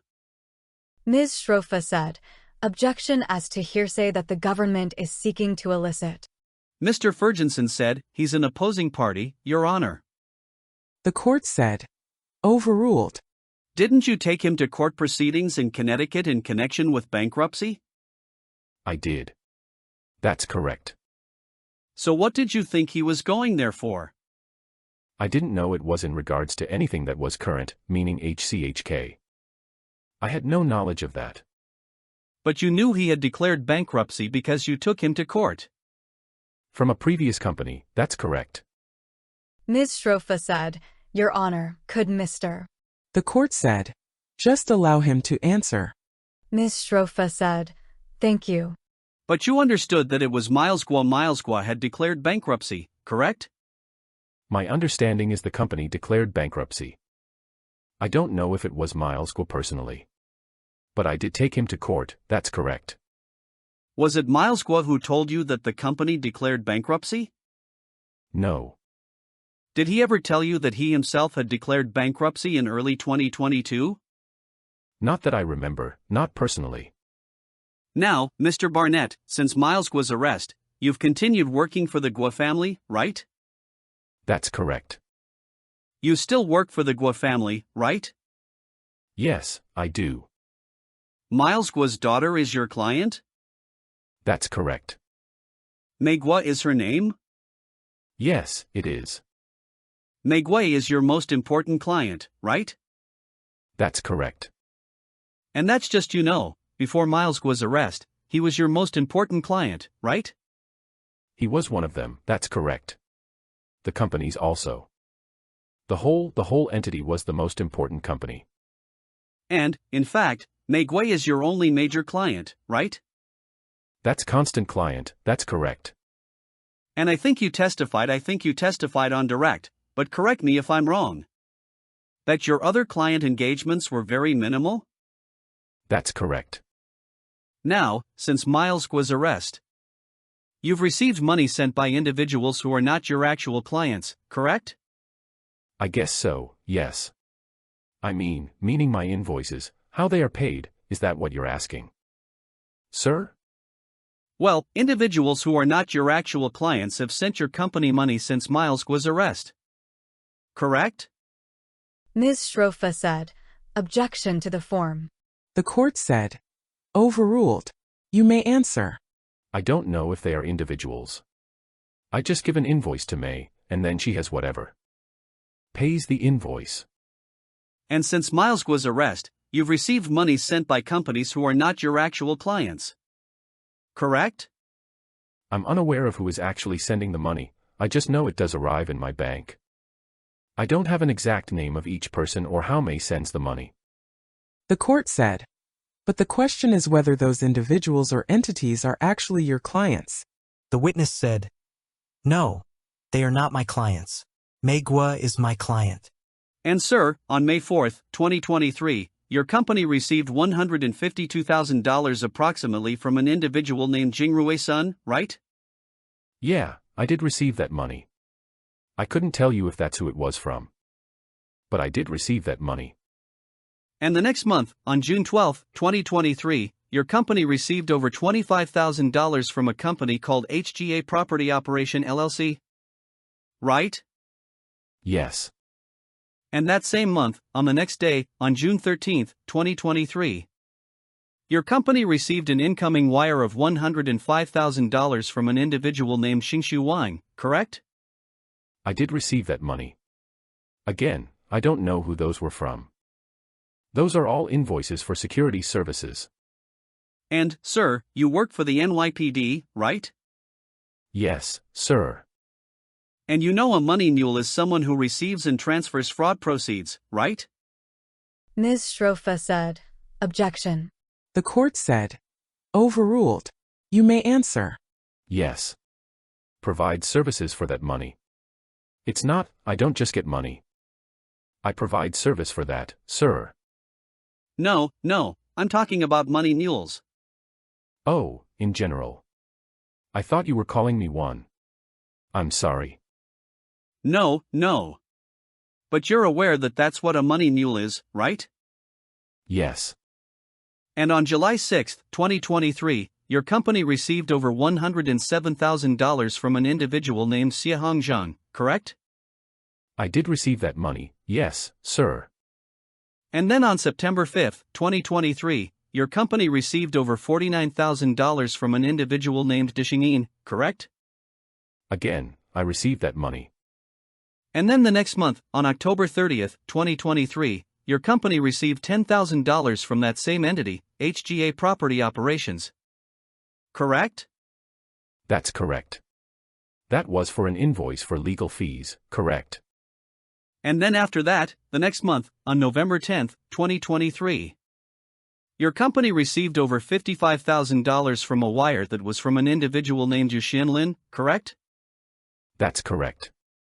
And that was transferred through the Overseas Chinese Banking Corporation Limited in Singapore, correct? I assume so. You know better than I would. And then the next month, on December 7, 2023, your company received another $55,000, approximately, from that same individual, correct? Yes, I received that money for invoices, correct. And then coming into this year, on January 16, your company received again from this same individual over $55,000, correct? Correct. And then the next day, on January 17, your company received $55,000 from a different individual, Wei Lai. Correct? The court said, Counsel, please step up. Continued on next page. At sidebar. The court said, so I need to protect him from self-incrimination. Is his lawyer here? Mr. Ferguson said, I'm not sure, Your Honor. Ms. Schrofa said, no, he's not, Your Honor. We told him that he was going to testify today. And his lawyer is away. As best as I can tell. but he's had somebody in who can step in. But I'm happy to take a break and call. But I think the government knows about all of this, and the government never asked him any of these questions when they proffered him several times. The court said, "Have you asked these questions of him beforehand?" Mr. Ferguson said, no. Ms. Schrofa said, "No, they didn't ask." Mr. Ferguson said, "He's not our witness, Your Honor." Court said, No. I just don't know whether or not you've had any contact with him. I think I need to take a little recess and talk to him." Ms. Schrofa said, "Sure." Continued on next page. In open court. The court said, "Members of the jury, we're going to take a brief break. I will call you back in a few minutes." Jury not present. The court said, "Please be seated, sir. You have been asked a series of questions concerning an inflow of a considerable amount of money into your account. I am concerned that you may be answering these questions without the proper advice of an attorney." The witness said, "Okay." The court said, "And so I want you to know that you have the right to not answer these questions and you have the right to consult an attorney. Do you have somebody who is on call?" The witness said, "I do have someone I can call." The court said, "All righty.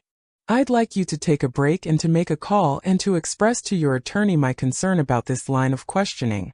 The witness said, "Okay."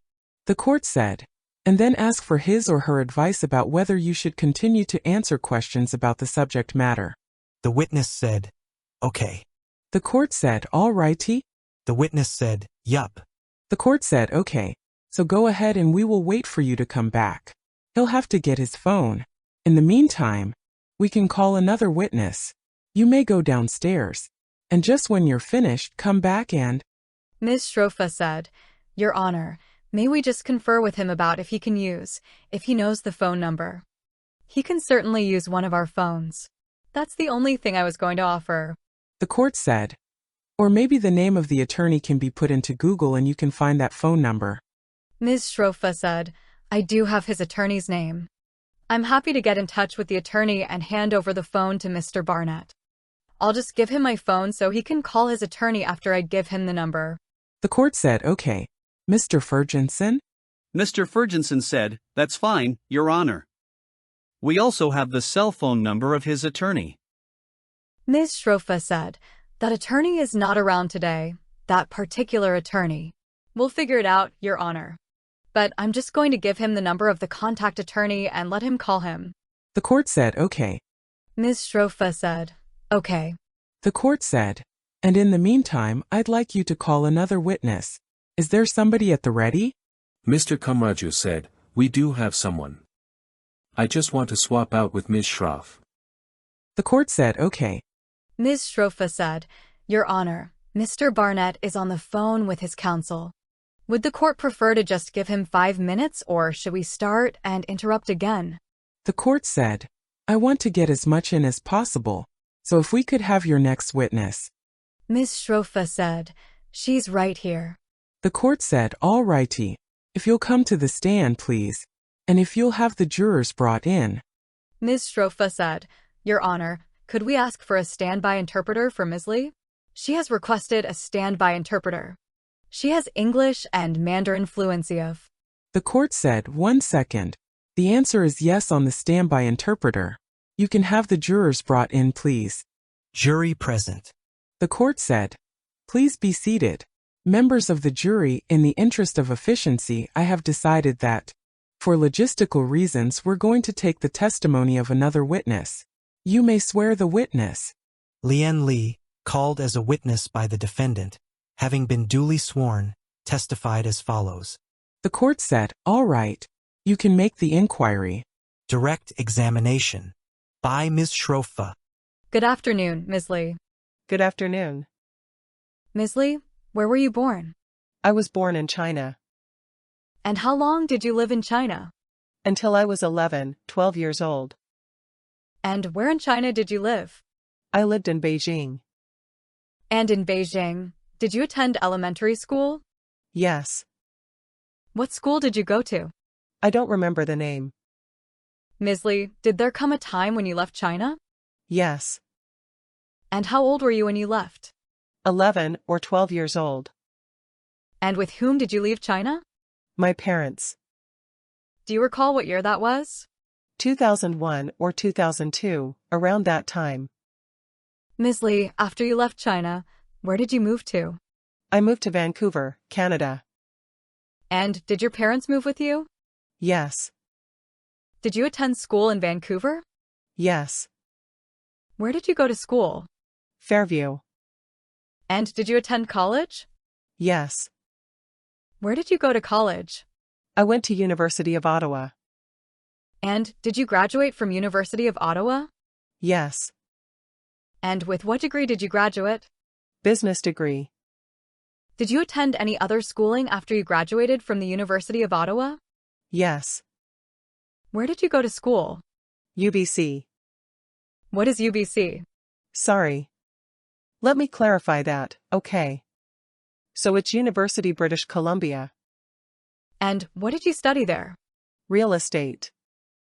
And for how long did you study real estate? For a year. And as a result of those studies, did you get a license?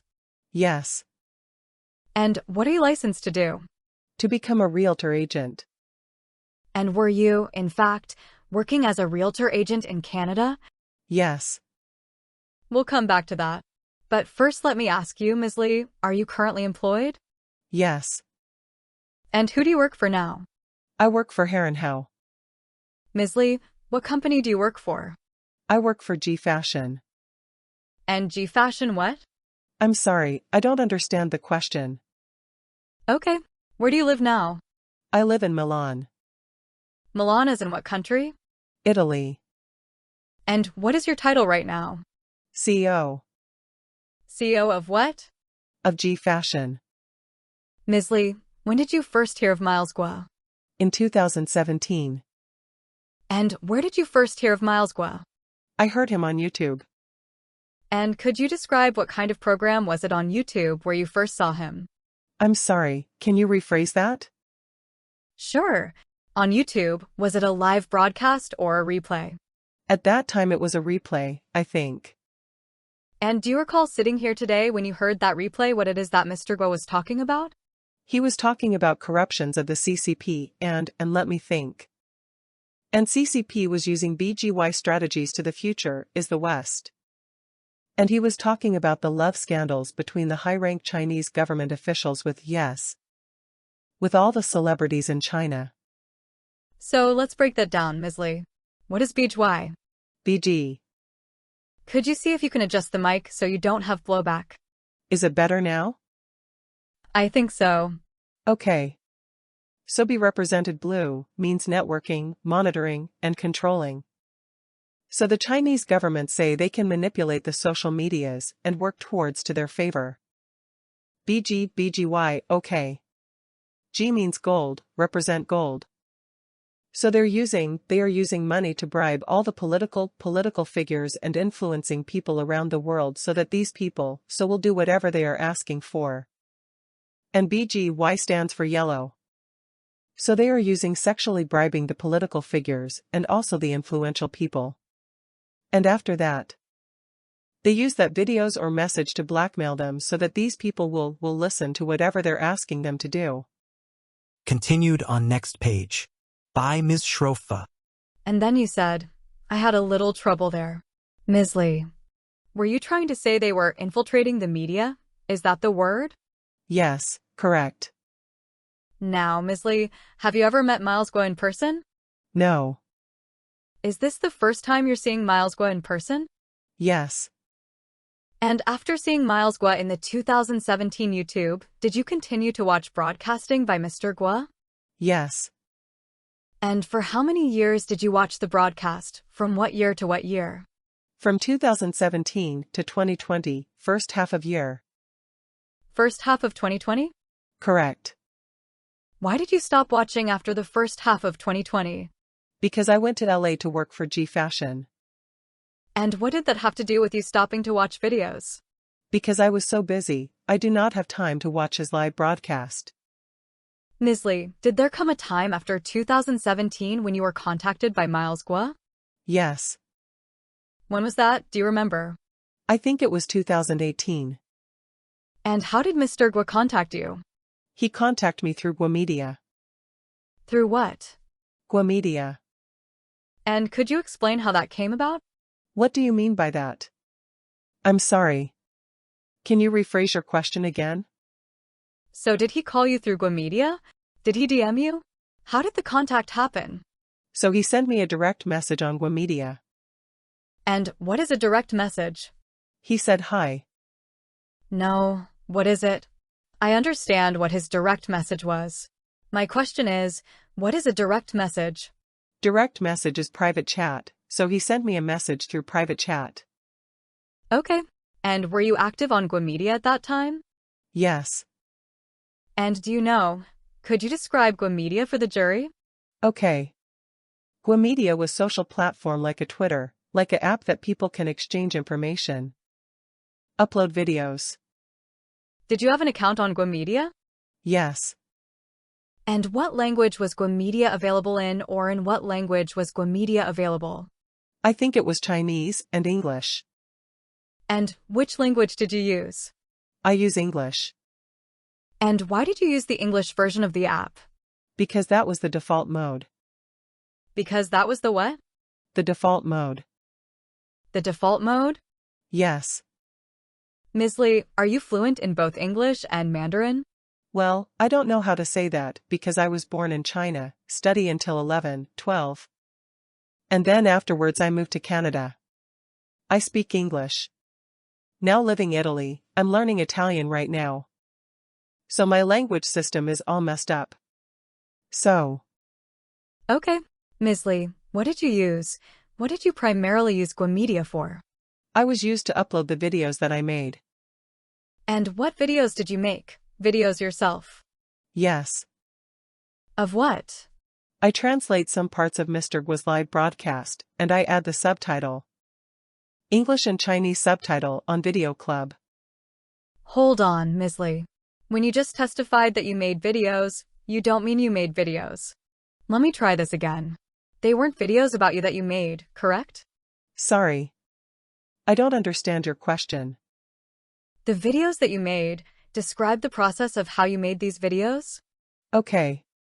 So I will watch Mr. Guo's live broadcast. After I finish his live broadcast, I will pick, myself, the most important part, or the part one think the Western people need to know, the whole world need to know.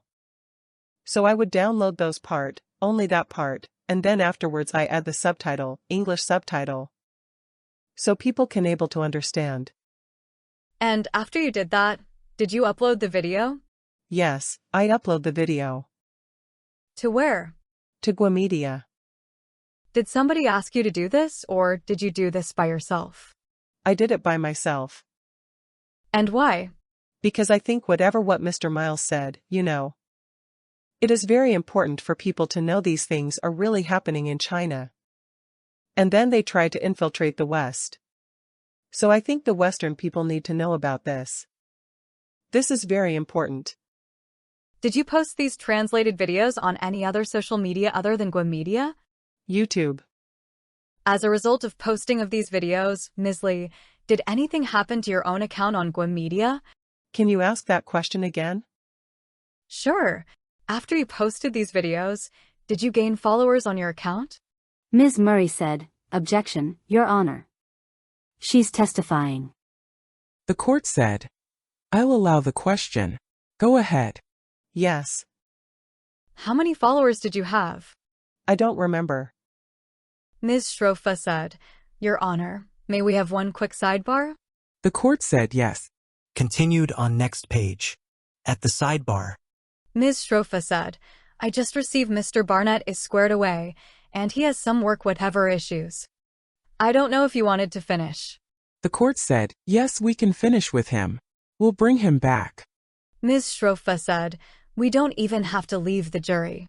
The court said, "No, we'll just leave them in place." Sure. Continued on next page. In open court.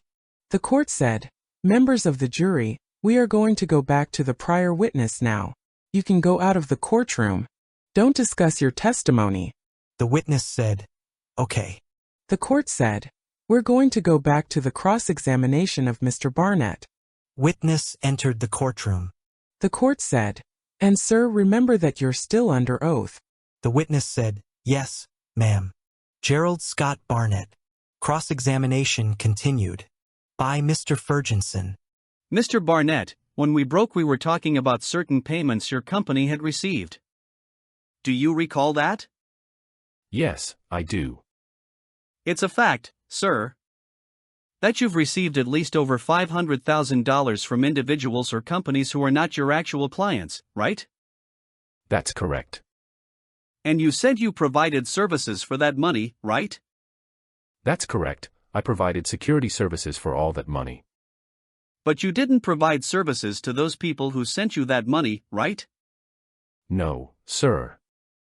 You provided those services to Miles Guo's daughter, right? That's correct. And then you sent Miles Guo's daughter's invoices, right? That's correct. And then these other people whom you don't even know sent you hundreds of thousands of dollars, right? Yes, sir.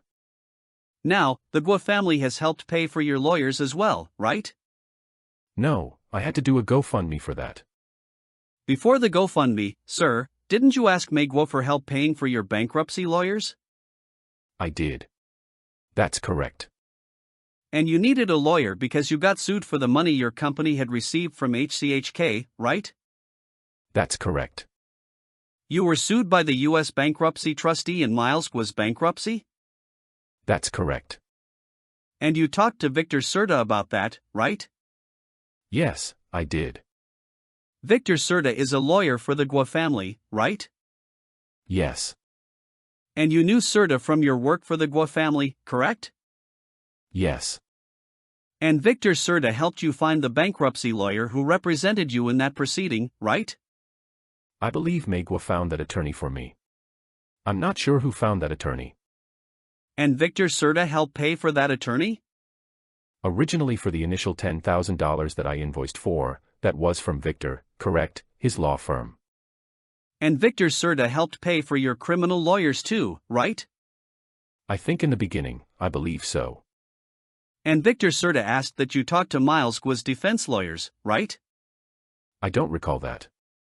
And you did talk to Miles Guo's defense lawyers, right? I did in the very, very beginning, but I don't think Victor asked me to do that. I don't recall that, but I remember having that conversation in New Jersey. And Victor Serta also wanted you to testify in this trial, right? Yes, I believe he did, correct. And you did that too, right? I was subpoenaed to. I said, if you want me to testify, you have to subpoena me. And you mentioned a GoFundMe a few moments ago, right? That's correct. Victor Serta helped you set up your GoFundMe, right? Well, I set up my own GoFundMe, and I shared it with him, correct? You did that because he was going to help you get donations to that GoFundMe? I had hoped so, correct? That was your understanding, right? That's why I sent it to him, yes. You understood that Victor Serta was going to send your GoFundMe to a guy named Long Island David, right? That I didn't have that conversation with him. I didn't know who he sent it to. You knew he was going to send it to Miles Guo's supporters, right? That's correct, yes. And, in fact, it was sent to Miles Guo's supporters, right? Yes. And you raised tens of thousands of dollars in your GoFundMe from them, right? That's correct, all spent on attorneys. Ms. Shrofa said, Your Honor, could the government please let Mr. Barnett finish? The court said, so permit him to answer before the next question. You don't know who those people are either, right? I don't recognize the names on there, I do not. But you know they sent you money, right? Of course. I get a thing from GoFundMe that shows who sent money.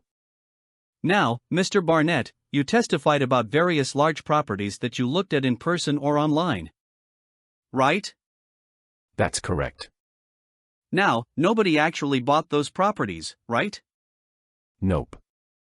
And when you were looking at those properties, Miles Guo had already purchased MOA, right? Yes, this was after MOA. And you went on at least one trip, correct? Trip?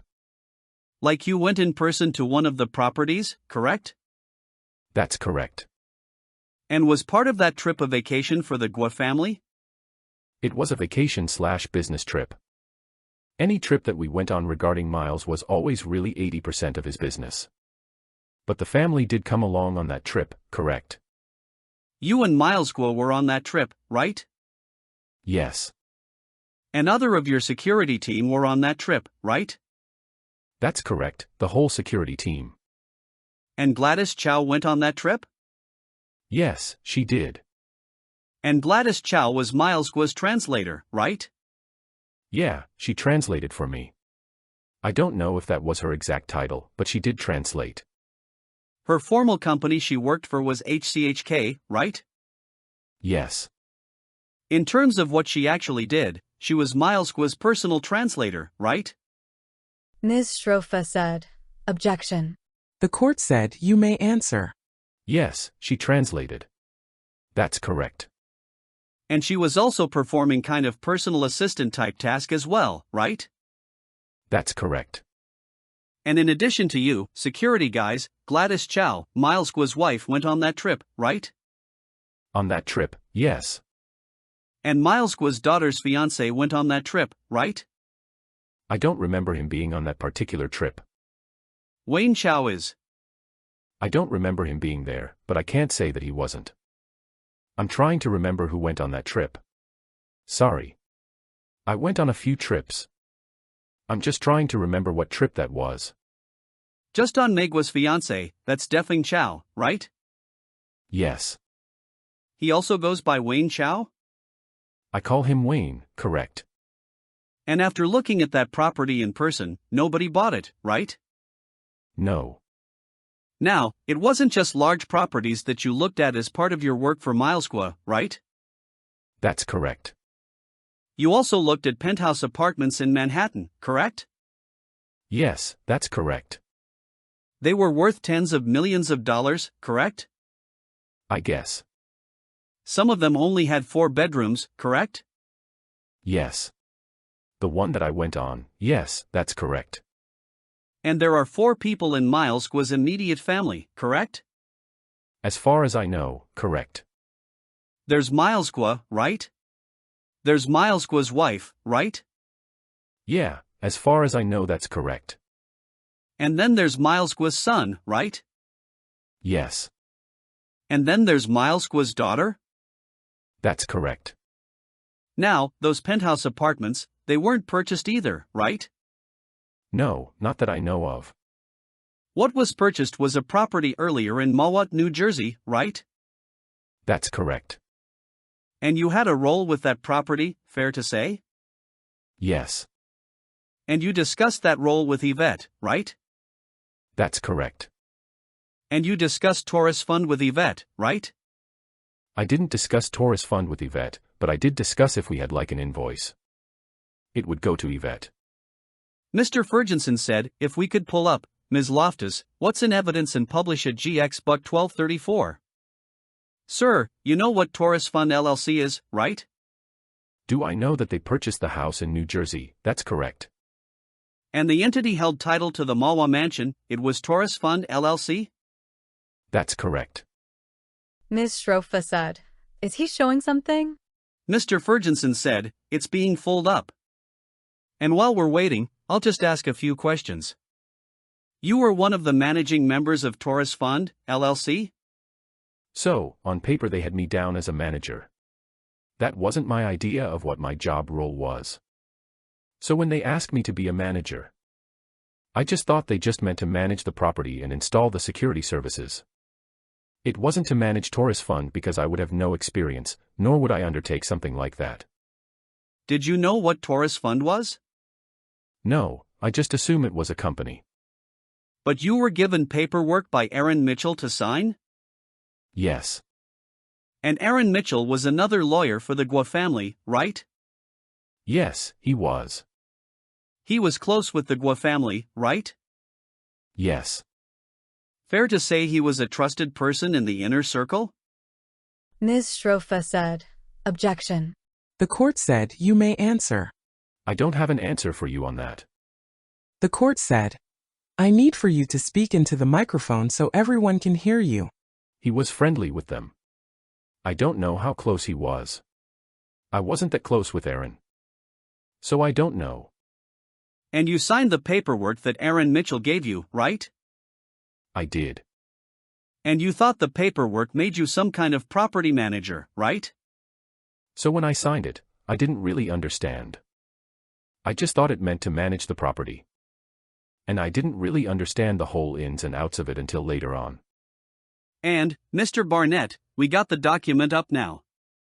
Do you see towards the middle of the page it says on the right, it says entity name? Yes, I do. And it says Taurus Fund LLC to the right of that? Yep. If we could go to page 3, please. Why don't we zoom on the boxes 4, 5, and 6? You see on number 6 it says name and address of each manager or managing members? Yes. And number 2 is Scott Barnett, that's you, right? That's correct.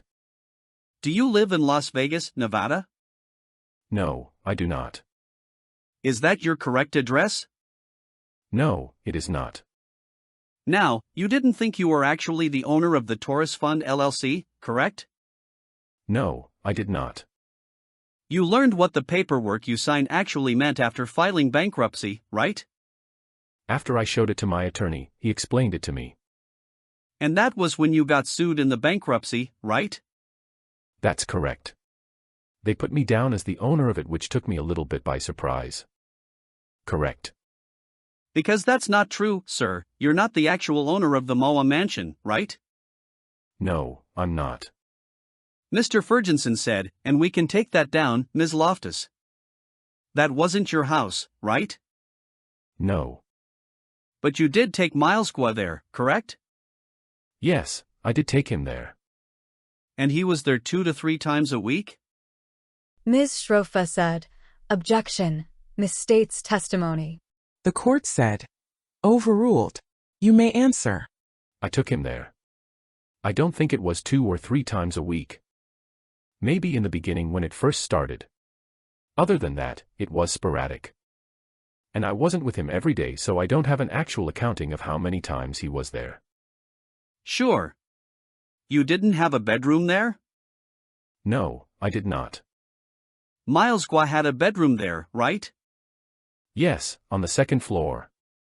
And Miles Guo's wife had a bedroom there? That's correct. Miles Guo's son had a bedroom there? Yes. Miles Guo's daughter had a bedroom there? That's correct. Miles Guo's daughter's fiancé had a bedroom there? That I don't know. And, in fact, the Guo family did not just have bedrooms there, is that correct? Ms. Schrofa said, objection, what's the question? The question was, the Guo family didn't just have bedrooms at MOA Mansion, correct? Ms. Schrofa said, objection to form. The court said you can answer. Did they have something in addition to bedrooms? I don't understand the question. I know what you're asking. But I don't know what you're referring to. Let me rephrase. These weren't just bedrooms. They were whole wings, correct? That's correct. They were multi-rooms. Portions of this mansion were just 4. Yes, one side like I don't know what direction that is, but if you walk into the right. One side was Miles' area. The other side was the Mrs. area. That's correct. And you didn't keep a set of Brioni suits at MOA Mansion, correct? Ms. Schrofa said, objection. The court said, overruled. You may answer. If you're asking if I kept them personally. Yes, sir. No. Do you own a whole set of Brioni suits? I own Brioni suits, but they're from the real, so they're used. I can't afford Brioni suits, sir. But Miles Guo kept a whole set of Brioni suits at the MOA Mansion, correct? I don't know. And, sir, you didn't pick the renovation to those wings, correct? I did not, no. Miles Guo was the one who designed that, correct? Ms. Schrofa said, objection. The court said, you may answer if you know. I don't know. I don't know if he was the only one that picked. I don't know. He had a role in designing them? Yes, he did. In fact, you walked through sort of the wing with Miles Guo at a time, correct? Yes, I have. And there were also renovations, just not to bedrooms, but to closets, correct? That's correct. And Miles Guo picked the renovations done to his closet, right? I believe so, but I can't confirm that. Ms. Shrofa said, "Could you keep your voice up, Mr. Barnett? I missed what you said after I believe so." I said I believe so. I can't confirm that. I believe so. And you didn't pick out the beds that were in the Guo family's bedroom? No, I did not. Miles Guo did that, right? That I don't know, cause I didn't have anything to do with that part of the construction. Do you know if the Guo family more generally picked out the beds in their bedrooms? I don't know. You didn't pick out the furnishing in their bedroom, right? No, I did not. Miles Guo did that, correct? Again, I don't know. I didn't have, I wasn't privy to that part of it.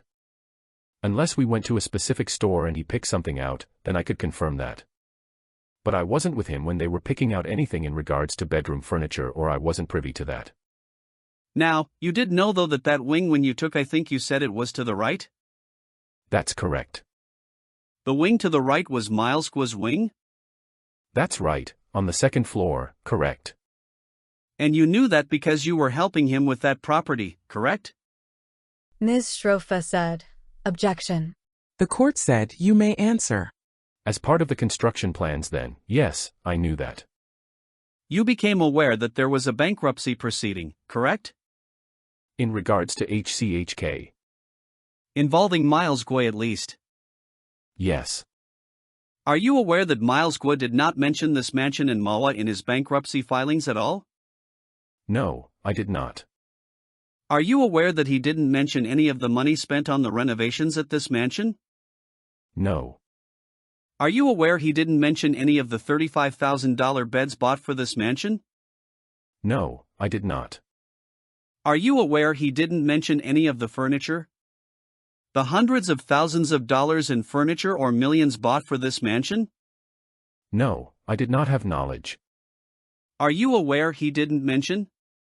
Ms. Shrofa said, "Your Honor, I think Mr. Barnett has no knowledge of what Mr. Miles Guo mentioned in his bankruptcy." The court said, "Ms. Shroff, I have said to you in the past that you are not to testify. If you want to make an objection, make an objection." Ms. Shrofa said, "Objection, Your Honor, cumulative." The court said, "Overruled. You may answer." Are you aware he didn't disclose the millions or thousands at least of dollars spent on artwork for this mansion where his family had wings? No, I'm not aware of that. Now, the money that went to Mawa was passed through a woman named Amy Buck, correct? That's correct. It was passed through her attorney. Ms. Shrofa said, "Objection to the form of the question as to pass through. It's inappropriate, Your Honor." The court said, "Well, if you could be more specific." Amy Buck was paying the expenses for the Mawa mansion, correct? That's who I sent the invoices to, correct. She was paying it through her attorney trust account, correct? Yes, I believe so, yes. Now, you testified on direct about a man named Sean Jing? Yes. And Sean Jing you said worked for HCHK, right? I believe so, yes. That was the company that he worked for, correct? I believe so. Same company that you believe Gladys Chow formerly worked for? That's correct. Sean Jing was another personal assistant to the Guo family, right? He was at one time. I think when, are you asking in regards to Moa? Well, he performed kind of personal assistant type task for the Guo family? Yes, he did. And he also acted as a property manager for the mansion in Mawa, right? Yes. And in the personal assistant type work, he did things for Miles Guo, right? That I don't know. I know he did assistant stuff. But I don't know what jobs he did or didn't do. And he did things for the Guo family more generally, correct? Ms. Shrofa said, "Objection, he just said he answered the question." One was to Miles Guo. This is the Guo family more generally. The court said, "So you may answer the question." Sorry. Can you ask that again? Of course. Sean Jing, he did things for the Guo family more generally? Yes. There were other people who did personal assistant type work for the Guo family, correct? Ms. Schrofa said, form. The court said you may answer. Yes. One of them was named Hank, right? Yes. He had a Chinese name, but in English he went by Hank, right? I don't know his Chinese name. And another one was named Jason, right? Yes. And you described them before as kind of like indentured servants, right? Ms. Schrofa said, objection. The court said, overruled. You described them before as kind of like indenture servants, right?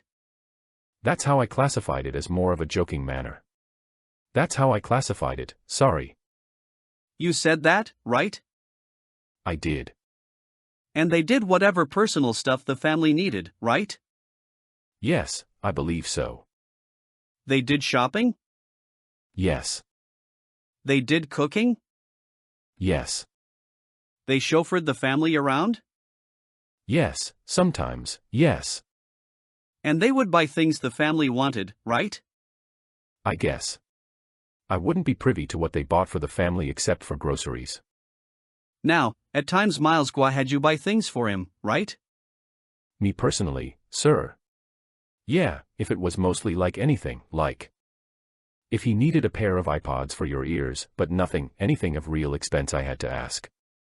He had you buy motorcycles for him, right? Yes, they had me buy motorcycles.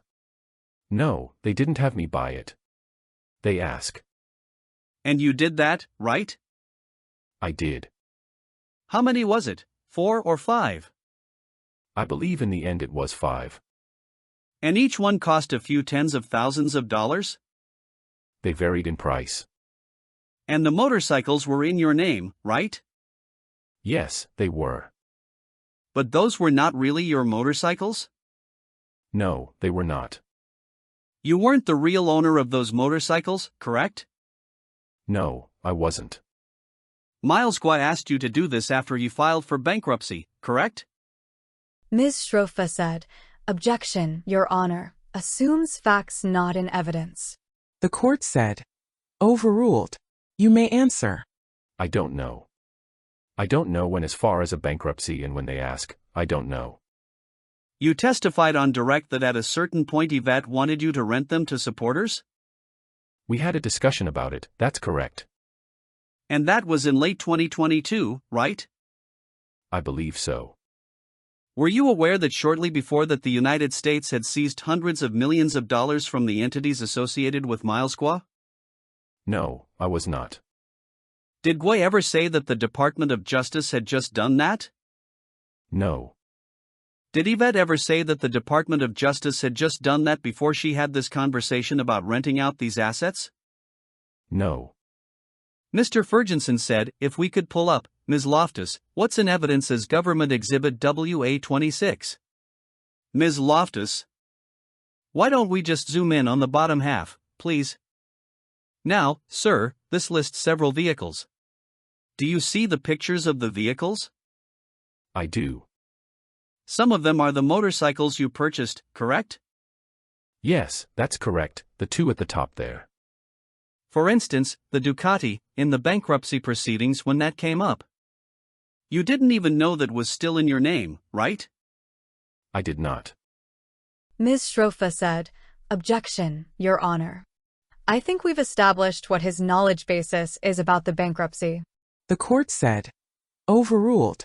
You may answer. I did not. You didn't know that that was still in your name, correct?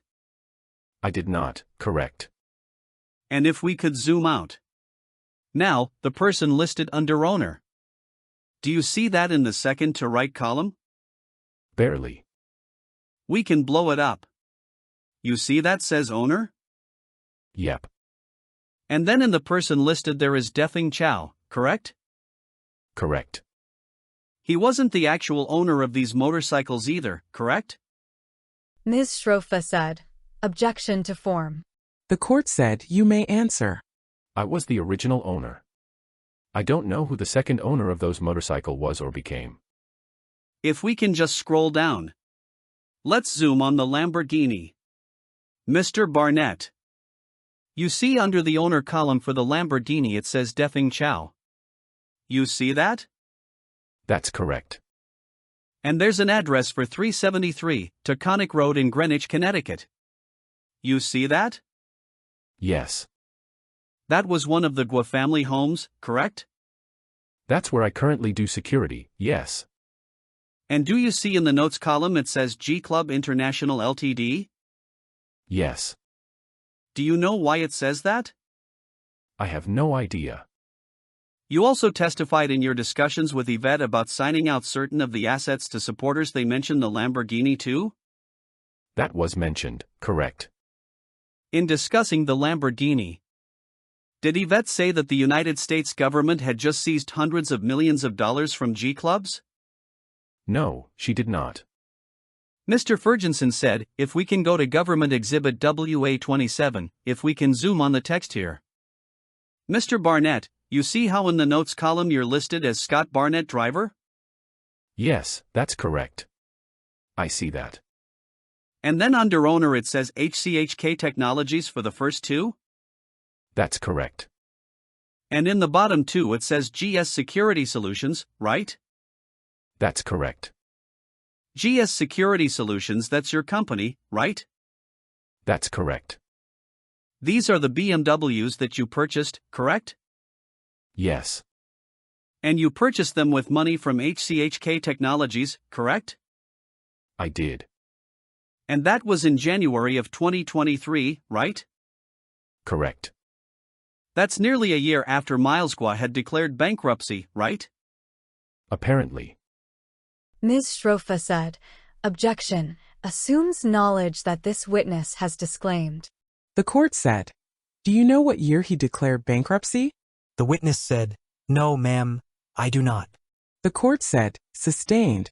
Sir, you used money from HCHK to buy those BMWs, right? That's correct. The money was a part of the startup agreement, that's correct. Mr. Ferguson said, now, we can take that down, Ms. Loftus. You also had a role in managing a yacht, correct? No. You received emails from the Liberty Yacht captain, right? Yes, that's correct. That was in regards to repairs that were being done because I guess Max Krasner was inundated with whatever he was doing and couldn't keep up with the constant emails from the captain. So Yvette asked me to join in on that to make sure that the repairs were getting done.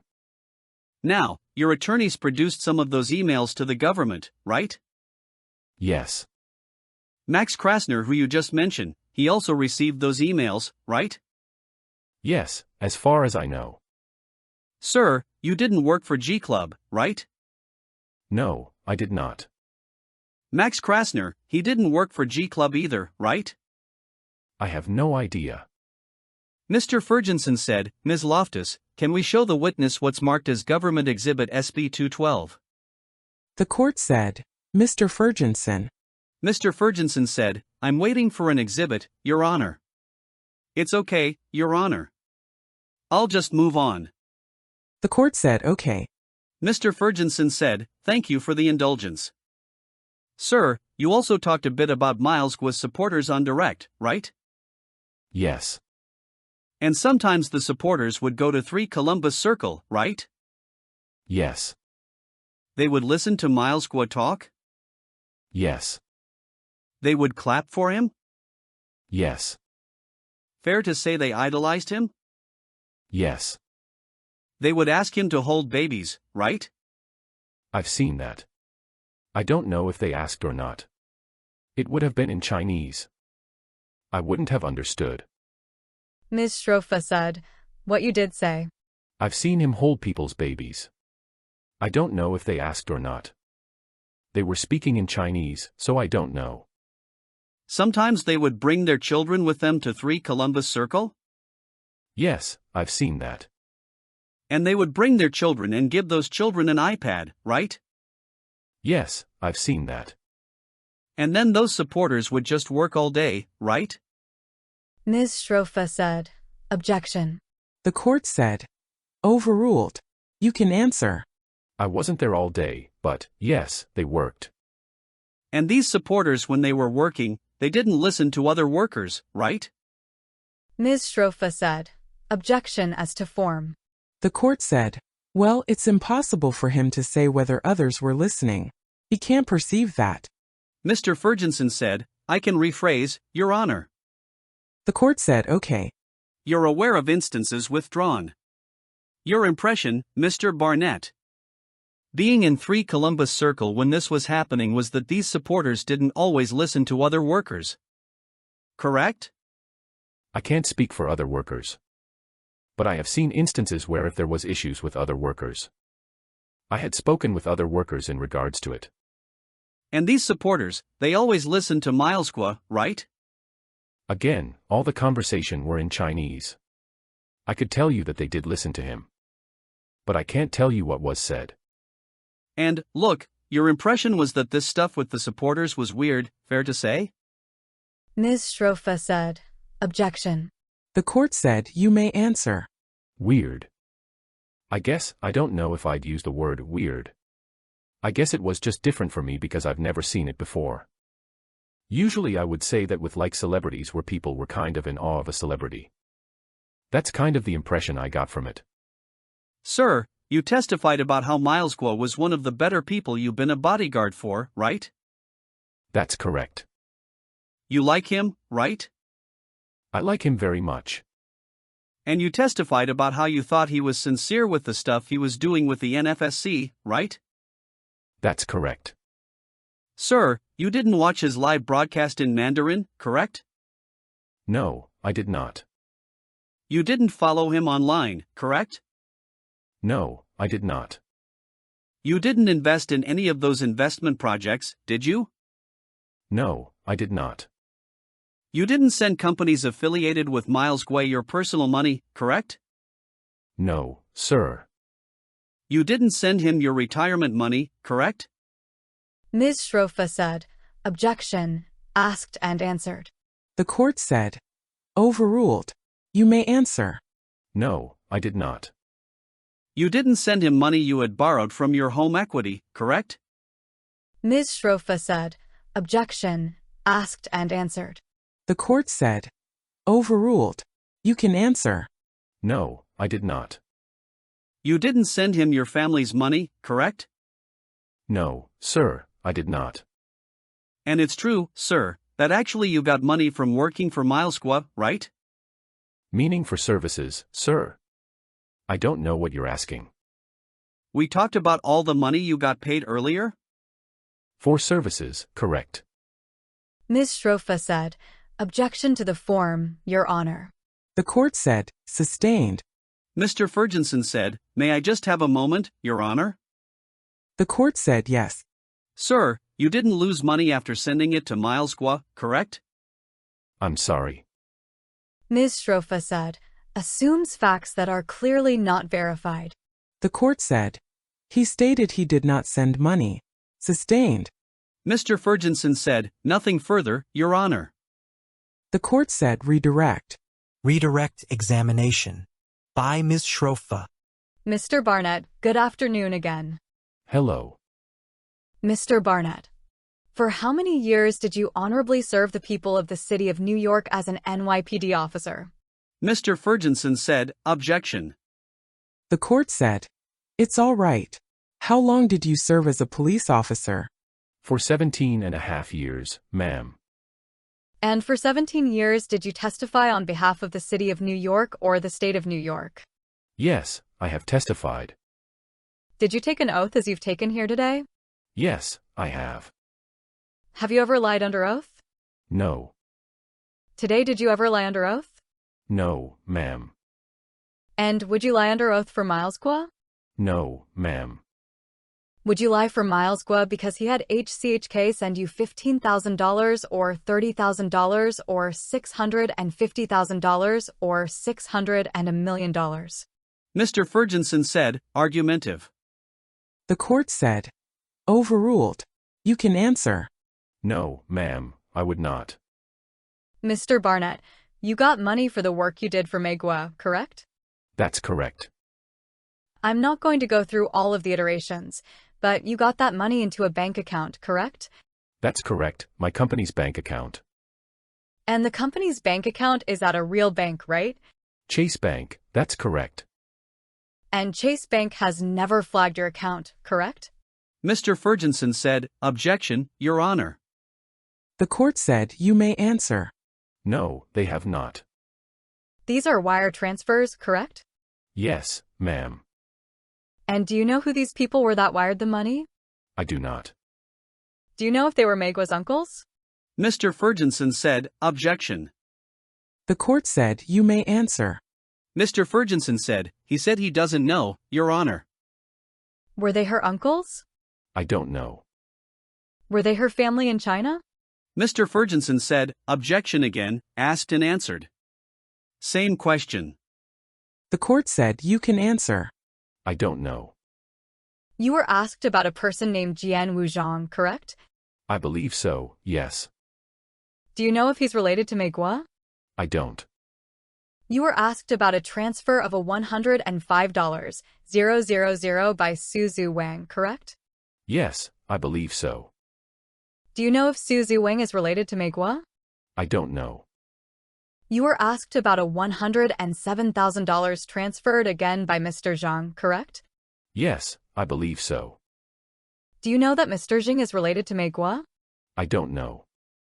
Do you know who Deshingyin is? I do not. Do you know if Deshingyin is related to Megua? I do not.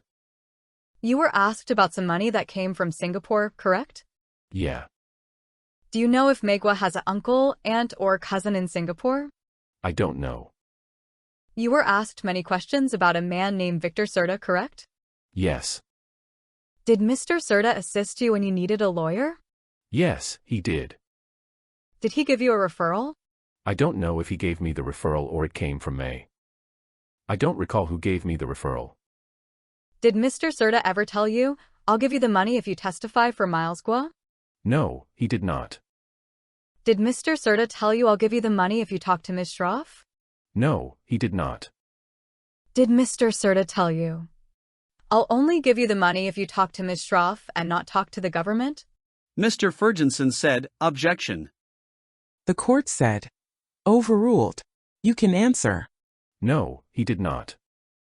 Did Mr. Serta attach any strings to the help he gave you? No, he did not. You were asked questions about a criminal lawyer that you hired or you were helped hire, correct? I hired a criminal lawyer, that's correct. Who chose that criminal lawyer? I did. Let me rephrase that. I apologize. I should know better. Criminal defense lawyer, who chose him? I did. Did Mr. Serta have anything to do with him? Not in picking him out, no. Did I have anything to do with him? No. Did any of Mr. Guo's lawyers have anything to do with the lawyer you chose? No, it did not. You were asked about a GoFundMe page, correct, Mr. Barnett? Yes, that's correct. Why did you need a GoFundMe page? Because the lawyers that I've had to retain were requesting their money. And I had nowhere else to turn to get the money. I don't have that kind of money personally. Victor Serta didn't give you that money, correct? No, he did not. Megua didn't give you that money, correct? No, she did not.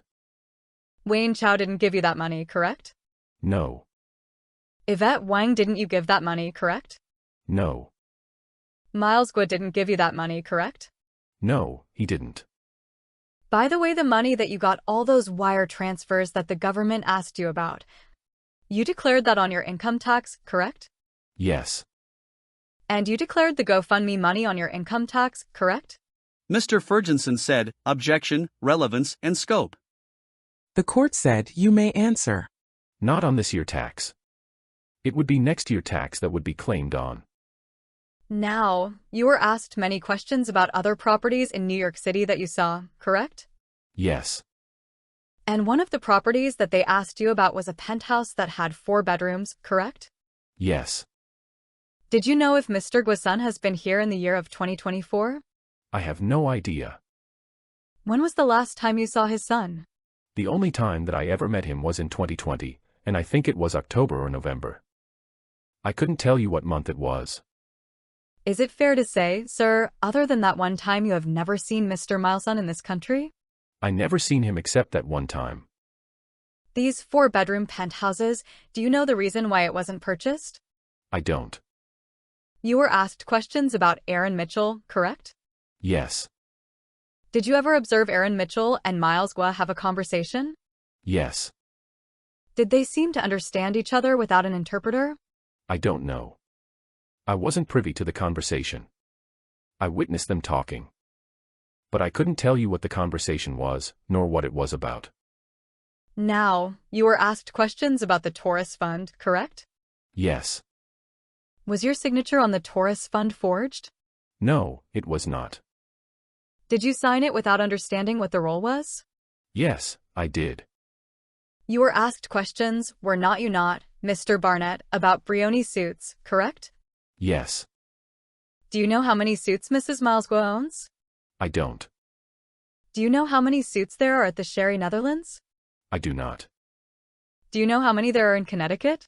No, ma'am, I don't. For all you know, the suits at Mawa are 1/3 of the suits he owns, you just don't know, correct? I don't know. At Mawa, did he broadcast from there? Yes, he did.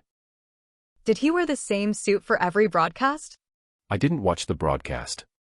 I can't answer that. I don't know. You were asked many questions about Mr. Guo's bankruptcy, correct? Yes. Did you know when he declared bankruptcy? I did not know. Do you know if he declared bankruptcy? I didn't know. No, I don't. Do you know sitting here today what he did or did not disclose in his bankruptcy petition? No, I don't know that. Do you know if he consulted a lawyer who decided what to put in the petition? I don't know. No, I don't. You were asked questions about Sean Jing, Hank, and Jason, correct? That's correct. And the government said that you called them indentured servants, correct? That's correct. And you said you were joking when you said that, correct? I said I was using it as a joke, but, they did serve the family. That's correct. Let's talk about this. Did you see Miles Guo interact with Hank? I've seen it, yes. How would you describe that interaction? More family, the best way to describe is family-like. But he was basically someone who did a lot of the work. He's a very hard worker. Do you know sitting here today if Hank and Miles left China together when he left? I have no idea. Do you know if they escaped China together? Mr. Ferguson said, he just said he doesn't know, Your Honor. The court said, sustained. Do you know if they were in Hong Kong together? I don't. Do you know if they came from Hong Kong to the United States together? I don't know. Do you know how much Mr. Miles has supported Hank? I don't. Do you know if he supports Hank's wife? I don't know. Do you know if he supports Hank's child? I don't know. You were asked several questions about motorcycles, correct? Yes. Lamborghini, correct? Yes. And then you were told or you were asked whether or not you were aware of DOJ's seizing assets, correct? That's correct. Do you know when the DOJ seized any asset of Mr. Guo's? No, I don't. So you would have no way to place your conversation with Yvette about renting these instrumentalities versus the DOJ seizure, correct? Yes, correct. You don't know if the conversation was months before the seizure, correct? Mr. Ferguson said, objection, asked and answered. The court said, sustained. You simply don't know, correct? Mr. Ferguson said, asked and answered. The court said, sustained. You were asked question after question about incidents and the seizure, correct? Yes. You have no knowledge of the timeline between the two, correct? Mr. Ferguson said, objection, asked and answered. Ms. Schrofa said, I could go through each of the instrumentalities. It will just take us a lot longer. Mr. Ferguson said he doesn't know. Okay. Do you know any correlation of the renting of the motorcycle and the seizure by DOJ? No, I don't. How about renting the Lamborghini and the seizure of DOJ? The court said, all righty. It's 5 o'clock. Mr. Ferguson said, Your Honor, may I have a very brief moment before you dismiss the jury? Very brief. The court said yes. Continued on next page. At the sidebar. Mr. Ferguson said, I'm having a child tomorrow. If there's any way I would be able to finish this witness today. I'll do very brief recross. I have very limited questions, if there is any way we can finish the witness. The court said, how long do you have? Ms. Shrofa said, since he objected quite a bit. The court said, oh God, this is terrible. Ms. Shrofa said, nobody comes before the client. Sorry. The court said, do you know when the baby is supposed to come? Mr. Ferguson said, it's a scheduled C-section. You have to leave at 9 to be there. Ms. Shrofa said, I'm sure one of his colleagues can step in. Mr. Ferguson said, it's fine, Your Honor, if Ms. Shroff is not going to accommodate. We'll sort it out. The court said, I'm so happy for you. Continued on next page. In open court. The court said, members of the jury, it's time to stop our work. We'll continue tomorrow morning as usual. Remember that you're not allowed to discuss the case amongst yourselves or with anyone else. Don't permit anyone to discuss the case in your presence. Don't listen to, watch, or read anything from any source about this trial. Have a good evening. The law clerk said, jury exiting. Jury not present. The court said, please be seated. Sir, you may step out. Witness temporarily excused. Continued on next page. Jury not present. The court said, so how much more do we have on the defense case? Ms. Shrofa said, Your Honor, we have Ms. Li, and I think we have one last witness after that, and then we're done. The court said, how long do you think all of that will take?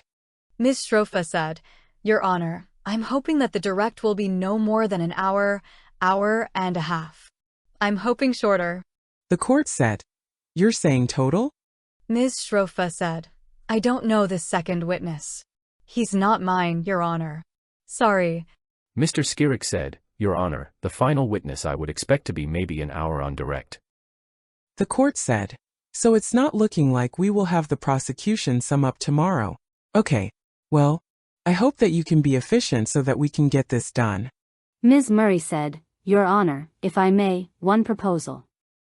We had the chance to speak with the defense on timing and on summations. I think the parties are in agreement that, assuming the timing is what we expect, which is the defense will rest tomorrow assuming that Mr. Guo does not testify as they've indicated. We would do summation on Wednesday. But perhaps we could take some of the time tomorrow afternoon with the jury for the court to instruct them just on the law part of the instructions so we don't waste too much time in the afternoon. The court said, you mean the substantive instruction? Ms. Murray said, correct. The court said, I think that's a great idea. You both agree to that? Mr. Kumraju said, that's fine, Your Honor. The court said, sure. Absolutely. Mr. Kumraju said, I think, and you'll correct me, I think part of Your Honor's instruction turns on deliberation specifically. So that might just come after summations, but all the substantive legal stuff would be out of the way. The court said, so I just want to get a letter from you as to from what section to what section you'd like me to charge the jury. Mr. Kumraju said, absolutely, Your Honor. That proposal is generally fine with us. The court said, okay. Have a good evening. Adjourned to July 9, 2024 at 9 a.m.